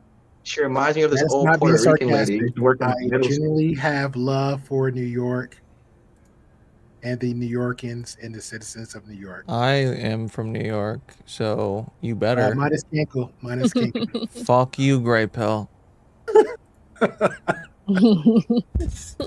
Yeah, but Anton, Don't put your finger in me. My mama did. I'm looking at My mama you, did. fucking My Alabama. What was that?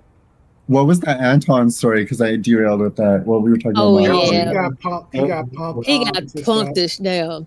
And he tried. And the thing about it, he's so self-absorbed. He posted it like he's like, yeah, I schooled this. Like the way he worded it, and it's like when you watch it, it's like, this dude was reading your rights. Like you look dumb. Like I mean, like the way he talks about black people was like, well, why did he do that to the white dude? The white guy was like putting his middle finger up in it, like he was like, "Man, fuck you." He was like, "Fuck you." Like Anton couldn't even get his fucking donuts. Fat ass couldn't even get his donuts because the guy was like, entire time he was ordering his donuts or cookies, it was some kind of bakery. That The old white white man was guy, ready to go, fam. he He was. was ready. Hey, look, the white He guy was was ready ready. for them. He did. He What told him was- so. He was, and What? Anton was saying stupid stuff. I'm going to get my Porsche, and the white guy was like, "White people don't care about that." He was like, my uncle. He was like, my family owns half of this block right over there. Like he was drawing, and it's like, yeah, Anton, no one cares about your poor. Like that's not like that means nothing. That's a car that can be taken away from you in a minute. How it's not, I get you want nice things. Like I think we all like nice things, but if you're only defined by that, you really don't have much. I mean, you're not really. I mean, Self-value, self-worth. yeah, that's all you care about is so the car is what makes you feel good. Sounds like a loser. He is, and he's a total dick. I mean, because I like the way the way he went on about what happened at like that riverboat situation. Like he tried to make it sound like it was like yeah, was that on Fight Club? No, he did his own, and he like out of nowhere. First of all, he was like, "Yeah, you guys were acting ridiculous," and then like to end it, like to add the cherry on top, he was like, "I hate you niggers." It's like Jesus Christ. It was like, oh, what? Like it's. I mean, it just came out of it's. Like I remember just listening to it, and then all of a sudden he just like shook his head, was like, "I hate Yeah, you he niggas," does like and it's like, whoa. Yeah, He tried to. Hold on. When he I does, was like, talking to him, he tried to instigate a war with me versus like black women, basically. And then we turned around and yeah. But he can't stand us, so that's what's weird. It's I like know. black Yeah, women. he normally does. Neve, he normally does like these That's little morning weird. breakfast shows, whatever. So he like selfie himself, streaming and recording. So when he went in the store, and he was just running his mouth in the store, the guy that's pretty much a local there, pretty much just was telling about himself like, "Look, you just need to lower your voice or just shut the hell up, or basically just get out." Hey, shut up. Yeah, we don't want to hear that. Yeah. I'm trying to order, and that's when it just went from there. And the guy just like literally rolled up in his face, like personal space rolled up in his face, told him where to go himself. He heard most of the conversations. Tell him like, look, you don't know what you're talking about, and it just went on for like longer than 20 minutes, and it was just crazy. But somehow, in his weird way, he felt like he thought it was a win. Yeah, it was a win. But when Duke the Don recovered that, had me balling. I was too. I'm sorry. That Balling. was the funniest because it's like Anton, you didn't like. Why do you think you won that? That man, and to think about it, that dude was ready to risk it all. He was like, if Anton would have made a move, I could see that guy punch him in his face. He was ready. That man would have beat that little short, chubby black man up in the middle of a donut shop, like Cleveland Brown. That's how he looks. He does look like he is shaped like that, from what I could tell. Yeah, I seen him when he was like that. It's very ugly body. He had a But you video know where what, Neve? That's crazy that he does like he's trying to start shit with you and black women. But honestly, did you see our video or I did need you to see go my look. interview? No, I need to look at it because okay. See, this is what I don't understand about Anton. Why does he have so much to say about the gay community or transgender community, but you literally platform a rapist? Because Anton is down low for sure, fam. I don't know if nobody I got a feeling, yeah, because first of all, why would you have Fleece Johnson of all? Like, it's like, do you know Fleece Johnson's original sentence? I think was like 12 years, but he literally continued to rape people while in prison. They kept getting more time. He ended up doing like fucking 40 years. Why would you even platform someone like that? That and he's not even, and the thing about it, Fleece Johnson is completely unrepentant about what he did. But also, I'm sorry, I think he saw something in Anton that a lot of us see when he was like, you wouldn't, if I tried to talk to you, you wouldn't talk to me. And Anton was like, I couldn't see it. He was like, you wouldn't talk to me. I remember Patty doing that show. It was hilarious. And the way he said it, he was like, "You bitch, I would have you bent over." Like, I think Anton is 100. I think he's curious. We have a saying. We have a saying out here. It's like, I don't know if he's gay, but I'm pretty sure you can talk him into sucking a dick. That's a saying. I literally, and then the way he reacted when Fleece Johnson was like, you know, you a handsome guy, and he put his hand, like both hands on his cheeks. Yeah, it was like, what the? If that's not one of the most feminine gestures, like that's I very saw that. feminine. I was like, yo, he's risen him up. Fleece is And the about to thing have about another it, victim. and he was totally blushing. And it's Yeah, like, dude, that was you. all. And I hate that I know this. I'm sorry. I hate that I know this, but that's all like prison predator mentality. Like he was poking and seeing what he could get away with. Yep. And then He Anton was really just like was. laughing. And I bet if Anton was like, "Hey man, you hungry? Want a honey bun or something?" Anton would be like, "Yeah." Bro, you're But it's done. Now you belong to this man. You belong But to that's this what I Oh, don't hi, understand. Neve. If he has so many issues, you know, there are things in the Hello. black Oh my community he wants to see god. change. Why would you platform Neve. a criminal? Neve in the chat. That makes no sense to Oh me. my god, Why? she's not in Because the same Fleece fucking Johnson is a voice. criminal. I didn't She's like not in how the he was VC kind with of me. coping for Neve in Fleece the Johnson's chat. Oh my god, experience post jail Yeah, because but screw Neve that. in I'm the not. chat. working with like nonprofits and shit out here, especially like there's one like Friends Outside LA. A lot of those guys go through trauma, bro. Like in jail, not rightfully so. You did the crime, you're going to jail, but the amount of sexual violence there is crazy. And so to know that that guy had his sentence extended because he was raping young He men who were in continued to, there, yeah, and it's like, and what? then That's like me giving a platform to Harvey Weinstein. What the fuck do I want to talk to him about? You're right. Like, there's nothing to talk about. he said they kicked me out the church. What kind of shit is that? And I'm like, bro, What do that's you what mean? there's women and kids. Way. You look, you know what? It's like you want to attend church, you can. Bedside services in your own home. And you're by yourself in your bed, by yourself. Get the cliff notes, man. You'll be But you all know what's right. sad? Do you know he got married? Do you know Fleece Johnson is married? He got married. That's crazy. Married to the booty. And he married, but no, he married a woman. And maybe she doesn't know what he's he Well, married a woman. She knew, but he actually, when he got out, the first His vows. There's no way. I'd have like, dude. Yeah, he got out. You're lagging. He went back again. Yeah, you are lagging. Again. I am? Okay. Screw it. Oh, you're good now. No, you're good. His vows were like, I likes you and I won't you. Yeah, we can either do this the hard way or the easy way. Like, why does he have a platform? Oh I would have my never God.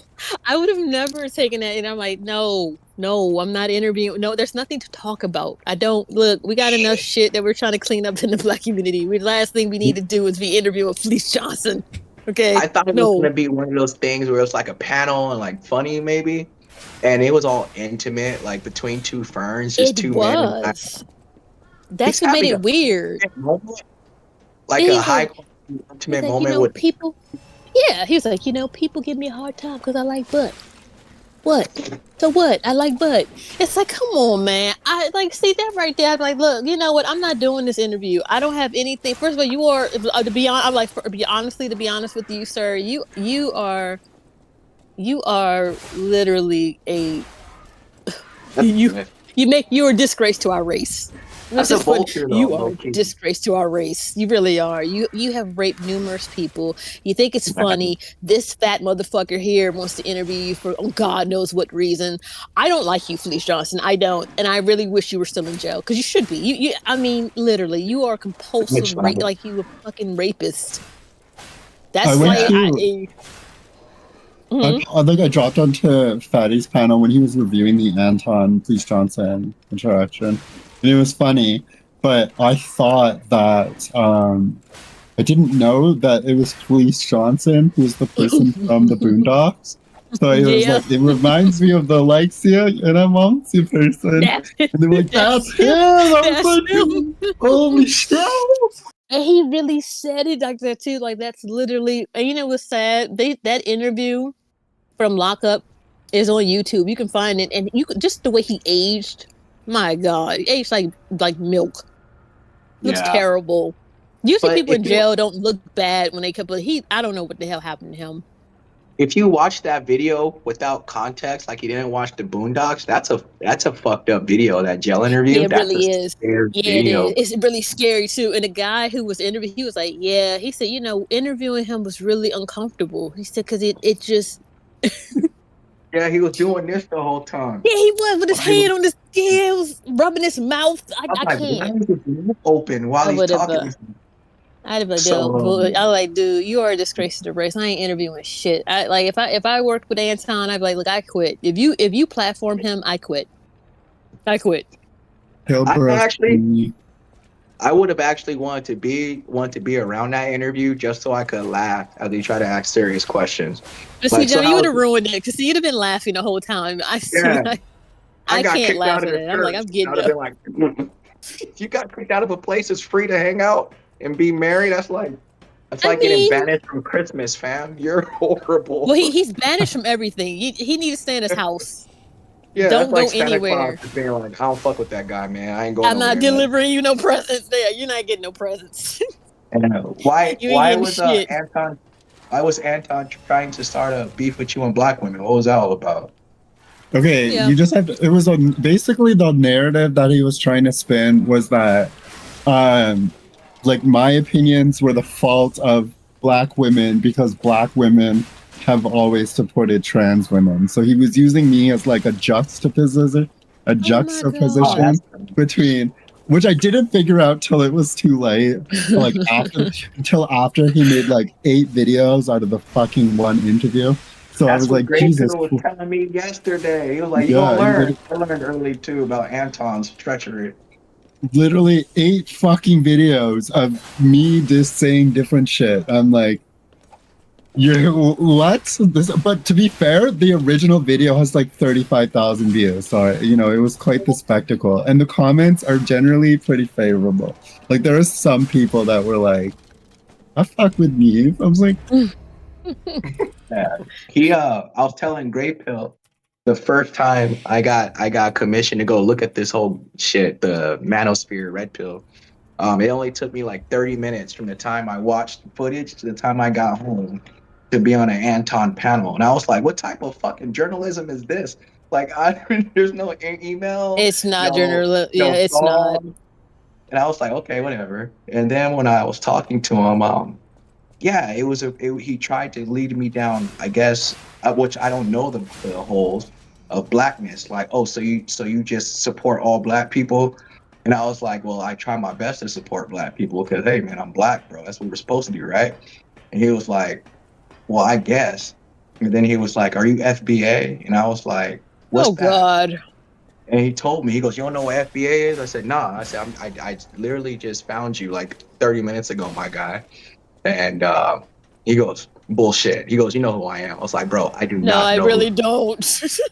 And then I had already, my friend had emailed me like a bunch of Anton facts, like his restaurant business, failed business, lying about selling tech, because it's California, man. Like, if you sell something in tech anywhere, we're gonna know about it between here or Silicon Valley. You know what I mean?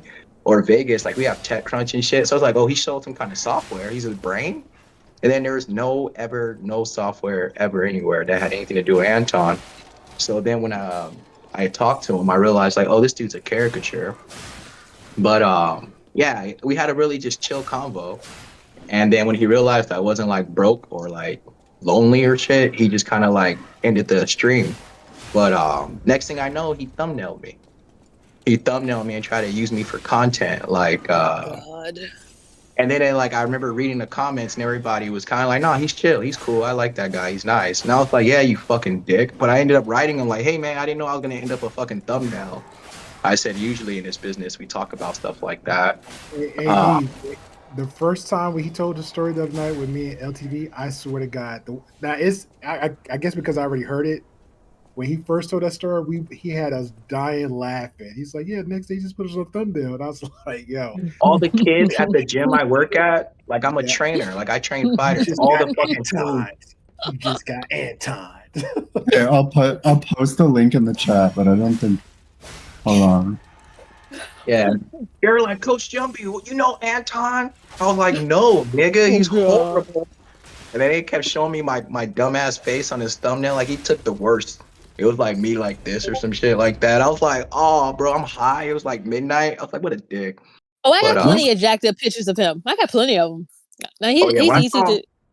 when I saw him in a hot dog suit, I felt way better about myself. After Yeah, I got that, I was plenty of like, them. Like when he had on this, he's always talking about the gay community, but this gesture that he had, it was so zesty, and he had on this pink sweater with his lips literally just poked out. I think I posted that in LT's server Discord. It's not gonna affect him because he owns stuff like that. Not physically, but in his head, he will own onto it. Like I don't care. But yeah, I don't. He didn't care. I mean, because it's true. Yeah. I don't. I mean, it's true. That's what and that's so, like for really, honestly, the people. What I've come to realize, what I've noticed in my lifetime, the people who are always talking about a certain community usually are the ones that are very that they're quite enamored with it. I mean, it's because I mean, if you don't like, if you're not interested in it, I wouldn't talk about it all the time on my show personally. But to each his own. That's like I don't like ramen. I'm not gonna talk, so I'm not gonna fucking talk. I'm not gonna eat it. I'm not gonna talk about it. That is pretty much that simple. But if you're talking about gay people and penis and stuff, yeah, you're probably a little bi-curious, and that's okay. Just be honest. Don't be an ass about it though, and don't use black women. See, I don't like that he does that. He likes to use us when it's convenient because this asshole. I'm telling you, when he was talking about the riverboat situation. He was like, you black women, you always get in everything. You should just manage your own fucking business. It's like, wait a minute. That's not what happened. The black women didn't get involved until the white women started beating the man up. That's on the black women. Yeah, that's not what the black women didn't just jump in it. The black women were just black women were just kind of watching like, oh my God, it's horrible. Look at this thumbnail. Look at this thumbnail, the second one. I didn't even see that one yet. Oh my God, he's an asshole. Yeah, that's a brutal thumbnail, but it's all good. He's an asshole. Okay, but the last, there's like 1, 2, 3, 4, 5.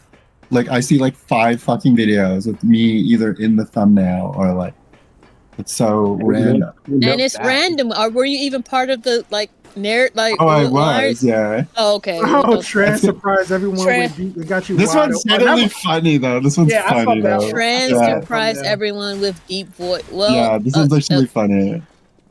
I'm not gonna lie. He's an ad.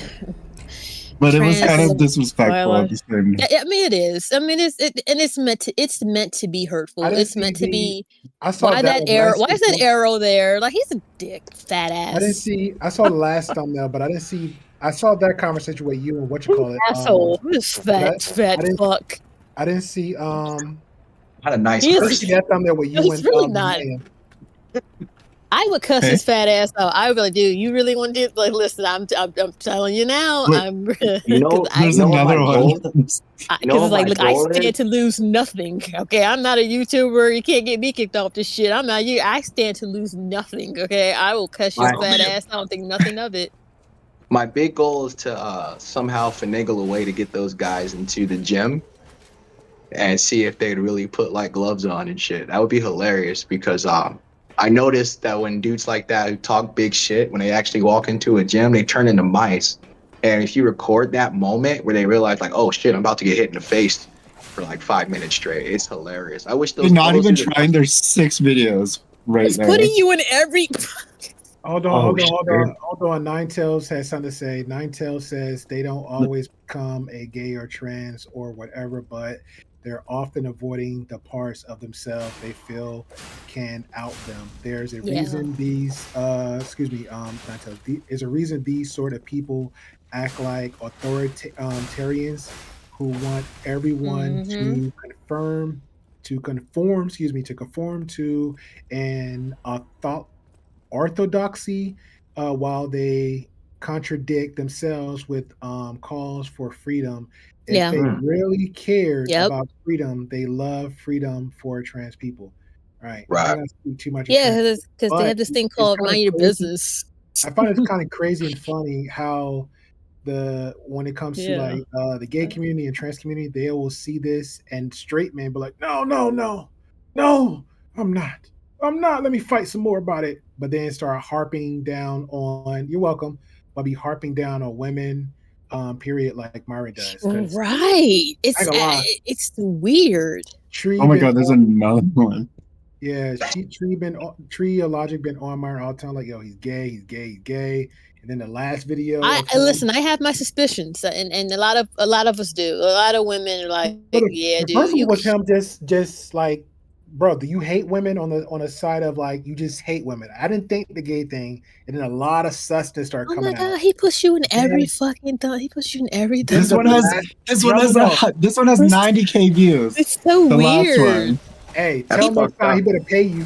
I'm about to say he needs to get you. He need to cut you a check. Cause damn. I mean, how many thumbnails you gonna use this person's picture? Yeah, like it is like about 9 of them in there. Wow. A lot of those dudes don't. Okay, and I say this as a straight man. A lot of those dudes don't know themselves sexually, and it shows. And they haven't had a lot of sexual interaction with real women. A lot of shit is based off like porn, rap videos, and manga. You talking about Jumpy? He got a whole wife at home.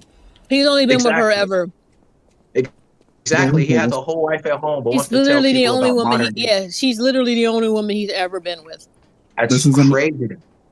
This is another one. I'm not even kidding. Another one? He's obsessed. He just keeps and you know what? You can even see her fucking face in it, and he still used it. I'm over him.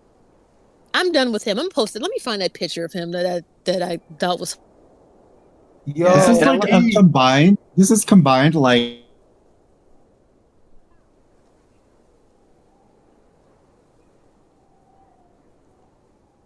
Like 300,000 views. Just oh god. Her, she actually did a video. Like it's crazy. She did one video right, and then she uploaded another one an hour after that. Her calls it TradCon or Blind to the Bad Sides of Marriages. She's actually showing like all his tweets and the wife's tweets back and forth.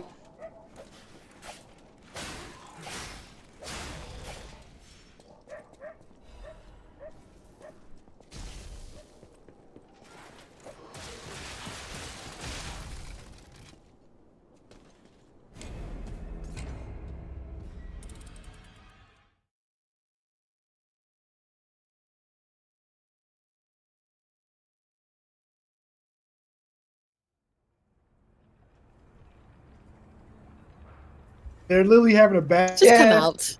Yeah, he wouldn't. Even if he wanted to, he's too far down along that fake. I'm strong. I'm a man. Shit for him to He's be not anything. strong. He's not strong though. It's not strong. He locked himself in, so now he It's can't like fly. the epitome of he's not. Listen, and then that's another thing too that I hate what people do. Like just like as a black woman, I don't like being boxed in with every single black woman. I hate how that whole period thing. There were many like my ex-boyfriend is now Jonathan is now Maya. She is now has transitioned.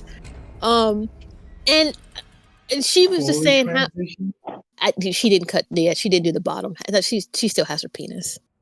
Okay. But because she actually married a transgender man, so and they have 2 kids, and it's kind of crazy because they have a really beautiful like I look at it like, man, I want a relationship like because it's just they're such a lovely couple. It's amazing, it really is. But she was just saying how yeah, this is too much. No, these people, and she explained it. She was like, listen, those folks that you see doing all this weird shit, they're the minority. It's not most trans people aren't walking around saying, yeah, you know, you guys don't own periods. Like she was like, yeah, those are the weirdos. We don't like them either. Kind of how when we see black people do, like when I see black women doing stuff, I'm like, I ain't gonna lie. How did we get from Matt Walsh? Yeah, to Pearly Things. I think it's Pearly Things for saying some stupid shit, which she's always saying. Yeah. Why doesn't anyone listen to her anyway? Exactly. Why doesn't anyone? First of all, this is what I need to know. Why is anyone taking dating advice from a 20? Is she 26? 27, 26? 27, probably right. So she's 27. She's never been married. I mean, she was dating a homeless guy. Yeah, Pearl, you're and you got a high body count. Pearl, you're the last person that needs to be giving anyone any advice on anything. Matter of fact, you don't even know how to dress. You don't even know how to dress your ugly ass body. Most ironic thing she said is I just can't believe that people take dating advice from older women that can't hold a relationship. This bitch has never held a fucking relationship in her life. Exactly, she's never had. Well, no, you know what? She had one. Bitch. She had the one with the homeless guy. The straight line. Oh, she didn't hold it. Never did it. She didn't hold And it. you know what? You know what? You're right, because he left her. He broke up with her. Matter of fact, he even told her that she had a high body count. So it's like, so you're the like you're the epitome, like you're literally the thing that you're saying women should be. You're literally those things. So just shut up, Pearl. Yeah, shut So up, real Pearl. quick. And that ugly because- body. And I agree, shut up, Pearl. Yeah, But just shut up, on the Pearl. And that ugly trans body. Shut up, Nine Tails. I wrote this as a Oh, thank you, Nate. But I wrote this as a comment, but I can just go to the other room if I need. I'm kind of on a delay in that sense. But trans people, we ultimately want to blend in, right? Like, we don't want to get erased, but we don't want to stand out. If anything, most of us want to pass, and a few of us maybe want to be appreciated for not having bottom surgery. That's a personal choice. It's a personal choice, Other than that, like, nobody expects that to be like a pass, to break the law or be an awful person. There might be some people who transitioned and thought, now I can be an awful person. But we call those people out all the time. If you just leave the trans community to call them out, then you'll have plenty of call out. We don't we don't need cis people from the right wing doing it for us. Exactly. We also fight each other more than anyone else does. Just so we're clear. We know. That's what Maya said. She literally said the same thing. She was like, yeah, that.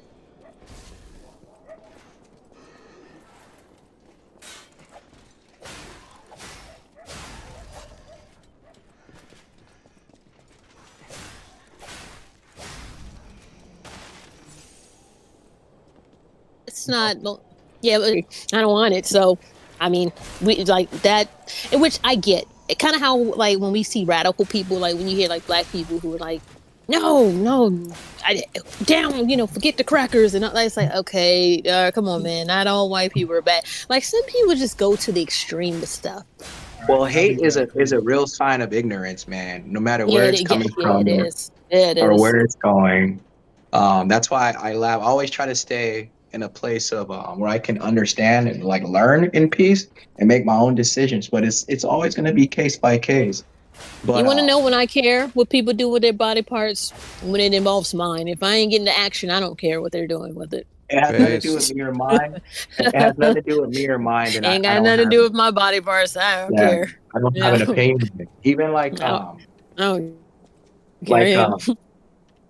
with my old lady, man, we were having conversations if we're going to have another child or if what happened if she got pregnant. She was really concerned about these things because of the talking points she heard. Apparently, because I'm a black man, I can't believe in things like, hey, you handle your own business and I'm going to support you. But I just having those conversations after I had a daughter. Pluto, tell and me like you're I not had a populist. my uncle, my guy, Uncle Bobby Bill, was probably the most flamboyant gay man I've ever met in my life, but well dressed.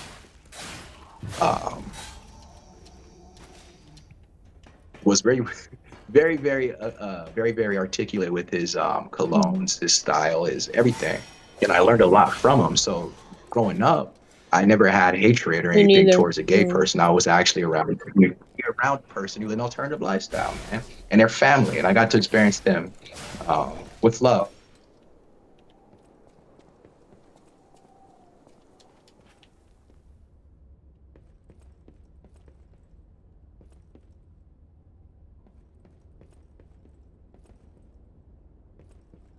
But also, just I've seen big save. It's easy to talk shit about us because of so little lack of representation, and that translates to a lack of compassion.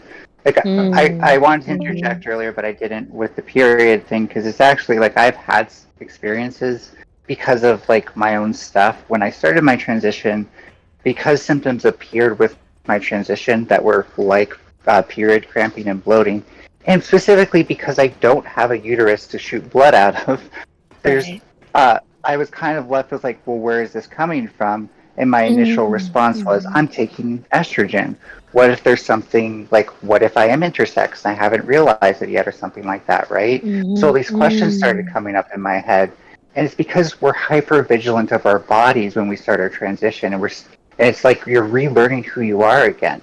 And these things, like, even if they seem unreasonable to your average cis person, and we can understand why they do, in that moment, like, it's way more comforting to have answers. And at least that, if you can understand why maybe having a period symptoms is more comforting than I have this entirely new pathology I have to figure out because now I have symptoms all of a sudden.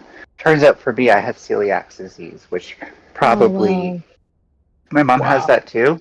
So it's probably a genetically expressed disorder, and taking the hormones help that expression happen. But yeah, now I don't eat meat, and that doesn't happen. So I know it's not period cramps, luckily, and I take a sigh of relief thinking that, because that would actually suck. Ninetales, do you? Sorry, go ahead. No, you go ahead. No, I insist. She muted herself. That's like the ultimate. Like, you have to go now. Okay. Yeah. But I guarantee my question was just going to derail completely. So you ask. We've been doing it all night. It's okay. But no, Okay, but the now I way you forgot. just explained it, that makes sense. Like that, but and that wasn't offensive. Like, see, that's the thing. I think people took one person making a comment and just ran with it and made it seem like that's how all trans feel. It's their period. You don't own, and it's like, wait a minute, this is one person speaking. Like, why would you take? And that people comment treat was us supposed to. That comment was like in favor of trans men though, and trans women got dragged into it. Like the whole just hilarious thing. That's it. Literally that's was what like cis women don't own periods, and it wasn't because trans women think they have them. It's because trans men do. Oh, is that where this They just really don't- started? I'm pretty Holy sure shit. that's what it was. Yeah.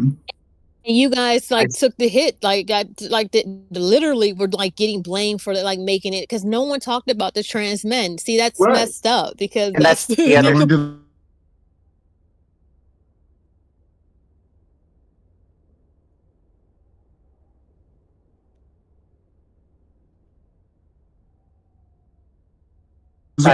them. Trans men are more, and that's why I tried to advocate for compassion and like giving people like the benefit of the doubt. There is because if you do give a lot of these trans women in these instances the benefit of the doubt, like that woman in the shaving place, right? Like, yeah, was she paranoid? Sure. But are you a little bit extra paranoid and vigilant when you start your transition of people who might discriminate against you? Yeah. So consider that maybe it just made sense that she was a little bit upset that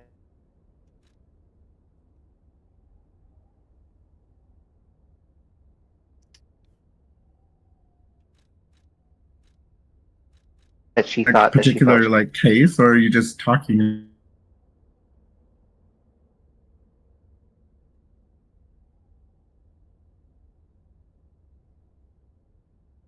That's the woman who went to like the place expected. I can't remember. I'm Hey, bad with Jessica names. Unique is an It's wild, absolute but if that was- psychopath. Though. She is. Yeah, she I is. realize she is, but I'm saying like in like that context where she became famous is, if you think about it, any trans woman, any woman can be in that position where they feel like, maybe not in a Brazilian wax bar, but where they feel like they're being discriminated against and might want to call that shit out. So That's not what was happening with her. I know though. she's crazy. I'm not advocating As a for her trans as a woman, person. the Yeah, that's last saying, like- circumstance that I would want to put myself in is in a position where like I'm half naked in front of anyone. Oh yeah, for sure. You know what I mean? It wouldn't be worth that. It wouldn't be worth a service. It wouldn't be worth a hookup. It would have to be with somebody I trust or no one at all. So the fact that she was just so willy-nilly, like, I'm gonna go. That to me, I'm not advocating for any of that. No, I I'm don't just think saying, you like, are. I'm just saying that's my big problem with it. I do have an interjection though. I wouldn't use Jessica Yaniv as an example. Because she I just literally forgot was. who that was. Yeah, when that she's happened. awful. And then like she popped up back with the right wing, and then I thought it was because she Yeah, was like a Nick Navy SEAL or Pluto. something. So I totally forgot that was her. sub. You can't call any. I'm just really. You can't call anyone a psychopath when you're eating chocolate Pop Tarts right now. Is that a chocolate s'mores Pop Tart? That is a psychopath food, fam. Those are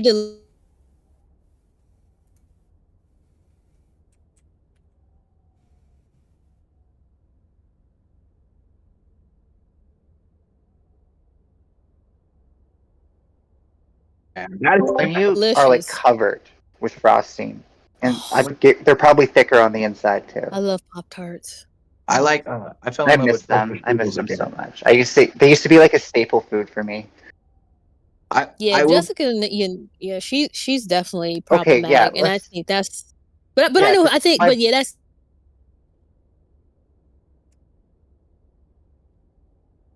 definitely used against us. like and, you said. like Yeah. that's like anyone can be in that position. Like look at the Karens thing. I think a lot of times there were people with bad mental health there, and you know we could have given them sometimes a benefit. I'm not at all advocating for every single person in those scenarios, but it's just one of those things where a lot of these problems are solved by trying to have compassion. I think people can't have compassion for Jessica Yaniv because she is I'm so not problematic. asking for that. And I don't think she and again I don't I'm not a trans person, so I can't speak from I that don't want that. angle. Yeah. But I don't believe to be honest with you, I don't believe Jessica Yaniv is truly trans. I don't know who think that it's I think it's almost like it's a grift. It's impossible to know though, right? Because like you're judging what's in her heart. You're judging what's in her heart and mind, and it's totally plausible that conservative. I gotta go by her actions. She wasn't conservative at first because at first she was doing the SJW's grift, right? Yeah, she was utilizing on like a grift. No, she was weaponizing her status as like a protected class against people initially, and now she's conservative. Is that her deal? Or? Yeah, she and there's some xenophobia there too. There's some xenophobia there she too. Was mad the race, like, I think the right wing got to her and offered her money.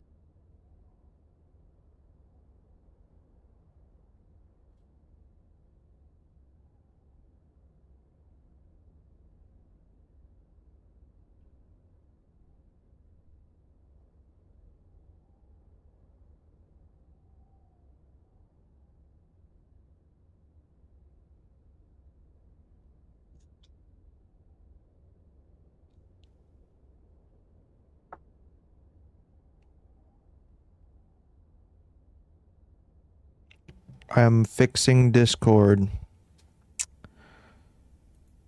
It's been just shit.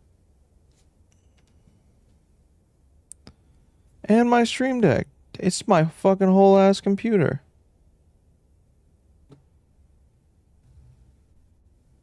Damn.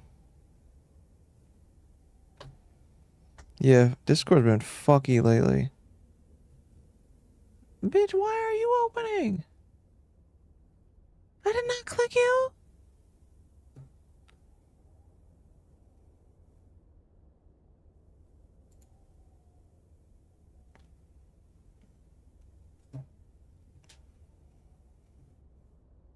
Based, Neve, based.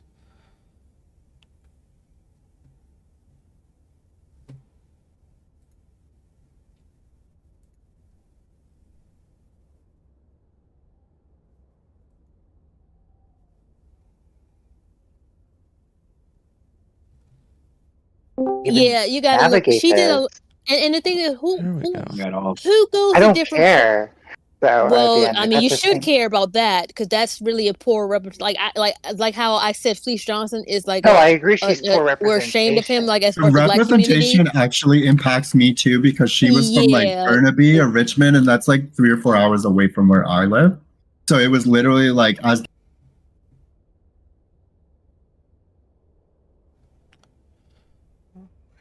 that shit was coming up and seeing me because of all the stupid shit she was saying and doing. And I'm not People don't defending fucking it because know. I also agree because there's also a degree to which it causes trans women to not want to go seek services with anything to do with that part of their body anymore, and that can be very unhealthy.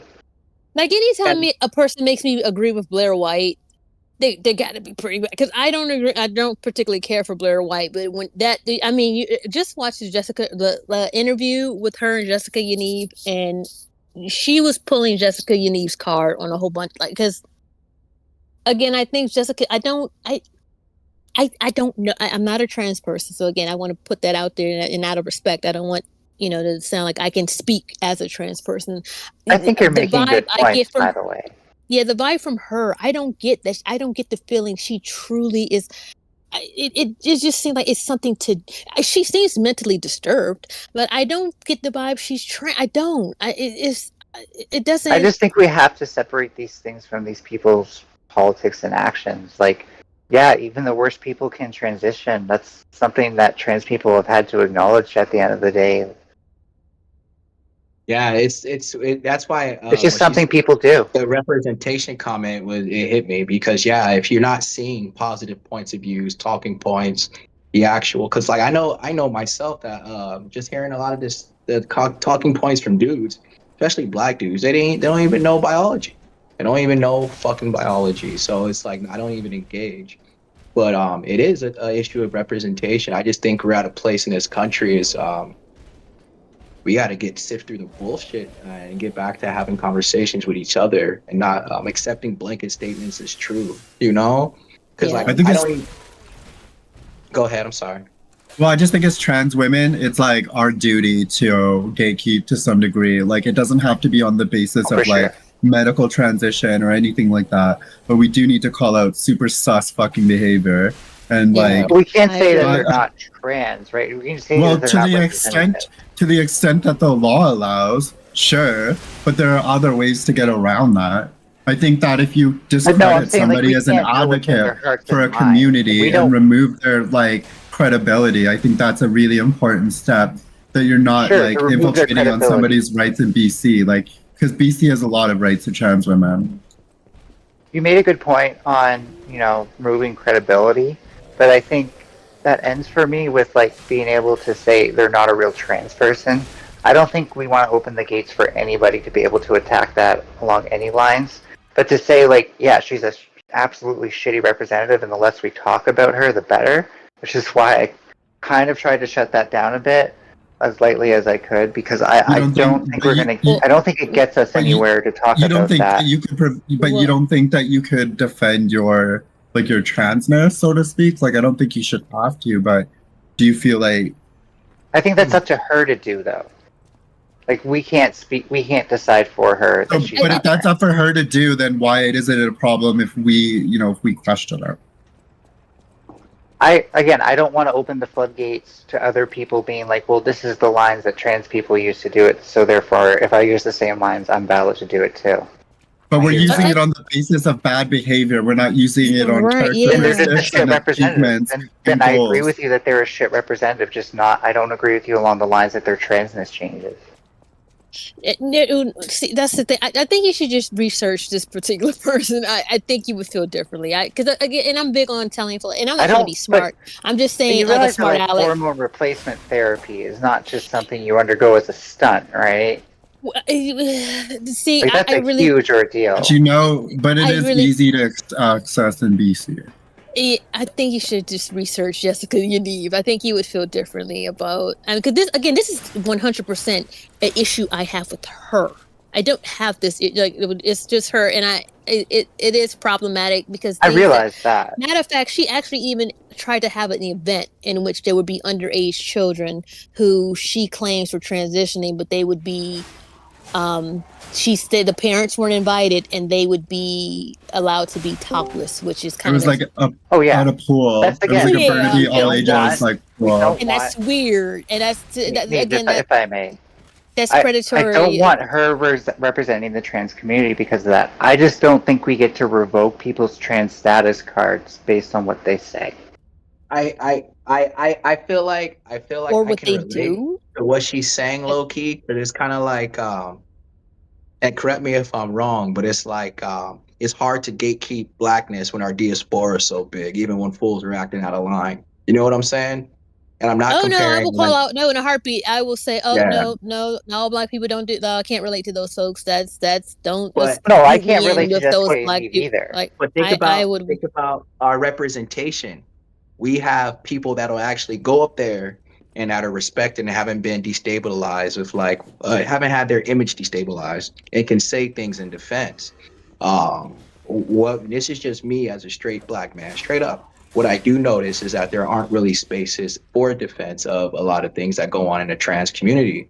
So by the time I hear things about the trans community, it's always like extreme or like those really fucked up talking points. And then you actually have to talk to a person, know them, to and like, hey, what this is what I heard. And I just feel like it's a really fucked up space right now. But it reminds me of a lot of things that I think you all should research Jessica Yaniv. but She's really I don't know bad. I don't know who She's this that I'm just awful. saying, I'm just saying it doesn't matter how bad she is. It really doesn't, because no matter how bad she is, I don't think you can revoke her trans status. I think that's hers and hers alone.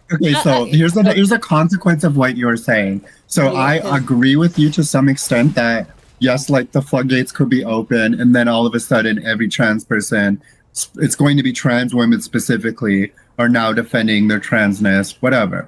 So we could take it down that. But if we have this like apprehension towards like persecuting people in our own community, then what we're doing is we're promoting secular attitudes within the trans community and more individuality. Like my apprehension to engaging or associating myself with the rest of the trans community is bent almost completely on the idea that we really don't sift through our community enough, that we are so okay with really disgusting and problematic behavior, and we have no method No, we're not okay for with like this. sussing people out. Nobody's okay We with have it. no methodology for sussing people out based on intentions and not like trivial rhetoric. Like somebody could say something really shitty, like Trans a people shitty hold each buzzword, or other like to a higher say something. bar.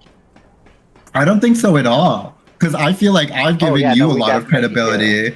I think I give you a lot of credibility based on like how difficult I know it is for you to interact in spaces and stuff. So Yeah, I give but, like, you this is some what I credibility, mean. but I don't think that has anything to do with the way I judge you. I think Right, but this is what I mean about separating things, right? Like, who you are as a person is what I'm judging, but who you are as a person and your trans identity are separate things. Because I can attack who you are as a person, I'm interacting with that, but your trans identity doesn't change within you just because I don't think that you're trans. Okay, so what if your sexual proclivities are leveraged by your trans identity? So not enhanced, like your negative sexual proclivities, the ones that are seen as like disgusting, problematic, pedophilic. Okay, that's fine. Why would someone who has those proclivities chemically castrate themselves? Okay, we're talking about Jessica Yaniv, right? Who engaged in these problematic sexual behaviors that were seen as habitual under hormone replacement theory. We know that they were suppressing. She was suppressing. Yeah, she's done it. Yeah, Absolutely. She was caught in different, like, whether it was like the menstrual pad thing or like talking to minors and like all this disgusting shit. I'm in the bathroom with a 13-year-old. Should I teach her how to insert a tampon? Like that is inappropriate. Like that. She was leveraging her trans identity as an excuse to engage in these sorts of behaviors in a way that was very like harmful. I need you guys to be aware. Not right wing. We're not right wing. I'm definitely right, not. But you're running right wing damage right now because I need you to understand how they do information warfare. I don't think that's really the case, though. One of the things. I think that you're playing. I think you're playing a partisan game right now by trying to associate us with the right wing and right wing talking points when it could always be the case that we believe the same things that they do in this particular circumstance. I don't think that you get to just throw us all into the same category because we agree that a trans woman can weaponize her identity in a negative way against somebody using their sexual proclivities. She's gotten businesses shut down. People have lost their jobs literally for just not knowing how to handle her equipment. Oh, she's left. Okay, whatever. I mean that's. I think she'll come back. I don't think she meant to leave.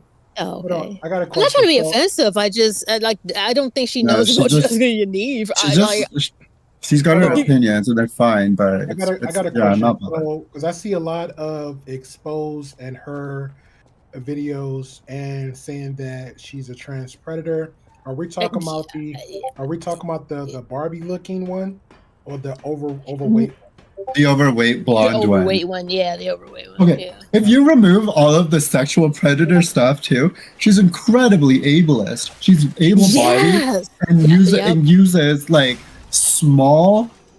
She uses like small. I don't know how you would say it, like inadequacies in her own house to like utilize you know a lot of different services from things. this. She gets money for like she's able bodied. There's nothing wrong with her. She can work. She gets and her mom is part of her grift. Like that's what makes it worse. Her mom's a scam artist too. So it's like because a she's part professional of it. grifter that She just happens literally to be is. funny. She literally is. And that's the part where I think she the other the young lady is thinking that we're like trying to compare. Like it's like no, we're not. No, my issue is 100% just with Jessica Yaniv. I'm specifically speaking about Jessica Yaniv and how problematic to allow that to, and that's we can't question. Well, listen, we can call out bad behavior. I don't see what's wrong with calling out bad behavior. I do it in my. I think we should do that because Jessica Yaniv's problems. Her behavior has created so many issues for many people for no reason, simply for her to get what she wants. She's literally taking people to court and getting money, and just because they didn't know how to. I think when you're waxing, there's certain training for certain parts, and she literally would what I remember, she would specifically call places and they're like, look, we don't have the training to deal with that, but you might want to call out, and she would still show up, and of course we're like, hey, look, we don't know how to handle your particular your body parts, and she would then go sue, and then of course it's looking like they're discriminating against her when they're not. They just don't know how to handle. Like I'm not even trying to. I've been with men. I don't know how to wax that shit. I shave my own shit. I can't even wax someone's stuff. I shave that shit. It's far from the only method of hair removal too, where like there are similar treatments she could have done herself. She obviously could have shaved. And at the very end of the day, if we want to be like, I want to say pretty liberal, left leaning, then you could make the argument that hair has nothing to do with her like femininity. I know like for trans women, that's a different thing, but I mean, like obviously there's a positive benefit for trans women to like get that like, to improve the perception of their femininity by shaving something like that. Yeah. But if you really look at it, if you really want to just like put yourself on a societal plane with women, even though there's not really the one-to-one, then you would be less concerned about those things, or you would be less inclined to make someone else uncomfortable to do something like that. Yeah, because you would just be like, oh, I can just shave the shit myself, whatever. That's my thing. I have a question about what she was saying before she left. I didn't get clarification on it. I think she's still she's typing right now. Okay, yeah, because she said something about she didn't want. Is what I kind of related to. That you don't want everybody like you gotta watch the gates because you don't want everybody to flood your space with their opinions or talking points, and especially if they don't know them or understand them at a level. I could get that. Not comparing race to it, but like I don't want to hear a talking point about like say gang violence in Los Angeles when someone's never been to Los Angeles or understands why we have such gang violence in concentrated areas and it's pretty much a hippie spot and the rest. I can get that if that's why she was upset because people like that are bad representation. Like it just sounds like barring the trans thing, it sounds like she's a piece of shit. Whoever this person is, it sounds like she's a piece of shit. Like they go to someone's business and they get them in trouble for something they can't handle and shit like that. Me as a business owner, I'd be mad as fuck. I'd be like, yo, bro, I'm just trying to work. So I get that. And I do understand that there has been an attack on the trans community. It's not hard to watch. the right wing grift on it, and then the liberal grift, and it's a grifting circle. I just I didn't know that there was so much infighting, I guess you could say, when it Well, comes to those points. it's similar to like what you just said, how when we see black people doing certain things, we're like, oh, please stop. It's very similar, and I think a lot of times we don't call out things that we see other black people doing. We're kind of like, Which oh is our Lord. problem. That right, and I think there's nothing wrong with what Neve was like. Hey, look, no, it's not. We're just look, her behavior is problematic, and there for one, a person has every right to question what someone's into, especially based on their behavior. If you're trying to do things with kids, yeah, to be honest with you, I couldn't care less if you're trans or not. I think you're a proud predator. You being trans really is, from personally, again, speaking for myself, you being trans is really irrelevant. I just think you're a shitty person, and then you're causing people to lose money. Like you're purposely going to businesses where they're telling you don't have the training on how to wax a man or male parts. You don't know how to wax male parts, and you still show up. Yeah, Or that's you that's a go, shitty thing. That's shitty on any medium. Like that's like yeah, it's like, come on, yeah, man. that's just shitty on any It's like medium. if I like if someone's like, hey, look, I want to come get braids, and I'm like, yeah, I don't know how to do those shits, and you show up anyway, and then you try to sue me. Well, you discriminated me. I went in there asking for braids, and she wouldn't do it. Well, I told you didn't know how to do it, so why would you bring your monkey ass in here? I don't know how to braid fucking hair. So do you want to? You can get a press and curl. You want to wash? Nigel said, I really don't want to either have to defend Jessica and Eve's actions or trans identity, because I guess in this circumstance she feels the inclination to like, okay, we can criticize her transness based on her behavior, but I guess she says I understand that Nine Tails is saying it's a slippery slope to where if we if like, you know, this behavior is just coincidental to her trans identity, then we're really opening the gates for this kind of criticism for any and all persons that are trans, which is whatever. I understand it to some extent. But in this particular circumstance, she's saying, obviously she doesn't want to be squeezed between those two things to have to argue them, which is reasonable. At the end of the day, my statement that you're running defense for the right holds because only they benefit from buying Jessica Yaniv as a representative to say lucrative things and then have you say she's not a real trans person. So I would argue against that because all of this behavior happened before she was openly conservative. Yeah, during the persecution period by a conservative That's what I kept telling her. I was Blairway. I think you need to research it. I kept trying to like, look, no, just research it. You'll see it. Because I think when people see it for themselves, it's like, oh, okay, now I get what folks are talking about. No, this person's just a shit person. Jessica Yaniv is just a shit person. I mean, again, I'm never gonna look up any Jessica Yaniv content, whatever that is. I appreciate she's you guys. awful. She's fucking I think she's awful.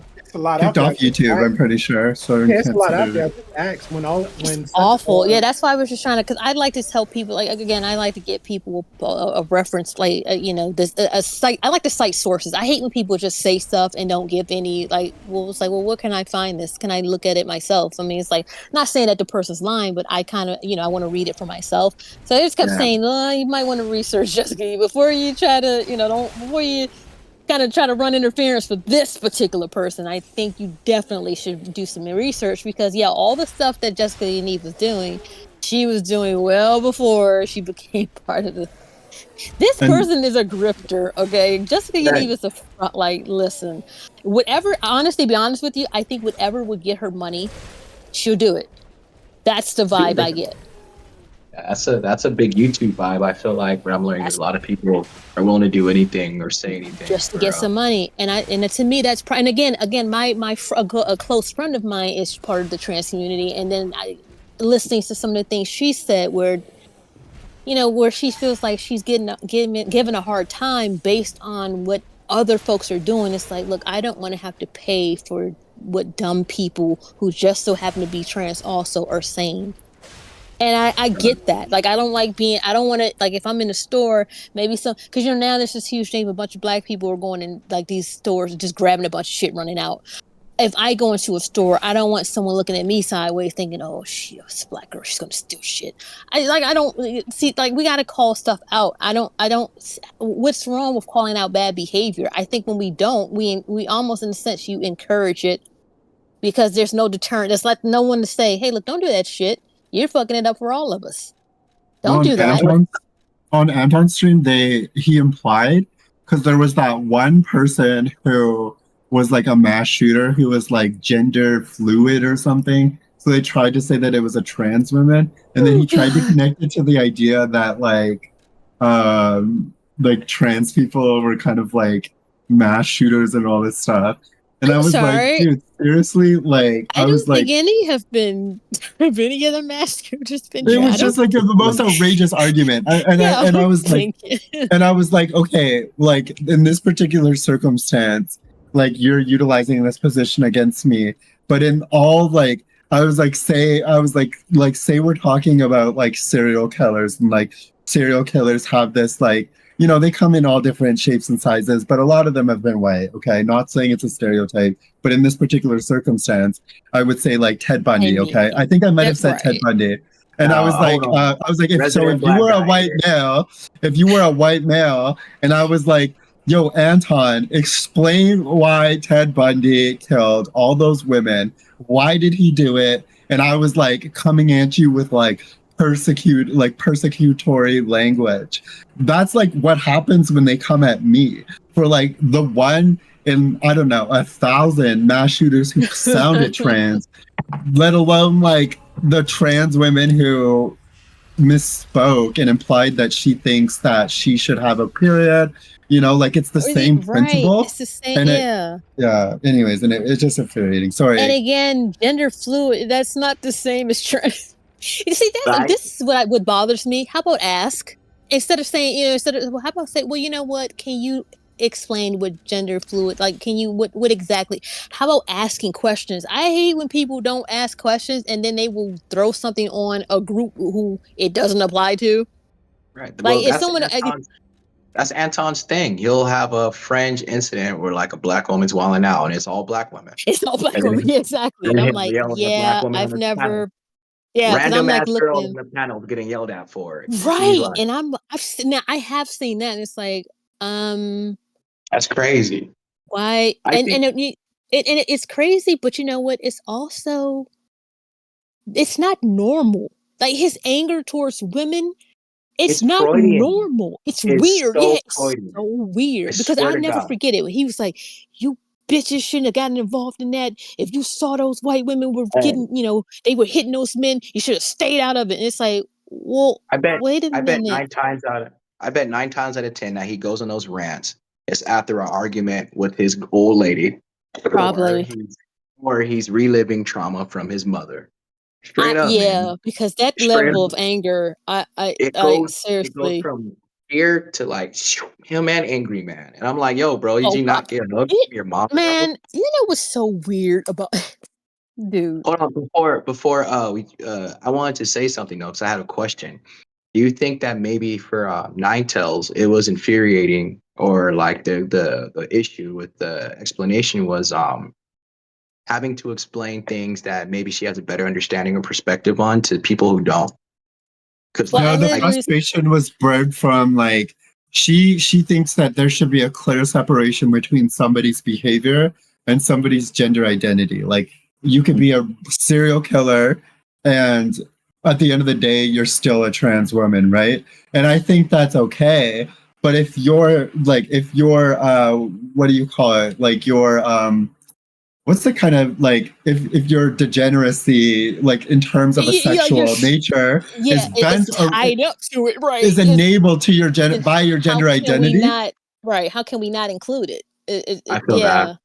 Like it's how can you leave it out?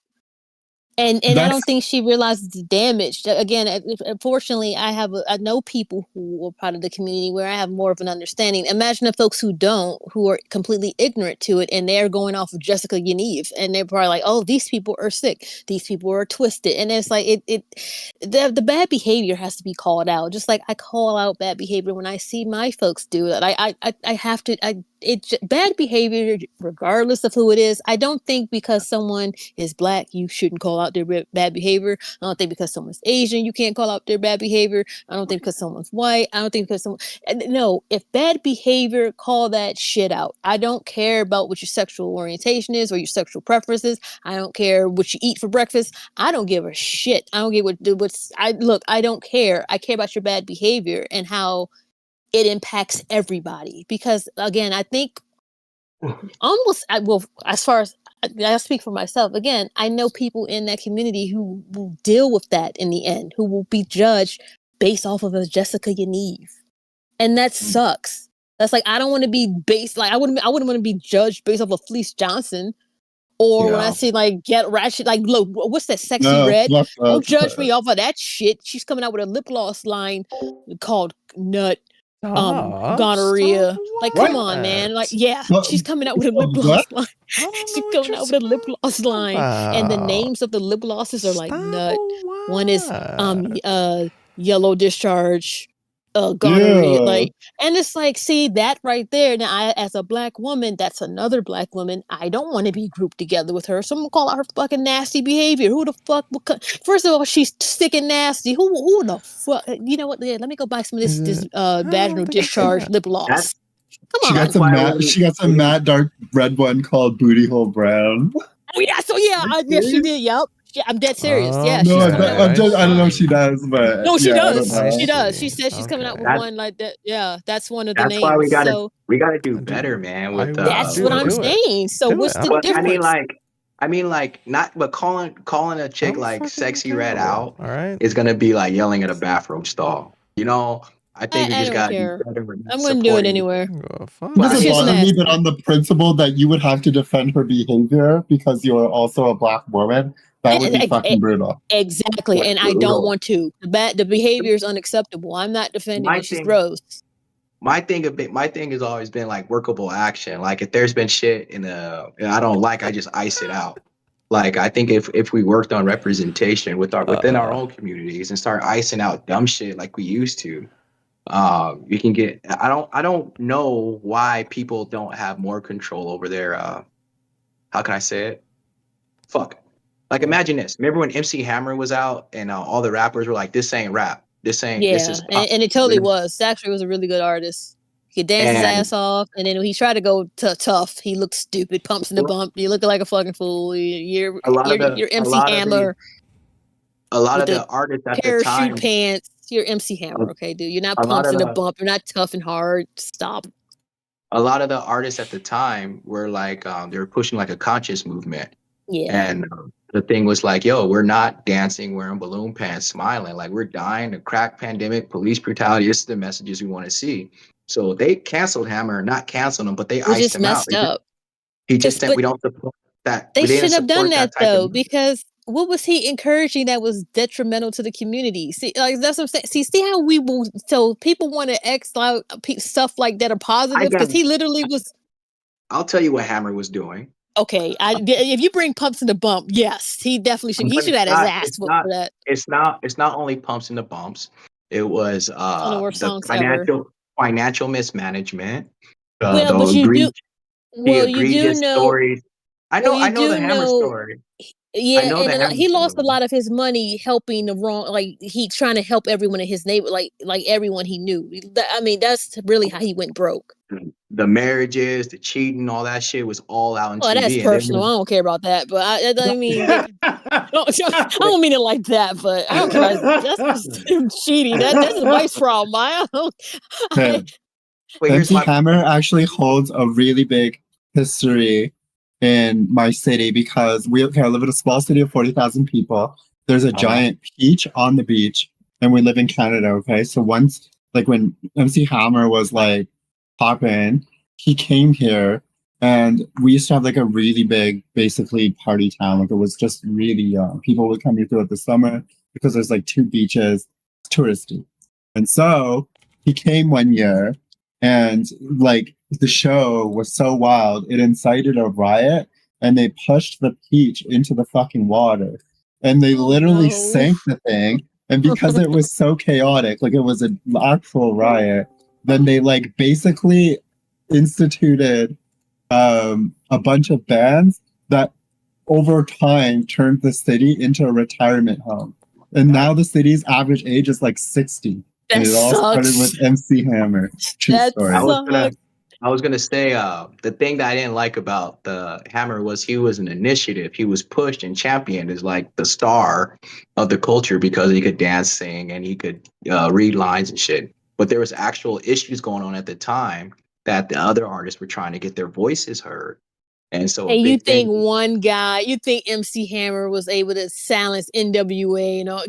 Come on. No, but if you listen to like KRS-One and those guys back then, they were alluding to, hey, there's a lot of issues that we need to use this platform for positively now that we have one. But some people want to dance. But some people want to dance. But yeah, what I'm saying is we had the ability at that time to have conversations and to change the course of how the music was looking. Sir, you in California now. There's been a lot of thug rappers. Let's talk about it. But here's my thing. Here's my thing about rap. It's not gate kept. It got taken from us. It's not our culture no more. That's why you have my pussy pink, my booty hole brown. I grew up on take me to another place. I'm trying to stop it. That's what I'm trying to speak out against. So like I'd rather listen to the guy talking about positivity and praying as opposed to the guy talking about I'm gonna shoot up these niggas right now. Like I'd rather listen to MC Hammer any day. Facts. But here's my thing though. Before I'm sorry, I land the plane, I can't. Hold on. Before I land the plane, just don't try to blame Hammer his no. pants for the violence. No. Let's not act like Hammer wasn't actively gangbanging in Oakland. He literally turned my hometown into France. So yeah, but here's my thing. I'm not blaming it on Hammer. I'm saying that the fact that when the rap industry got taken over to what it is now, a lot of people were having real conversations. We don't do it no more. We just criticize, but we buy it and consume it. If you don't like the shit, like really, if you don't like it, we can literally change the course of the culture now. Like that's why rappers are going independent. That's why like YouTube, SoundCloud, all that shit is big now. We don't have to consume what the mass media gives us now. So Sexy Red is just what they think we like. And you don't like it. I know a bunch of women don't like that shit. I don't like a lot of West Coast rappers. Stupid. But I don't like Ice Spice. Yeah, I don't like Ice Spice. I don't like these are talentless people. Yeah, I think that's what we got to get back to. Not canceling people, but actually gatekeeping the right way. Like, hey, we don't fuck with this. This the genres we do fuck with. Platform better shit, man. Get better representation up there. But you think Hammer really in? I'm sorry. I have a listen. I'm sorry. I have very critical views of what Hammer did to hip hop culture. For real. I he really didn't do anything to the culture. All he did was wear them silly ass parachute pants. How many MC Hammers did we see after Hammer? None. Lies. Everything after Hammer was Hammer. From Vanilla Ice. Yeah, Vanilla Ice. Vanilla Ice. You know what, hey, you know what? We're not. You know what, Jumpy? Crazy thug though. Jumpy. Did you forget when he tore up the goddamn set on? Well, it was VH1, right? And I think it was like the videos they'll never show again. Vanilla Ice and Nut Job. Oh yeah, all I'm saying that's what the industry turned into. Talent, or it wasn't talent. It was I think someone was trying to say something. I'm on mute. Hold on, Rue, what you gonna say? Yeah, Rue. Yeah, I'm sorry. No, I was gonna add. One of the black pastors back in the 90s talked about like we ain't against rap, we ain't against rappers, but we are against those thugs. Yes, that's from the beginning of the Bone Thugs and Harmony song. Well, no, that's the cut and copy from the video. Yeah, no, it is. Yeah, talking about it is. Yeah. And then, so that's what I'm saying. I don't think MC Hammer was like the soft. I don't see any. It was the dumbing.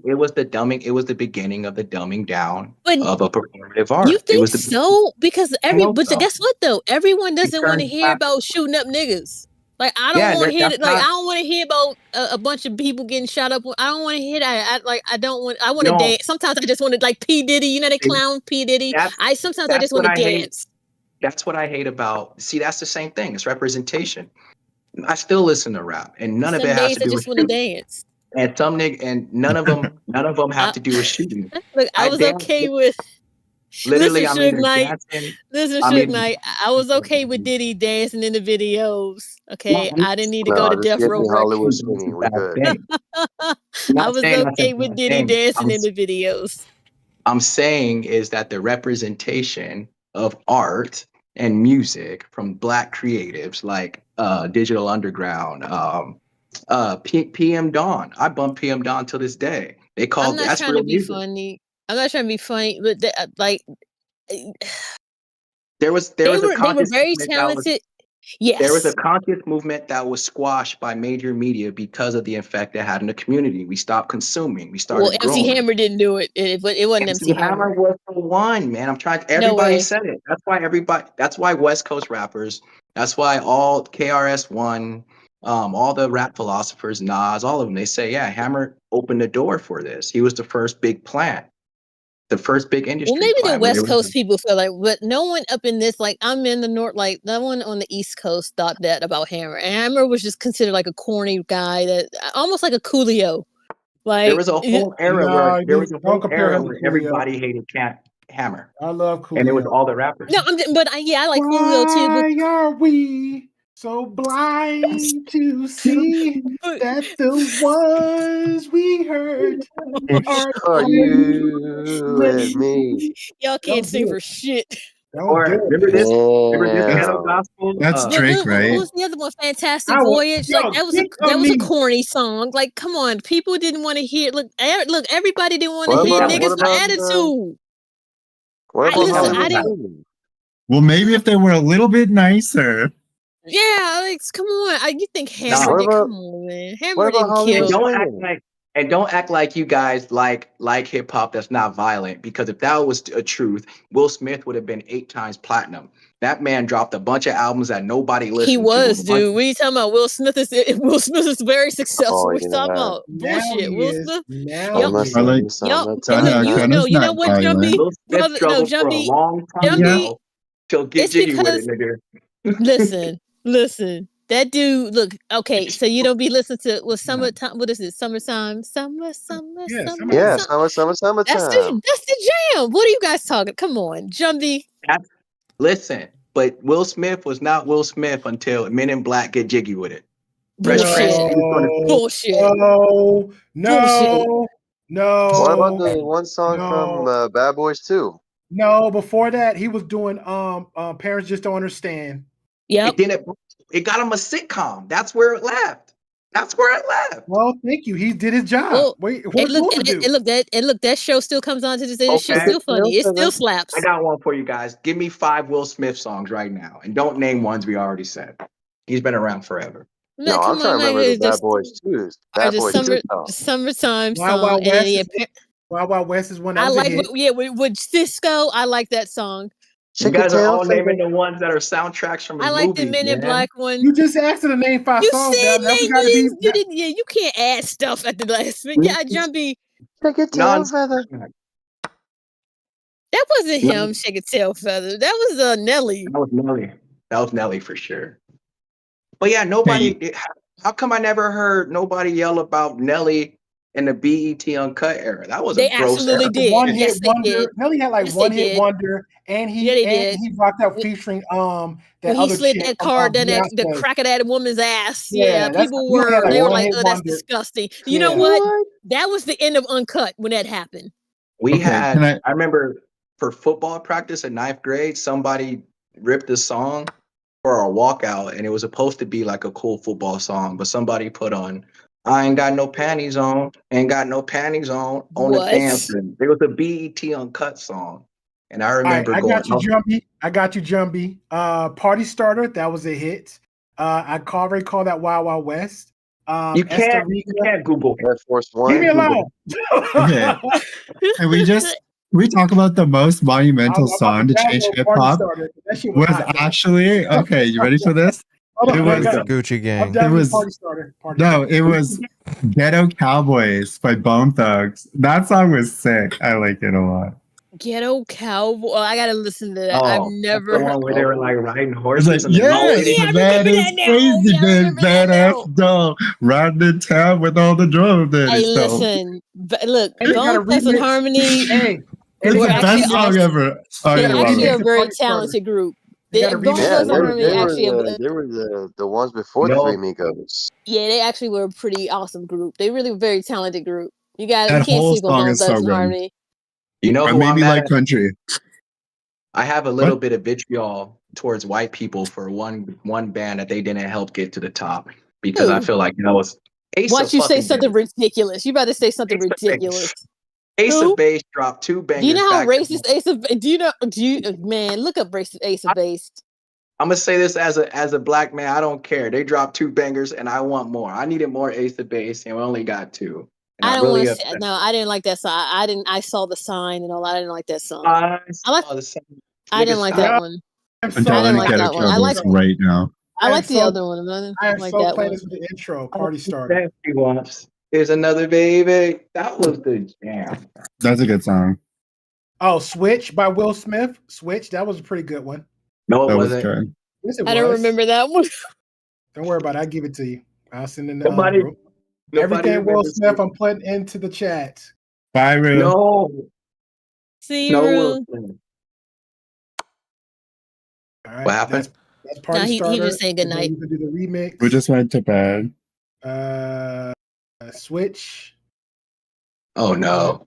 When they put that one in there. But you know what though? See, you know what? They tried to clown. No, you know what? No, Jumbie. If they were gonna like say that anyone It's got messed that up remix. like rap, it would have definitely been Will Smith. Like 'cause I remember Will Smith like getting clowned. Matter of fact, Will Smith gets clowned to this day. Remember Well, when first, he was like? hold on. Remember when he was like? They first was clowning him because he wasn't like using slurs and curses in his lyrics. Yeah, So remember that when was one. Eminem started messing with Yeah, because he stuck to his guns. And I mean, will Will, leave Jada Smith out of it for a hot minute? Just leave her out of Will it. Smith don't have to curse in this record, so what I do, so fuck him and fuck you too. Hold on. Time out. Hey, Eminem was the best. I'm sorry, that shit was funny. All right. I That know, man is like, a let's leave. menace to society. Time out. Let's leave Jada Smith out for a minute, bro. But the fact that he stayed to his ethics on the situation, it landed him a lot of deals. He still had opportunities, even though because Jumbie like, oh, well, it gave him an opportunity. Yeah, that's what rap's supposed to do. You can't be a rapper to like 80, 90 years old. But look, Eminem's not doing that. And look, all to throw it away to smack Chris Rock at the damn girl. I just said leave the damn girl out of it. I'm trying to make a point here. Leave her out of this situation now. I can't because he looked like a fool. That was stupid. Listen. I would have loved to have done that to The Rock because he got like said. suplexed or something. That would have been hilarious. I would have loved to see Will Smith get suplexed. But going back after the slap to Will Smith's career, I don't see it now. Now it's like, oh, that whole straight edge shit was a grip. Because I saw that nigga come out and walk on stage and cuss. Get my fucking wife's name. Where was that when Eminem was yelling? He had a battery on his back from his wife. That's no. Well, it is the nigga, but it wasn't what we thought it was. It was another woman put a battery on his back because he probably didn't get none, and she been demasculating him for years. Listen. He's been demasculated since forever. Exactly. Bro. First of all, let me tell you something. She told him, see, y'all gotta say, she told him she never wanted to get married. Like, that's my thing. If I'm telling you I don't want to get married and you insist on getting married, and like, then I think you're stupid. And then, like, I never would have married that bitch. Like, Tupac knew not to fuck with her. Like, he knew her for years, and he was like, nah, I'm good. Plus, secondly, also, why that's misplaced anger. You gave your blessings to August Alsina to bang your wife. Another one, Jumbie, Will Smith. Did he really? Yes.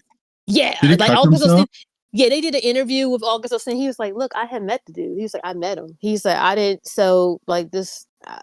I mean, like, look, now, do I think that was a bad decision on Jada's part? Yes, because that boy was like, I mean, not a boy, but he was close to, like, he's your son's friend. That's weird. I wouldn't have done it. At the same time, he was an adult. But I do think that was poor judgment. I never would, personally, I would not hook up with my son's friends. That's just, come on, there are plenty of dicks out here. I don't want to be my son's friend's dick. I'm not going to hook up my.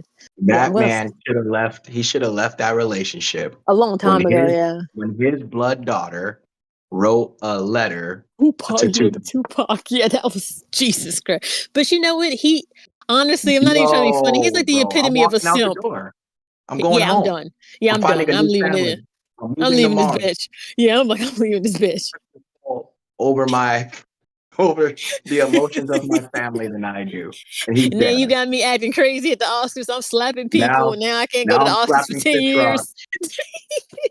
And you I know saw what's a sad meme. It though? was a drawing. It was the ghost. It was the ghost of Tupac whispering in Will Smith's ear, saying, "Do it, nigga. Slap that nigga." I, I couldn't. I couldn't breathe. I couldn't breathe. But the thing But about it, that's how you can tell it was misplaced anger. First of all, he was like, because remember when Demi Moore was like to get that role for G.I. Jane, she was fucking cut. Like she had to work her like I mean, literally her body was insane. And Jada Demi Pinkett Moore was fine as literally, fucking. I don't care yeah, she nobody. had to like she was cut, and then she had to do all that intense workout, and she of course she was able to rock that bald head and still look beautiful, which Jada Pinkett is able to do. So when Chris Rock made that joke, it wasn't necessarily a dig at her. It was like, hey, I'm looking forward to seeing you in the G.I. Jane remake. The thing about it is, every year, like that's what they do. They have because the fucking Oscars are boring. They're too long and they're fucking boring. So they have to have comedians there to keep people from falling asleep. I can't sit and watch that shit. If Chris Rock wasn't hosting that, I wouldn't have watched it. Like Ricky Gervais is funny. He did a good job, but I think he pissed off too many people and he never having his ass back. But Do you guys still, as a whole, like it's a pretty mixed up group. Does anybody still watch like those big award shows, or is it just kind of like watch the reaction type? I don't I watch don't. them. I don't watch them. But I'm glad I didn't miss that shit with Will Smith. I'm glad I watched. Something told me to watch it. I heard about it on a plane. Someone It said was Will Smith slapped bad. Chris Rock. He slapped the I shit said, out of what? Chris Rock. And He even said, Chris Will Rock, he's Smith like, slapped damn. He's like, Will Smith slapped the shit out of me. And you could kind of tell when he realized what happened, he kind of had to catch himself, which I really do. I'm glad he responded that way, because the last thing we need, see, again, I'm big on how we present ourselves. The last thing we would have needed to see is two black men fighting the goddamn Oscars. Because to be honest with you, I'm not even trying to be funny. If I wasn't a black person, I'd probably be like, goddamn, you can't bring them anywhere. Goddamn boring ass Oscars, and here they are fighting. You know what? I might be racist. I might be kind of racist. If I can say something, I'm not racist. no, I think I just don't people like. hold I don't like nigga that behavior. ceremony. Well, I don't They like. hold I that don't ceremony like higher Kenku, than but I have to bring him everywhere I go too. So I mean, ain't no difference. You don't like what?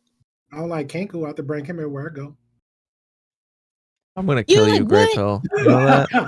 Okay, I'm gonna fuck you up. What did Kanko do? He was Nothing. chilling. I know, but he'll come around tomorrow. We'll find out. I'm gonna That die is a funny today. name, Kanko. That's I gotta go to bed, guys. I didn't realize how late it was. I know it's yeah. I'm on, and you know what? It's even late. It's what time? It's 5:17 on the East Coast. Yeah. Yeah, I got 2 4 hours. a.m. of right? sleep. Hey, chill But you vibe, know guys. what, Neve? I remember. Thanks for the combos. Yeah, Yeah, I come enjoy over this. I'll definitely. anytime. Yeah, I'll definitely be over more often, because this is lit over here. I like these I like having these type of conversations, especially when it's conversing with people different from myself. That's always. I think you can learn from that. That's how, like, these conversations need to be had. Yeah, I agree. It'd always be me, Kenko, and Kenko doesn't fucking say anything. So It depends He on the laughs though. conversation. He reacts. He reacts though, so that's fine. Yeah, some of it was to the video game I was playing. I have to literally join the never mind, Honestly Kanko. Zone because You know what, Kanko? I don't like you either now. I'm kind of with Grey Pill. Fuck you, dude. Shit. earlier I joined a panel just to like get him to talk. Yeah. Your fault for sending me the link. Yeah, it is. Fuck. What you say, baby? I ain't gonna lie. It looked like he was dying up there. You got Kenko, time. when we was watching. I'm putting the mohawk. What are you about to do? What? It would have been nice if you left it how it was, dear.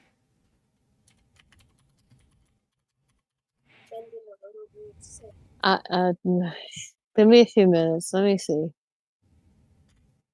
I didn't say yes. I said let me see. That's not a yes or no. How did you sleep? I didn't. I'm sorry, that's my daughter. I said, how'd you sleep? She said, I slept good. How did you sleep? I said, I didn't. She said, oh, okay. Henkel, did you understand that reference I typed in your chat?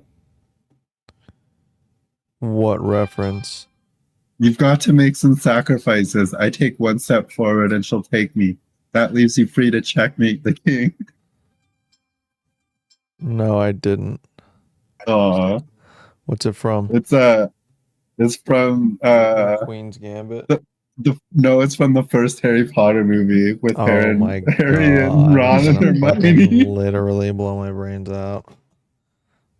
It was so good because you were at the pivotal moment in your game, and then I said that, and you still fucking lost. Dude, I suck at chess. Yeah, I told you how to win, and you lost.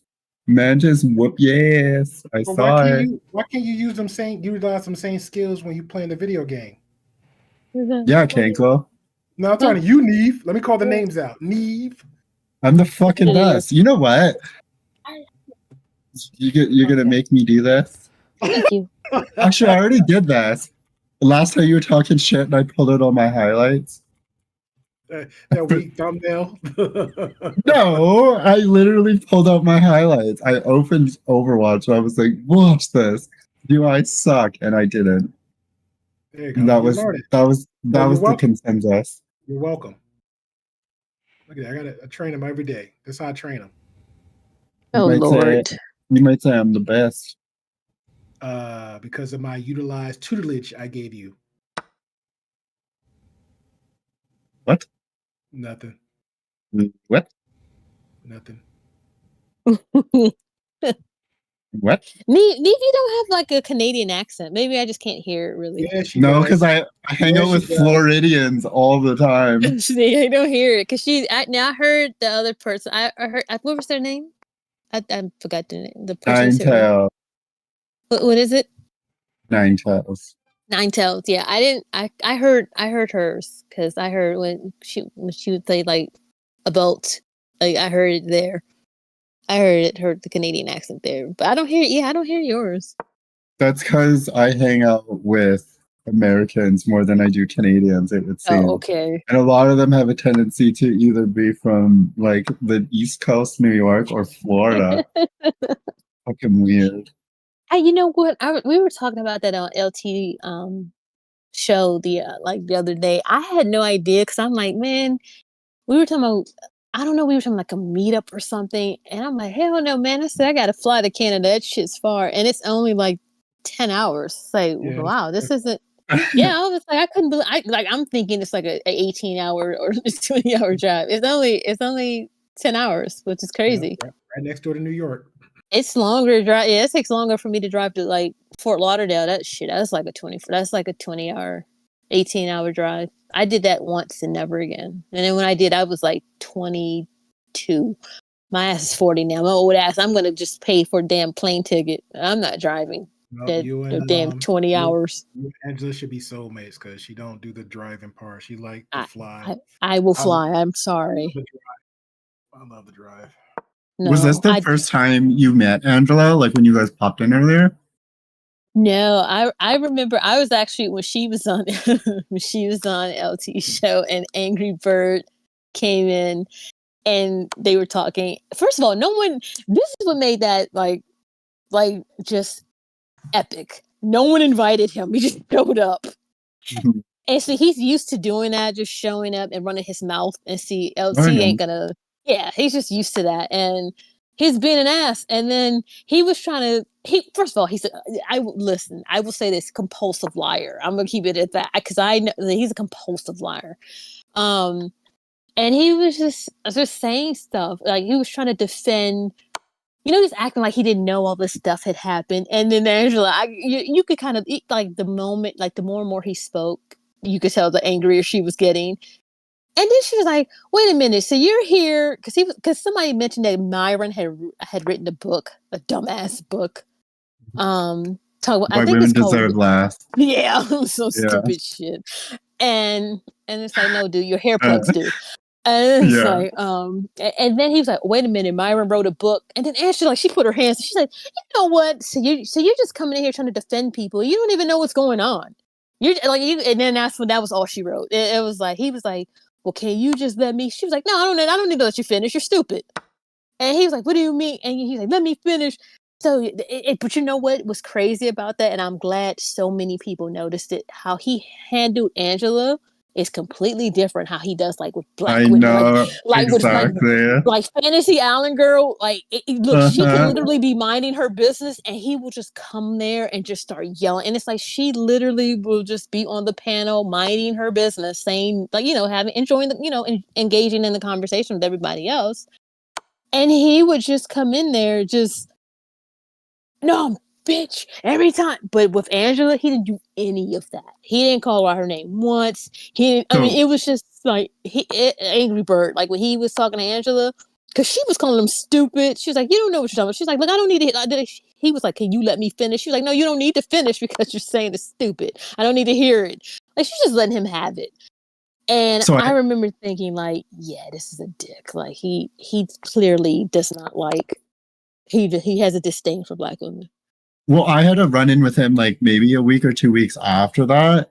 And I called him out for that because I'd always also happened to have watched the Crazy Island Girl one, obviously Angela.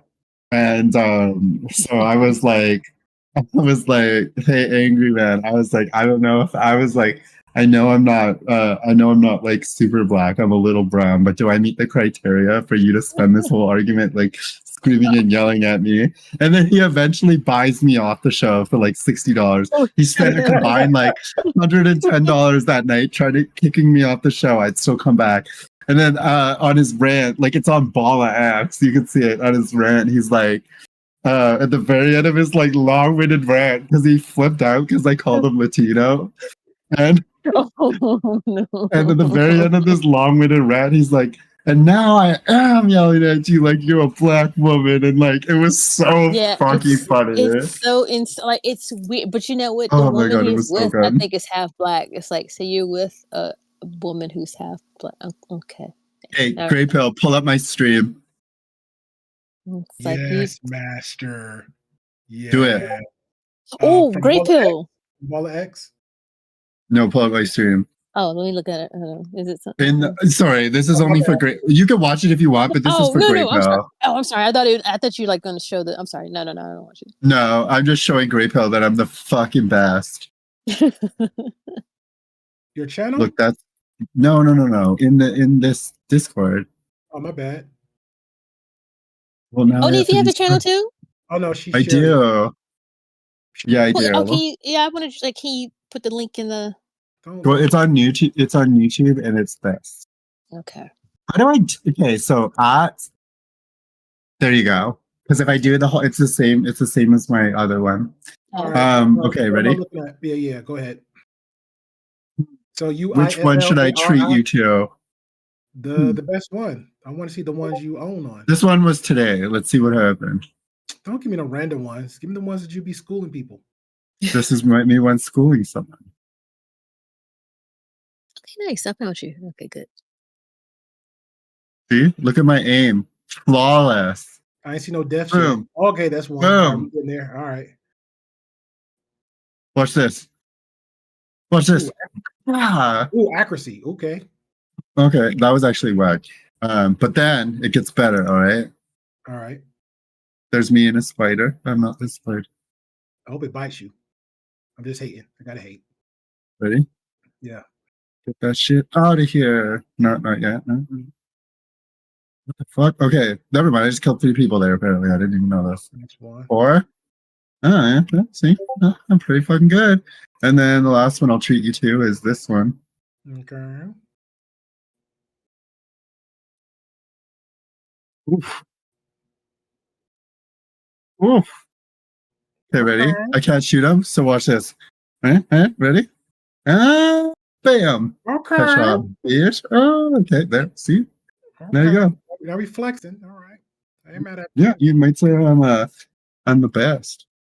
I don't know about that now.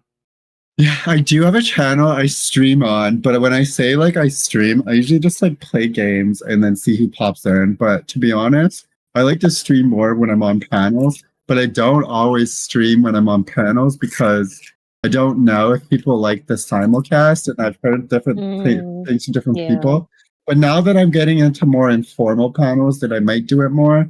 like kind of how Cankle's doing it, where but there are some shows and stuff like Well, Kanka don't care. Angela's where I did simulcast Angela's at the beginning, and then I realized like we have a lot of the same people, so I feel like it just doesn't make sense to her.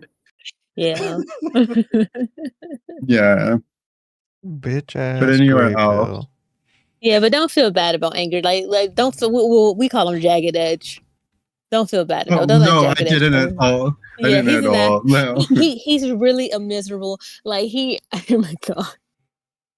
I remember, and I think he tried that shit with me, and someone was like, she knows your people, dude. And he left me alone. So I was like, yeah, I'm telling you, it's like, listen, don't look, there's nothing you can ruin for me. I'm not on YouTube. I don't have a channel. And if anything, I was like, dude, I know how to do my shit the right way. I will turn your the stuff because really a lot, and I'm surprised that he hasn't been reported for bullying, really, because a lot of the stuff that he does is bullying, and it's very mean spirited. A person should be able to be on a panel without worrying about him coming in and like bum rushing the. Go on your own platform. He has his own channel. That's what I don't understand. Like if I go somewhere and I see people up there I don't like, I'm just go to another. I'm gonna watch something else. You're missing a point though. He pretty much does the same antics as Priscilla, but Priscilla don't come there with disrespect. Like Priscilla actually be popping on other people's panels, have the conversation. If you disagree or not, she don't even really gaslight you. So if they get mad and upset with her, she's like, okay, well, this is my out. But you know what's sad? But they don't realize yeah, they're pushing more women to her because she like literally the stuff that she says that they're gonna do, they do, and it makes women say, But at the same time, and this is my own personal, this is what I don't understand. Do they really think that women experimenting with other women is new? It's not. I mean, the first person I kissed was a girl because usually you do that when you're trying to when you start before you start date like when you start paying attention to guys, you don't want to seem like you don't know what you're doing. So you like practice with your friends. I mean, this is nothing new. I don't know why they're making it a big deal. And another thing I had to explain to them because I have to give them numbers because they're stupid. I said, listen, I said, so black women out. What's wrong, baby? Give me a few minutes. Give me like 10 minutes. Well, is Gigi awake? Please ask Gigi because Gigi said she's going to do it. But I mean, if I need to. I said, it really, the way they're coming at Princella, I said, listen, especially black women outnumber black men to I mean, it's a very significant amount. I said, so Princella can literally deal with 100,000 black women, and guess what? Black men wouldn't be impacted by that. So the fact that they think that this woman is so powerful, she's taking all the black women that they don't want anyway, I'm confused. It's like I thought we were awful. So if we were so bad, don't you want us to go away? But then if they listen, to put your face in another woman's box is a pretty. I mean, I mean, as an adult, you pretty much know what you're doing. I mean, so if someone wants to go that way, why do you care? The only way I would care if it was like someone I was interested in. Other than that, I don't care what people do in the privacy, like their personal lives. That has nothing to do with me. I really don't. I don't care. So these guys sound stupid. And again, we're these awful black women they don't want. So why do you care if these women become lesbians? Why do you care? Yeah, the really Princella. Yeah. It's funny watching how up and Arziet about Princella. Yes, it is. I'm gonna go to bed, but I posted my Bala X clip with Angry Man and Jay Prince in the chat. I'm not like super proud of it. It's funny. Jay Prince is You an have idiot. to watch Don't the feel whole. bad. Yeah, no, Jay Prince and I have. When you follow my account, you can see some shorts where I talk to Jay Prince, but I think the clip's actually from this video. So. Hey, before you go to bed, what time is Angela starting her stream tomorrow? Because she didn't put no nothing up. She only does it like the beginning of the day, so it's 6 p.m. PST in your central, so your 8 p.m. your time. and then 9 p.m. East. I'm getting so good with Earth times and stuff and time zones. People tell me where they're from, and I tell them what the time is. All right. Good night, you guys. Good night, Kinkles chat. Good night. It was good talking Kinkles to you. chat Nice should meeting know me. you. Yeah, come by anytime. We're always chilling in Definitely. the This hangout is room. wonderful. Yeah, the hangout stream, just so we're clear though, is the one that like actually is usually streamed. So if you're streaming, you can come in and like stream it. Kind of Okay. thing. That's how it works. Yeah. So just we had a problem with somebody by the name of starts with an M who came in here acting like she was the only one who didn't know the whole thing when it was written on the fucking thing, and then made a big deal about privacy. And I was like, "Bish." It's gonna be okay. I think eventually, when Lord willing, with time, you guys can. I don't know. Let me We're all shut up. atheists here. We don't believe in the Lord. Damn right. Grape. You're rude, Grapefruit. When did I'm you a bit become of an this way? optimist, but not that optimistic. Oh man, yeah, I'll me talk to you too. guys later. Bye. I see you. Grapefruit, question for you. Yes, ma'am. Do you know Thanos? Yeah, that's my homeboy. Is it really? Based. He's in my group chat. My group IG and everything. Yeah, he cool dude. Oh, What's up? yeah. Nothing. Just asking. Okay. You act like very kind of way. I mean, he seems like a nice guy, Yeah, he's a straight arrow. and he's in DC, Mm-hmm. so he's close. You want me to put a good word in for you? Why you say? We didn't listen. Yeah, but you can't be mentioning how you're obsessed with my feet and stuff. Like I don't think that I would don't go do all over that. well. This is Oh. Jersey talking. This is Can't Jersey.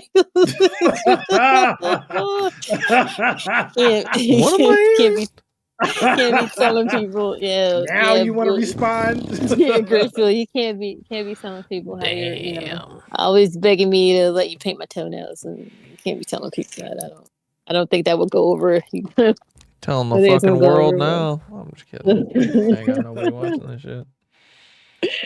I don't think it's gonna go over well. You tell people that you're. You do know he used to, and this is just. I mean, I don't mind putting a good word in for you, but you do know he was he used to date what's her name, Lucky Marie. I don't care. I don't know her. Okay, I'm just Yeah, putting that there. I never got involved. Yeah, I stayed out of that whole, I did because that's too. the thing. I don't know her. So yeah, and again, it's that there are two sides to each story. So Yeah. I'm I cool. only bring it up because that was pretty much the whole YouTube drama. You know Oh what I'm saying? really? Yeah, that was the whole tea because every time like somebody brings up Daryl's name, they always trying to Start that conflate stuff him up. with her. Yeah. And then it just starts all over again. And he's the That's type of sad. yeah, he's the type of person like if you're gonna start talking my name, he's gonna start wilding out on YouTube, and then it goes from there. And So and see, I personally wouldn't even I wouldn't even tell people who I'm done. you shouldn't.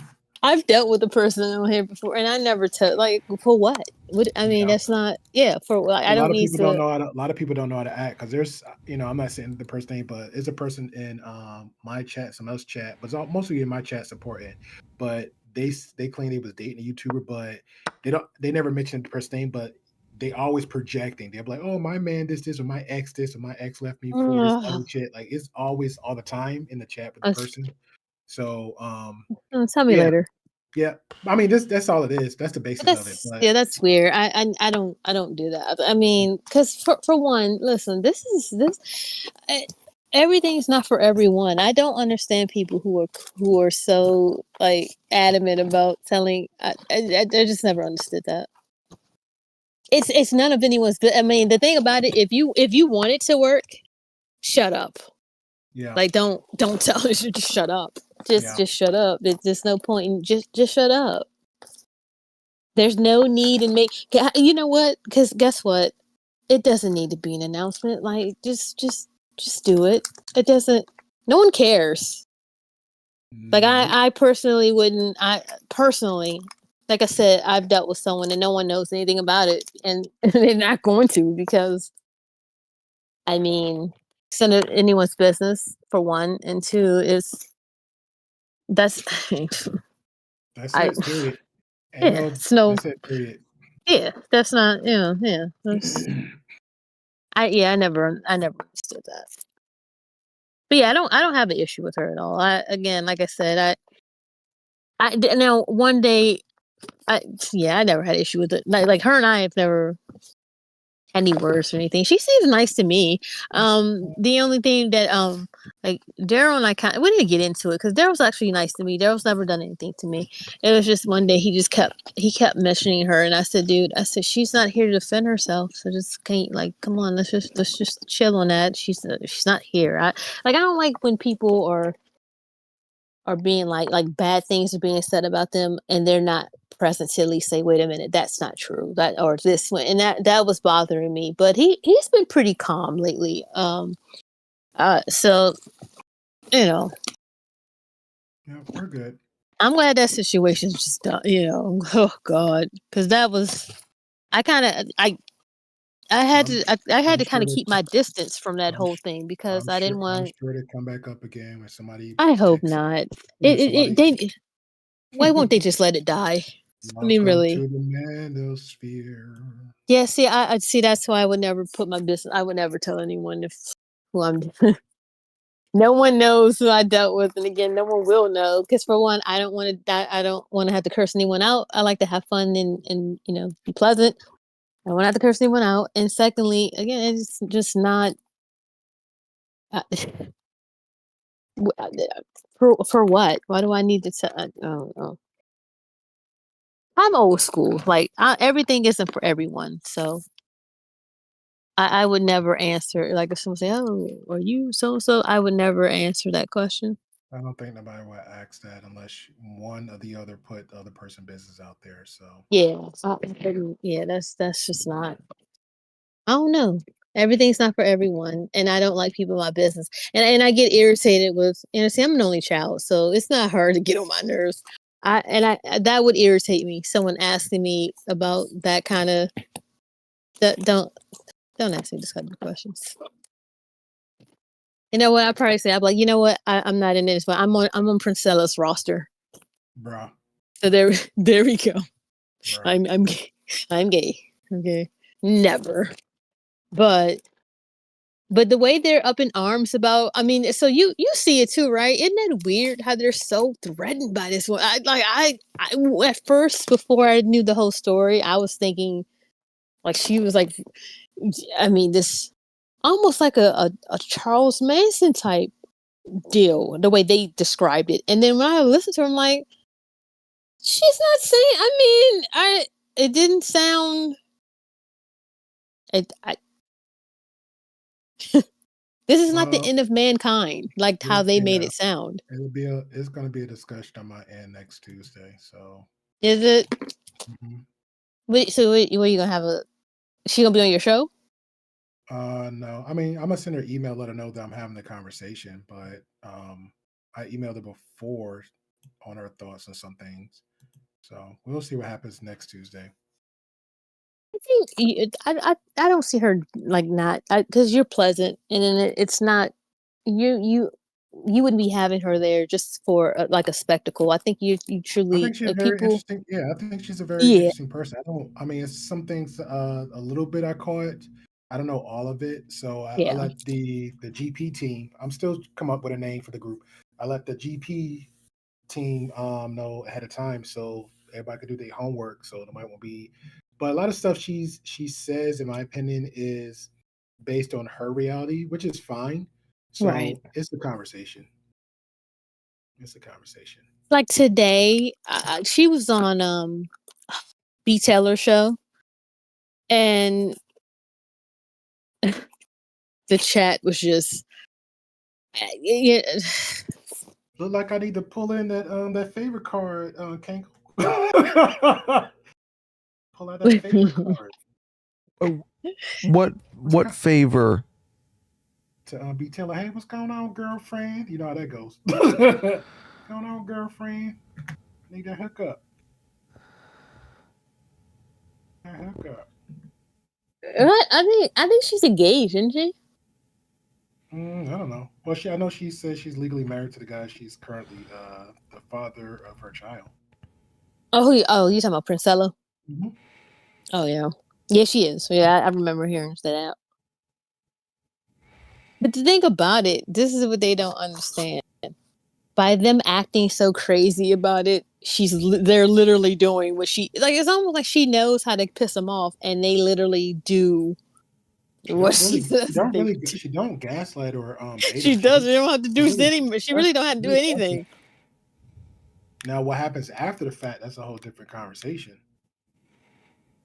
My thing is this: these are grown women who, if they are deciding to try something different, that is on them.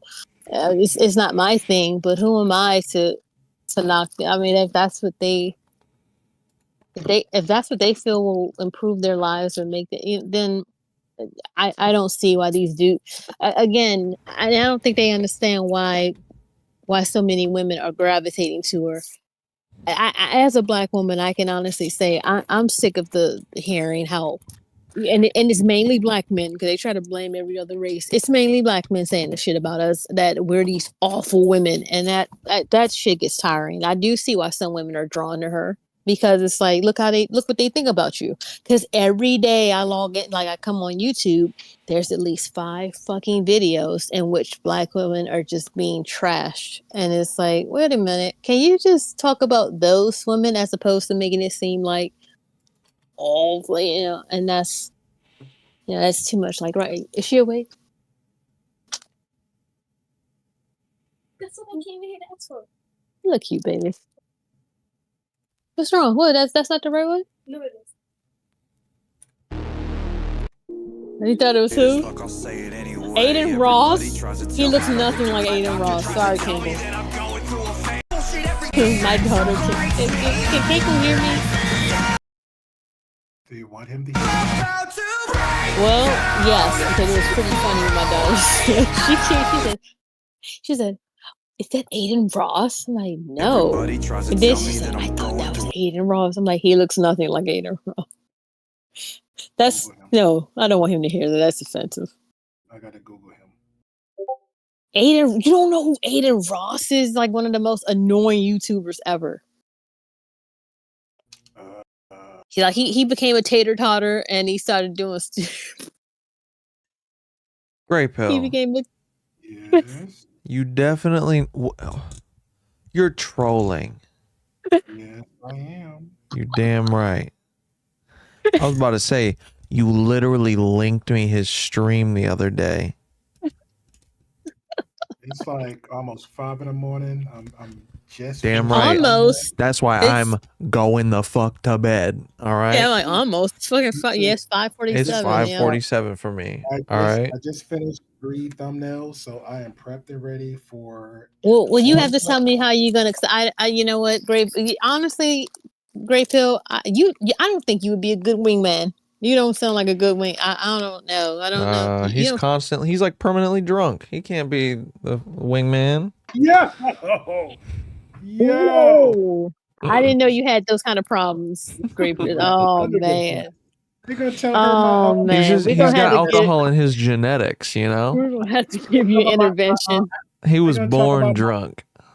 Yeah, I believe that because Grapefield. I know I believe that because alcoholic breast milk don't mean nothing now. Leave me alone.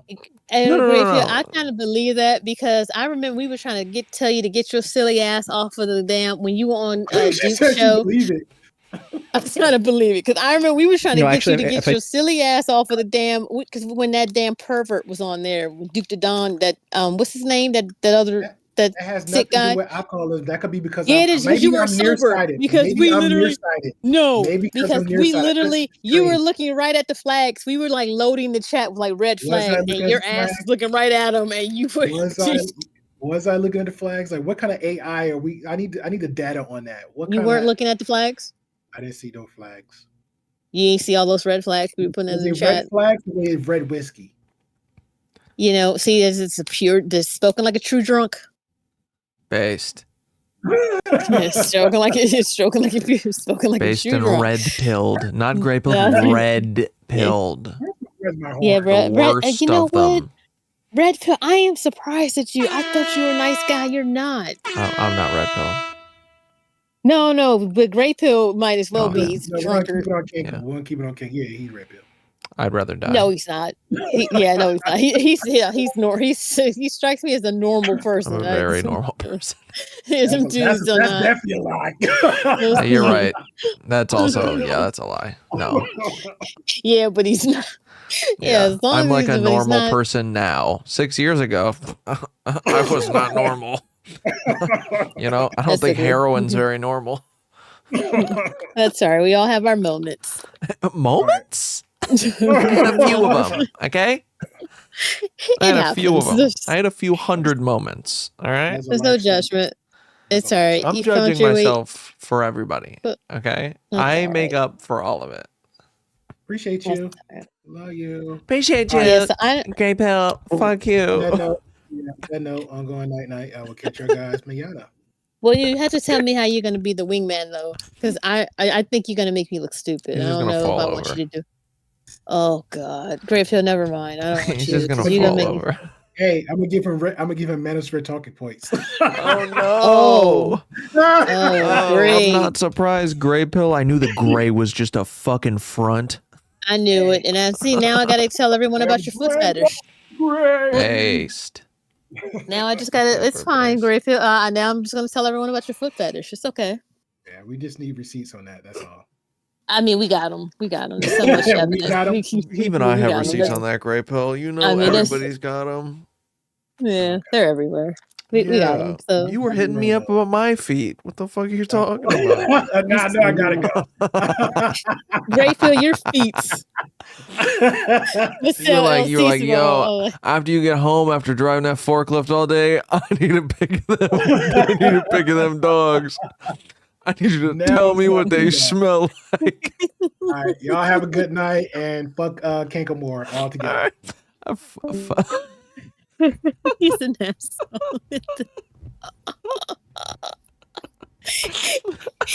He likes feet. Does he really like feet? No. Oh, that'd be really fucking funny. I mean, you if know he what did. he does.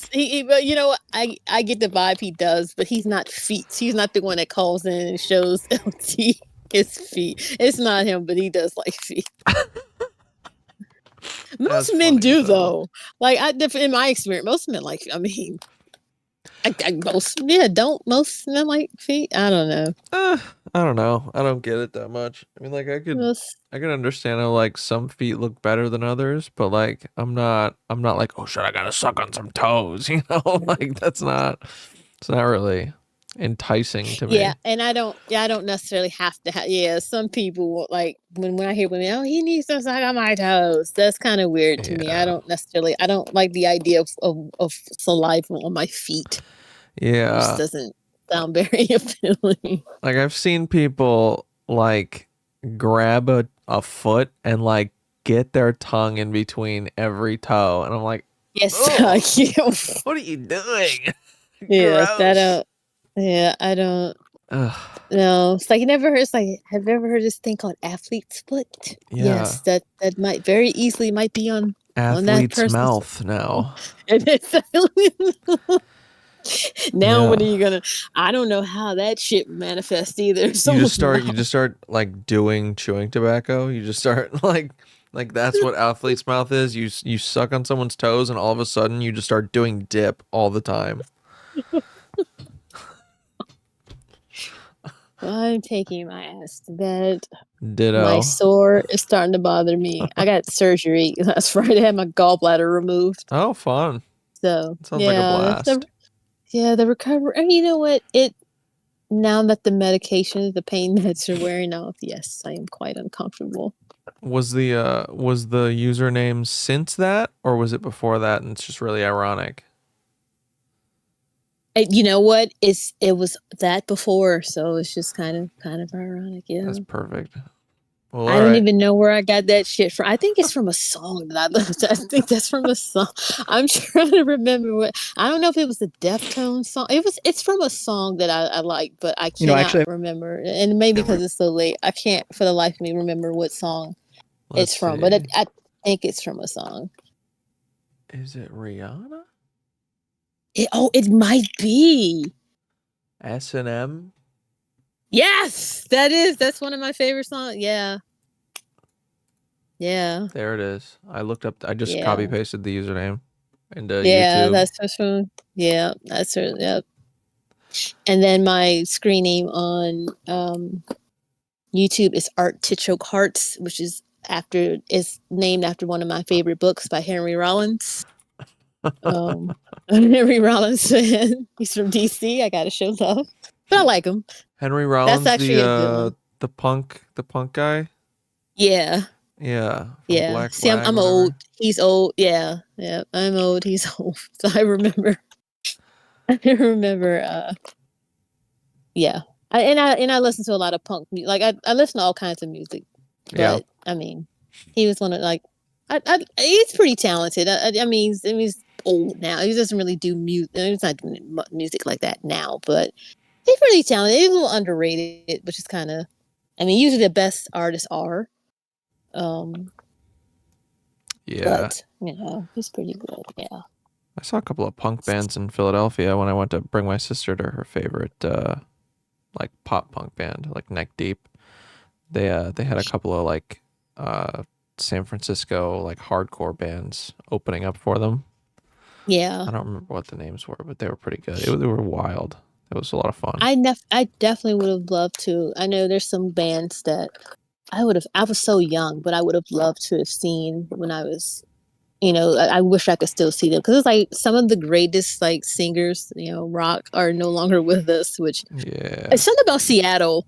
Seattle appears to be a pretty sad place because most of the most amazing artists are from Seattle, and they unfortunately ended up unaliving themselves for whatever reason. So I don't. Yeah, like Lane Staley, like no one could sing like I mean like the voice, it's incomparable. I don't think I've heard anyone else really with a voice like that, and it's kind of sad how his story ended. But to be honest with you, and this is, I guess this is just,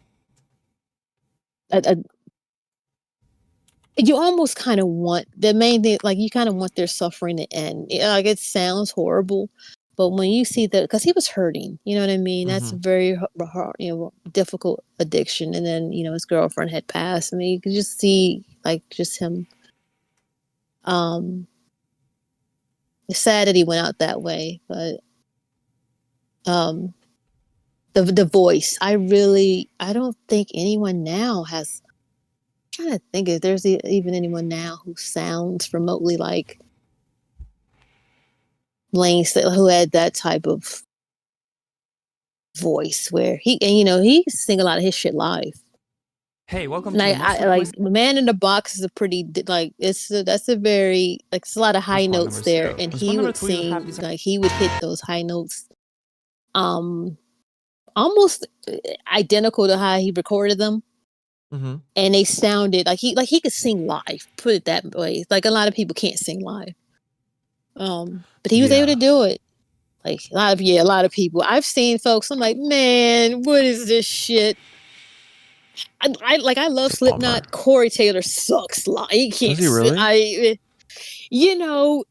Maybe he was having a bet because this is when him and his I don't know what wife it was. He's been married twice, so I think he was married to the first wife, and he just sounded like shit. It could, but then again, that was during that time because they would come here and play at Ram's Head Live, and I think when they came, that was around that time when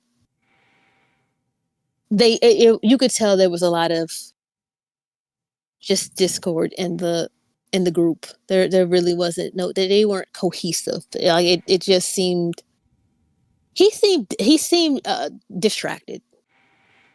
He seemed distracted. So because it's pretty good. I mean, he has a good voice, but he didn't sound that great when he was here. I mean, really, to be honest with you, he didn't sound that. He didn't sound how I was expecting him to sound. And also, I like the group, but he's kind of he's kind of an asshole. I kind of see why a lot of people get pissed off at him. It's almost like I'm like I love like I mainly my favorite person in there is Jim Brute. plays bass. I like he can like he's an excellent bass player. Like he kind of makes the, you know, Sean's good, but I don't like how they do the members because really the only like everyone else in the group are like contractors and really the only people who are the actual it used to be like that, who are actually members of the band, Corey and Sean, which is kind of fucked up. I mean, if other people started it with you guys, why is I can see, you know, people coming in just to fill in temporarily, being contractors, but why the fuck are people who were in it for years contractors? That doesn't seem very doesn't seem very team oriented. Kind of just sounds like it's just you and Sean's fucking band, and if that's the case, then y'all just need to play them. Which it can't just be the two of them. The group would disband. No one wants to see just the two of them. And then, you know, one thing I will say, Corey needs to give up on his dream of a solo career. Just stop, dude. That album, he need to give it up. Just stop. It's Like not we're his great. friends. It's not so horrible. I remember, and he was so serious. God bless his heart. But it's like, man, this album sucks. The way you're singing on it sucks. Just hang it up. It's not gonna happen. Just stop, Corey. Just be the lead singer of Slipknot and Stone Sour. Don't try to have a solo career. It's just not. It's just a no. It's a no. It's a no. But I don't think he's gonna attempt that anymore. I hope not, because that shit ain't sell well. That album didn't do. And the reviews on it, they ripped his ass to shreds. And honestly, you know what? He might have needed that to humble himself, kind of like to be humbled. Like you're not like you kind of do need these guys behind you. You do. No. And don't fire Jim Root again either, because he's one of your best bass player. Hell, she writes your shit. Don't fucking fire Jim Root again. Don't do that, Corey. Don't do that. And he's really small too. He's short? I mean, he's really short. I mean, he's like solid because he works out. He's like a real big old thick neck. Yeah. He's short. Dude is famous for his neck. 5'5". Yeah, he has a big old thick neck. He does a big thick neck. He's like in excellent shape, but he's really little. Which, you know, I mean, my ex-husband was 5'5" like that too, and I kind of see why. Yeah, I that Napoleon complex. Napoleon really was like 5'7" though. He was actually my height, but you know, people like say Napoleon complex. That's true of Corey. He's a bit of he could be a bit of a prick. I can see how he could drive people to the point where they want to. You know. Doesn't he have a son that has a band or something? Yes. I heard about them recently. He does. And I haven't really really listened to it because I guess I don't know. I'm going to listen to it maybe later on today just to I want to give it a fair chance, but I almost kind of feel like I'm not going to really, I don't know, because Corey's, do I dislike Corey? I kind of do, but I don't, if that makes sense. Yeah, that makes sense. Yeah. I think I get what you mean. Know. Yeah, but I'll listen with his sense. I mean, you know. Yeah. But just my thing is, just because your parent is like a parent is musically inclined doesn't mean you are. So a lot of times people, we've seen people make like their kids and like, dude, you can't sing. Like you're not. You're wasting your fucking time. Why can't you just be a rich kid and just find actually, you know what? No, do something unless you're gonna, or else you'll end up like Chet Hanks, like Tom Hanks' son. Oh my god. Chet Hanks is so fucking stupid and weird. It really is.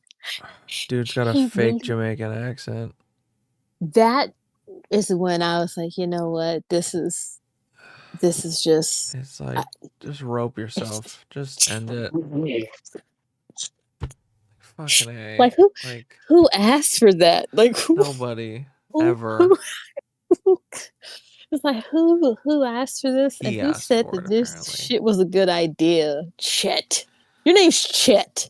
Yeah. Okay. Chet.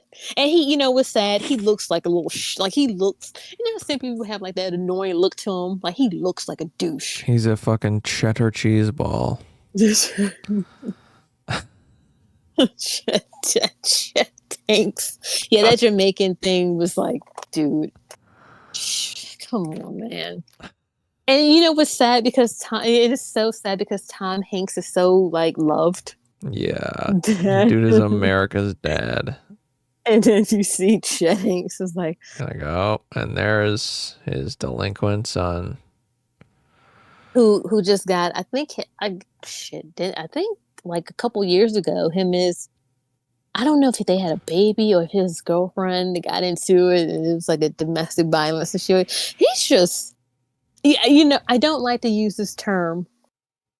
I don't like to use this term, but I think I know what the term is about to be. yeah, and I think that's what he's just. So start with a W. Yes. Yeah. And that's just like, come on, like you could be just, how about you just be normal? You know, it's like there are white people who, guess what, who like black people, and it's okay because guess what? It's okay to be white, just like it's okay to be black. Mm-hmm. It's okay to be Asian. It's okay to be Hispanic. It's okay to be these things. You don't Just have like to be a dude, you know? Yeah, you don't have to do this extra shit you're doing, Chet. First of all, your Yeah. name's Chet. I don't know, not okay. I'm 40 years old. I've never met one black person named Chet. Okay, I don't know. Okay, your name's Chet. You're rich. Come from money. Why can't you just be normal? Be normal.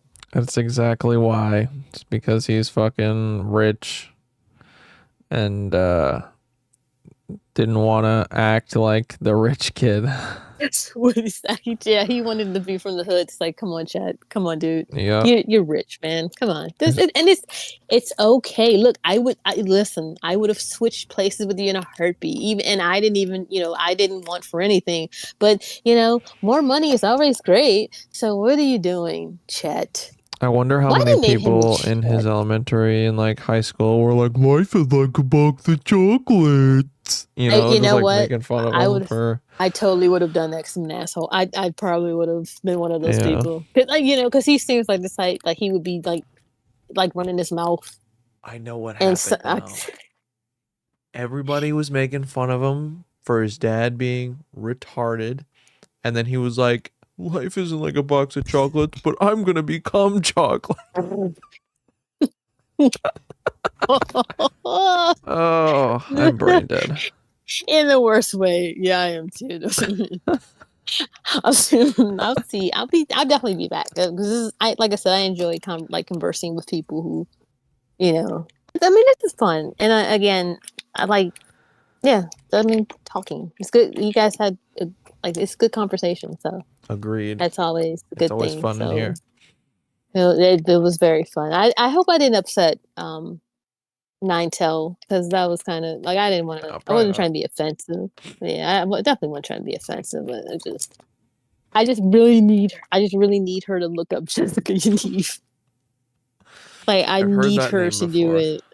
Oh God, just Google it, and she's like anytime. And see, I'm not even a Blair White fan, but anytime a person has me agreeing with fucking Blair White, then you could just see that. Oh, I know who she is. I know exactly who it is. I looked this person up like 2 weeks ago. Really? Yeah, Yaniv. Yep. It just came she's to me. awful. When you said Blair She's White, I was like, oh, yeah. duh. Anytime a person forces me to side with Blair, and I don't even really dislike Blair White. I just think her takes on some things are just kind of a little odd. Yeah, because it's like, come on, you're a little. Because there are times when I feel like she's just being, Partisan. just disingenuous and and just almost like she's delusional. And that's annoying to me, but. Jessica Yaniv, but that interview she had with Jessica Yaniv, I was 100% on Blair's side. I mean, because really, Jessica Yaniv is very problematic. I mean, I knew she was sick once she wanted to have which really I would have lost my shit over too, like those parents did.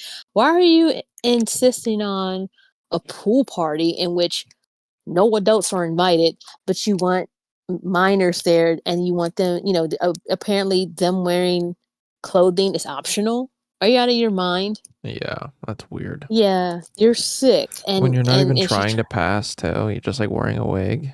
It's like, come on. and You're that's kind of why I was faking. saying that. I was like, that's why I I didn't mean for this, like I was, trying to question her being transgender. But I don't think she truly is. I don't, because that, again, not even trying to pass. You're just wearing an ugly ass wig, and the thing is, her literally seek, like, calling around places, and they're like, hey, look, unfortunately we don't know how to handle, haven't been trained in how to do that type of waxing, and then you're going to sue these people. And like, she literally put people out of business, like a lot of folks. And again, she also made some really racist statement, because I think most of the people who were telling her, like, hey, look, I don't really have the training, were, I think they were like Indian or Sikh people. Is it Sikh? Yeah, I think I know what you're talking Yeah, about. it was mainly those people, and it's like, so she was targeting these people who, I mean, if they're saying, hey, look, who are, and they're actually some of the nicest people. There are quite a few in the DC area. They're some of the nicest people I've ever met. I don't think they would have just turned her down. Yeah. At the same time, not everyone's comfortable with handling. These are women too. They might not be comfortable with handling your male genitalia. And I think to put these people out of business simply because they don't want to touch your junk. Yeah, why didn't you go to a place for male, like where they treat, actually, why would you not go there? Or shave the shit your fucking self. That's what most people do. I mean, just shave the shit. Shave it yourself. Like, I'm not, Yeah. personally, I don't want to go. I don't, the idea of a stranger's hands, like, that's like, even when I go to my gynecologist, that's kind of like, weird when their buy some hands. wax strips. Exactly. Just do it yourself. Oh my god. Like, and crazy that's idea. just, yeah. No, but see, it's like, no. And to me, that's what makes it weird. It just her insisting on these women doing it. It's like you're insisting on this group of people who probably, that's a little odd for them, little, uncomfortable. That's not, why don't you just go to the shit? You know what? Come to America. They do just all kind of shit here. You get all kinds of shit done here. You just come here. I mean, they'll wax your shit. They'll wax it, okay? And think nothing of it. But to try to force these people who are really of a different culture, who aren't, I'm sure they're probably not used to. Listen, especially if they're married, most women don't want to touch your dick. Like, they don't want to touch your male, and you should be understanding of that. You should really, and like her insisting on it. I feel for those people. I really do. So I wasn't trying to be offensive. It's just, but I'm also very new. Like, I'm also very fair. Like, I will call out anyone's bad behavior. So I can't call out hers because she again, I stand by what I said. I don't think she's really trans. That's not the vibe I get. Because she says stuff that you just watched that interview with her and Blair White, and that's telling, the way that interview went. Yeah. That's completely telling. So she really was just, yeah.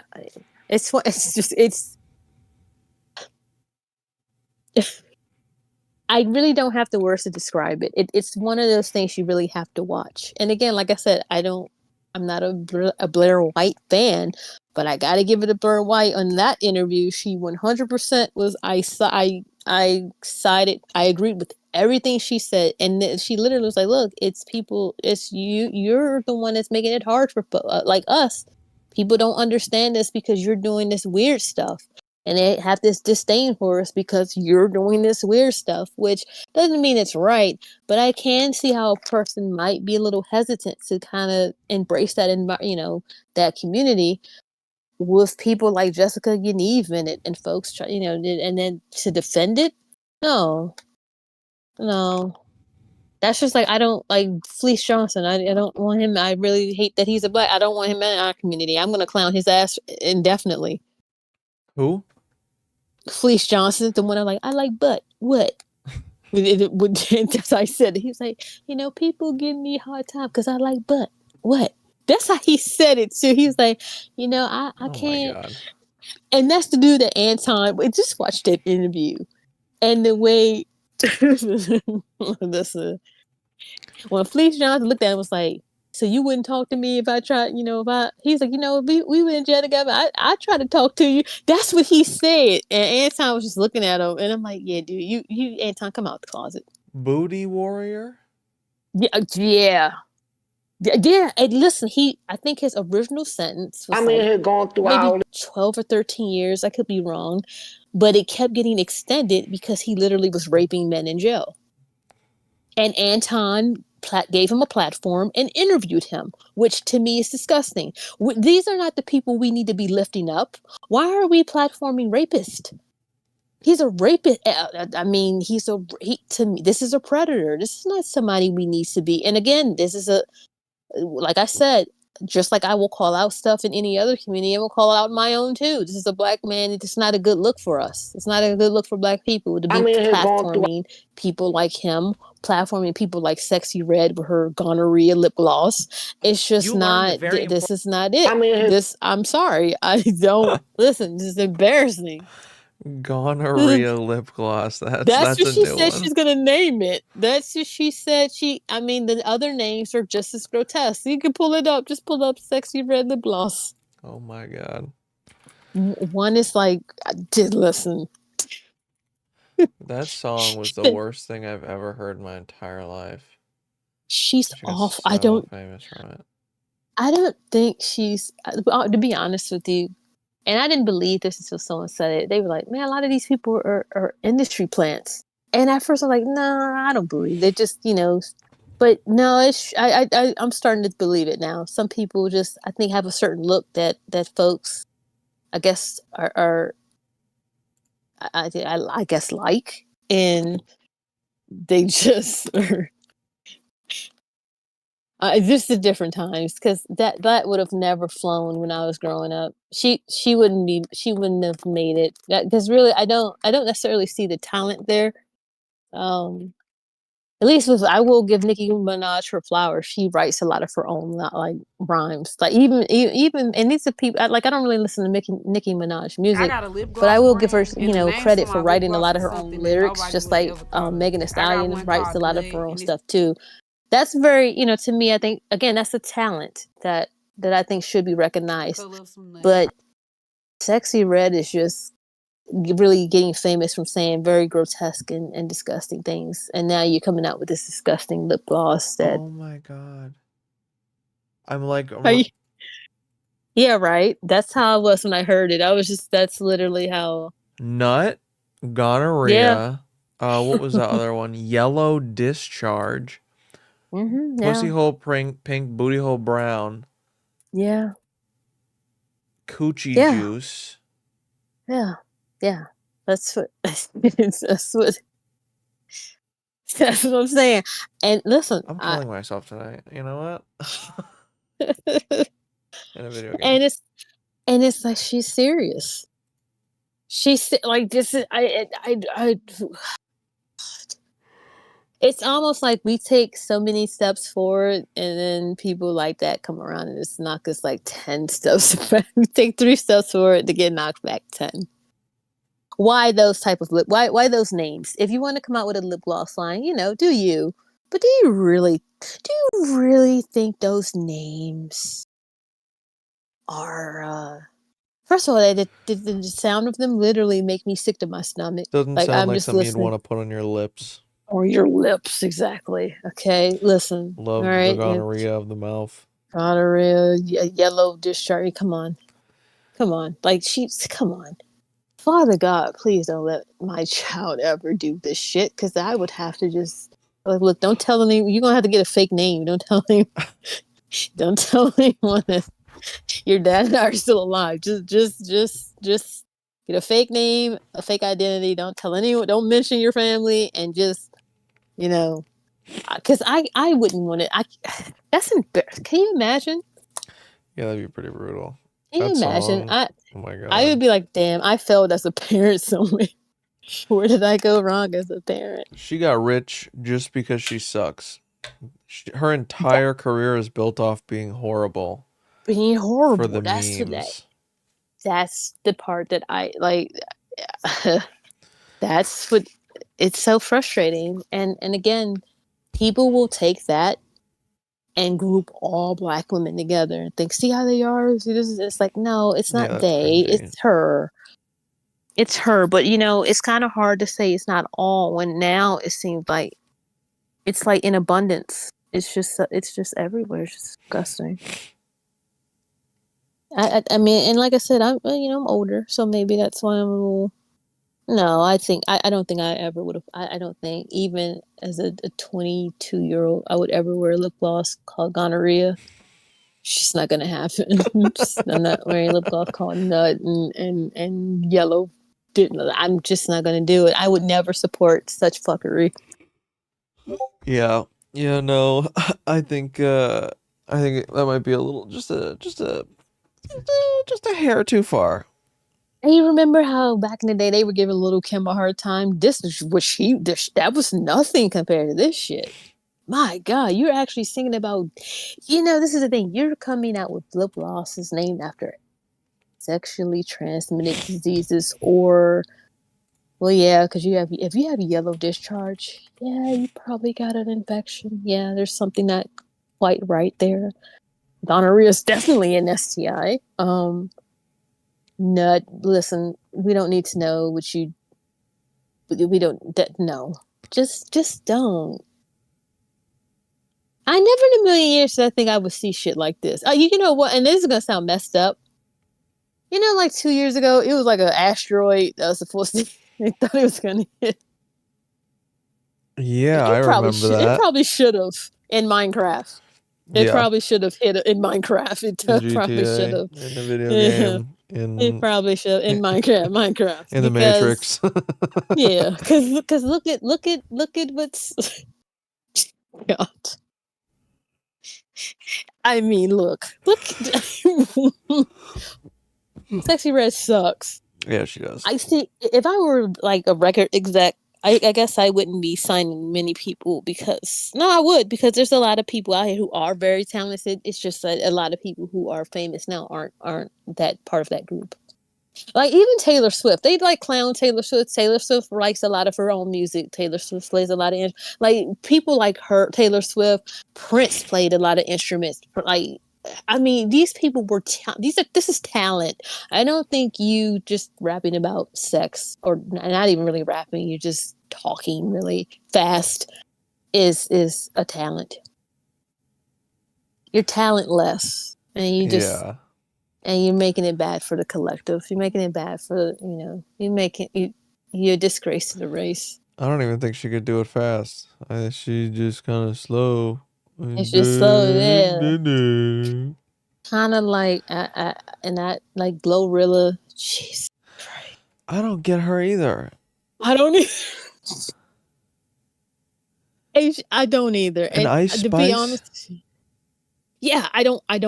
You know what? It has to be because honestly, personally, I don't think Glorilla is an unattractive woman. I think she sounds very masculine. Her voice, the sound of her voice is kind of gross sounding. Yeah. Now Ice Spice has a very nice body, and I think she's a pretty girl. Sexy Red could, yeah, she has. Well, I mean, you know what? I think the hair is what helps her stand out. Yeah, I think so too. It kind of looks like little like Annie. Yep. But and Little then again, Orphan Annie busting it down. Yeah. Busting it down. I think that's kind of that helps. But in Sexy Red, her face isn't unattractive, but the hair's horrendous. The clothing is horrendous. The lyrics are definitely horrendous. There is no talent. Yeah. There is no talent. This is horrible. This is awful, man. Black women taking this L, man. We gotta hold that L. We gotta get this shit straight. I can't even be mad now, to be honest with you. I'm just sitting here like, you know what? Yeah, we're giving the black guys the ammo. Yeah, because gonorrhea lip gloss. Yeah, yeah. I don't even have a rebuttal. Like, yeah, exactly. I already know some of us are gonna have that conversation. I don't have a response, which I don't like not being able to say something. But I really do not have a response. Yeah, it's What can I fucked. say to that? What can I say? And I really, yeah. What can anyone say about that? What? Nothing. Nothing. It's fucked. We gotta hold the hell. We gotta hold that L. Yeah. Yeah. Damn it. Damn it, black people. Come on, black women. Come on. This is not. It's really not. Honestly, it's not the norm. Because again, I'm not used to. This is not what I'm not used to this. I don't know a lot of women who conduct themselves like this. I really think a lot of these motherfuckers are paid to be stupid. Well, they are. They're making tons of money being just Yeah. But this isn't the norm because I don't know many women who act like this. I really don't. I really don't. Like in my everyday life, the time I've been on this earth, I have not met many people like Glorilla or Sexy. I just haven't. I just haven't met many people. And the thing about it, women who were whores, they kind of knew they were whores, and I have more respect for them than than just Yeah. what I are know a you doing? few, Like, but not many. but not many. Yeah, I Yeah. don't think. I mean, I think we all know someone that's just ratchet as hell, and it's like, oh god, I can't take you anywhere. But not like how people portray it to be. Like they make it seem like it's a collect, like it's majority of black women when it's not. It's really not. But I will say the fact that a lot of black women won't say anything, it doesn't help us. We have to start calling this kind of stuff out. Like I don't think it literally should be a boycott for those lip gloss. But it's not. Watch them fuckers. You know what? I guarantee you those fucking lip glosses sell out in like an hour, if that. Watch. Watch them bitches sell out. Watch. You know what? Let's monitor that. Let's put a check. Let's put a thumbnail in that. We're gonna monitor because I don't know if they've been released yet. But I bet you when they're released, they're gonna sell out probably within like maybe 15 minutes. Unfortunately. Yeah. So that's yeah. So we have to take that. Yeah. My goodness, gotta hold that L. Oh, it's not even coming up with like actual. Okay.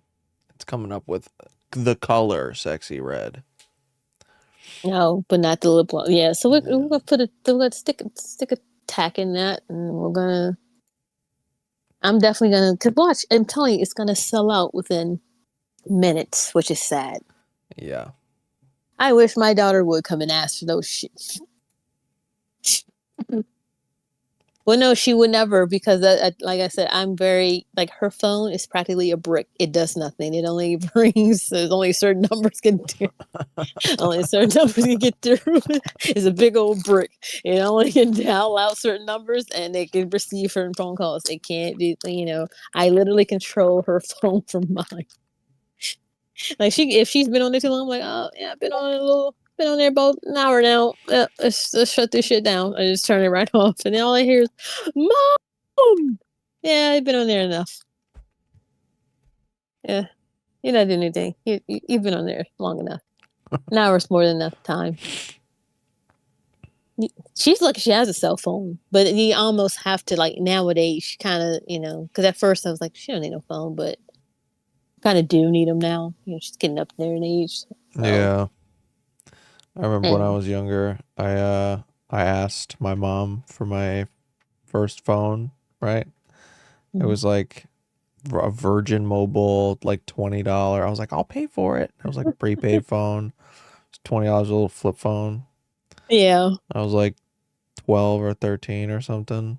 Mm-hmm. It was like, you don't need a phone. I was like, so I could call you when I'm at my friend's house or something. They're like, they have fucking phones there. They got a house phone. Yeah. But I got it anyway. Yeah. I got my own phone. This is what thing I got my own phone. Yeah, I had to buy my own. I had to save up. I was working at a shoe store, so I had to smell feet all day, which that sucked. But I was able to save up the phone to get my little Nokia.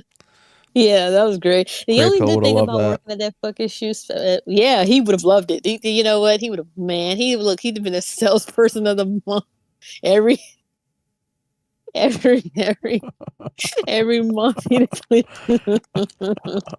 put you in numbers as would have many been. shoes as you want. Look, I talked to the manager. He's gonna give you a discount on this, and this has a mark on it. This is missing shoestrings. So he's gonna give you a discount. Oh, poor Grayfield. I have to I literally, anytime I see him on any platform, I say, Grayfield, it's time for you. It's time for you to pay my toenails. He's like, man, I hate you. That's funny. And I do it at the worst times because the conversation could be so serious, and I'm just saying. Look, get some rest. Yes, we are both fighting it. Yes. Go to sleep. I will check in. I will definitely check in tomorrow because this is fun.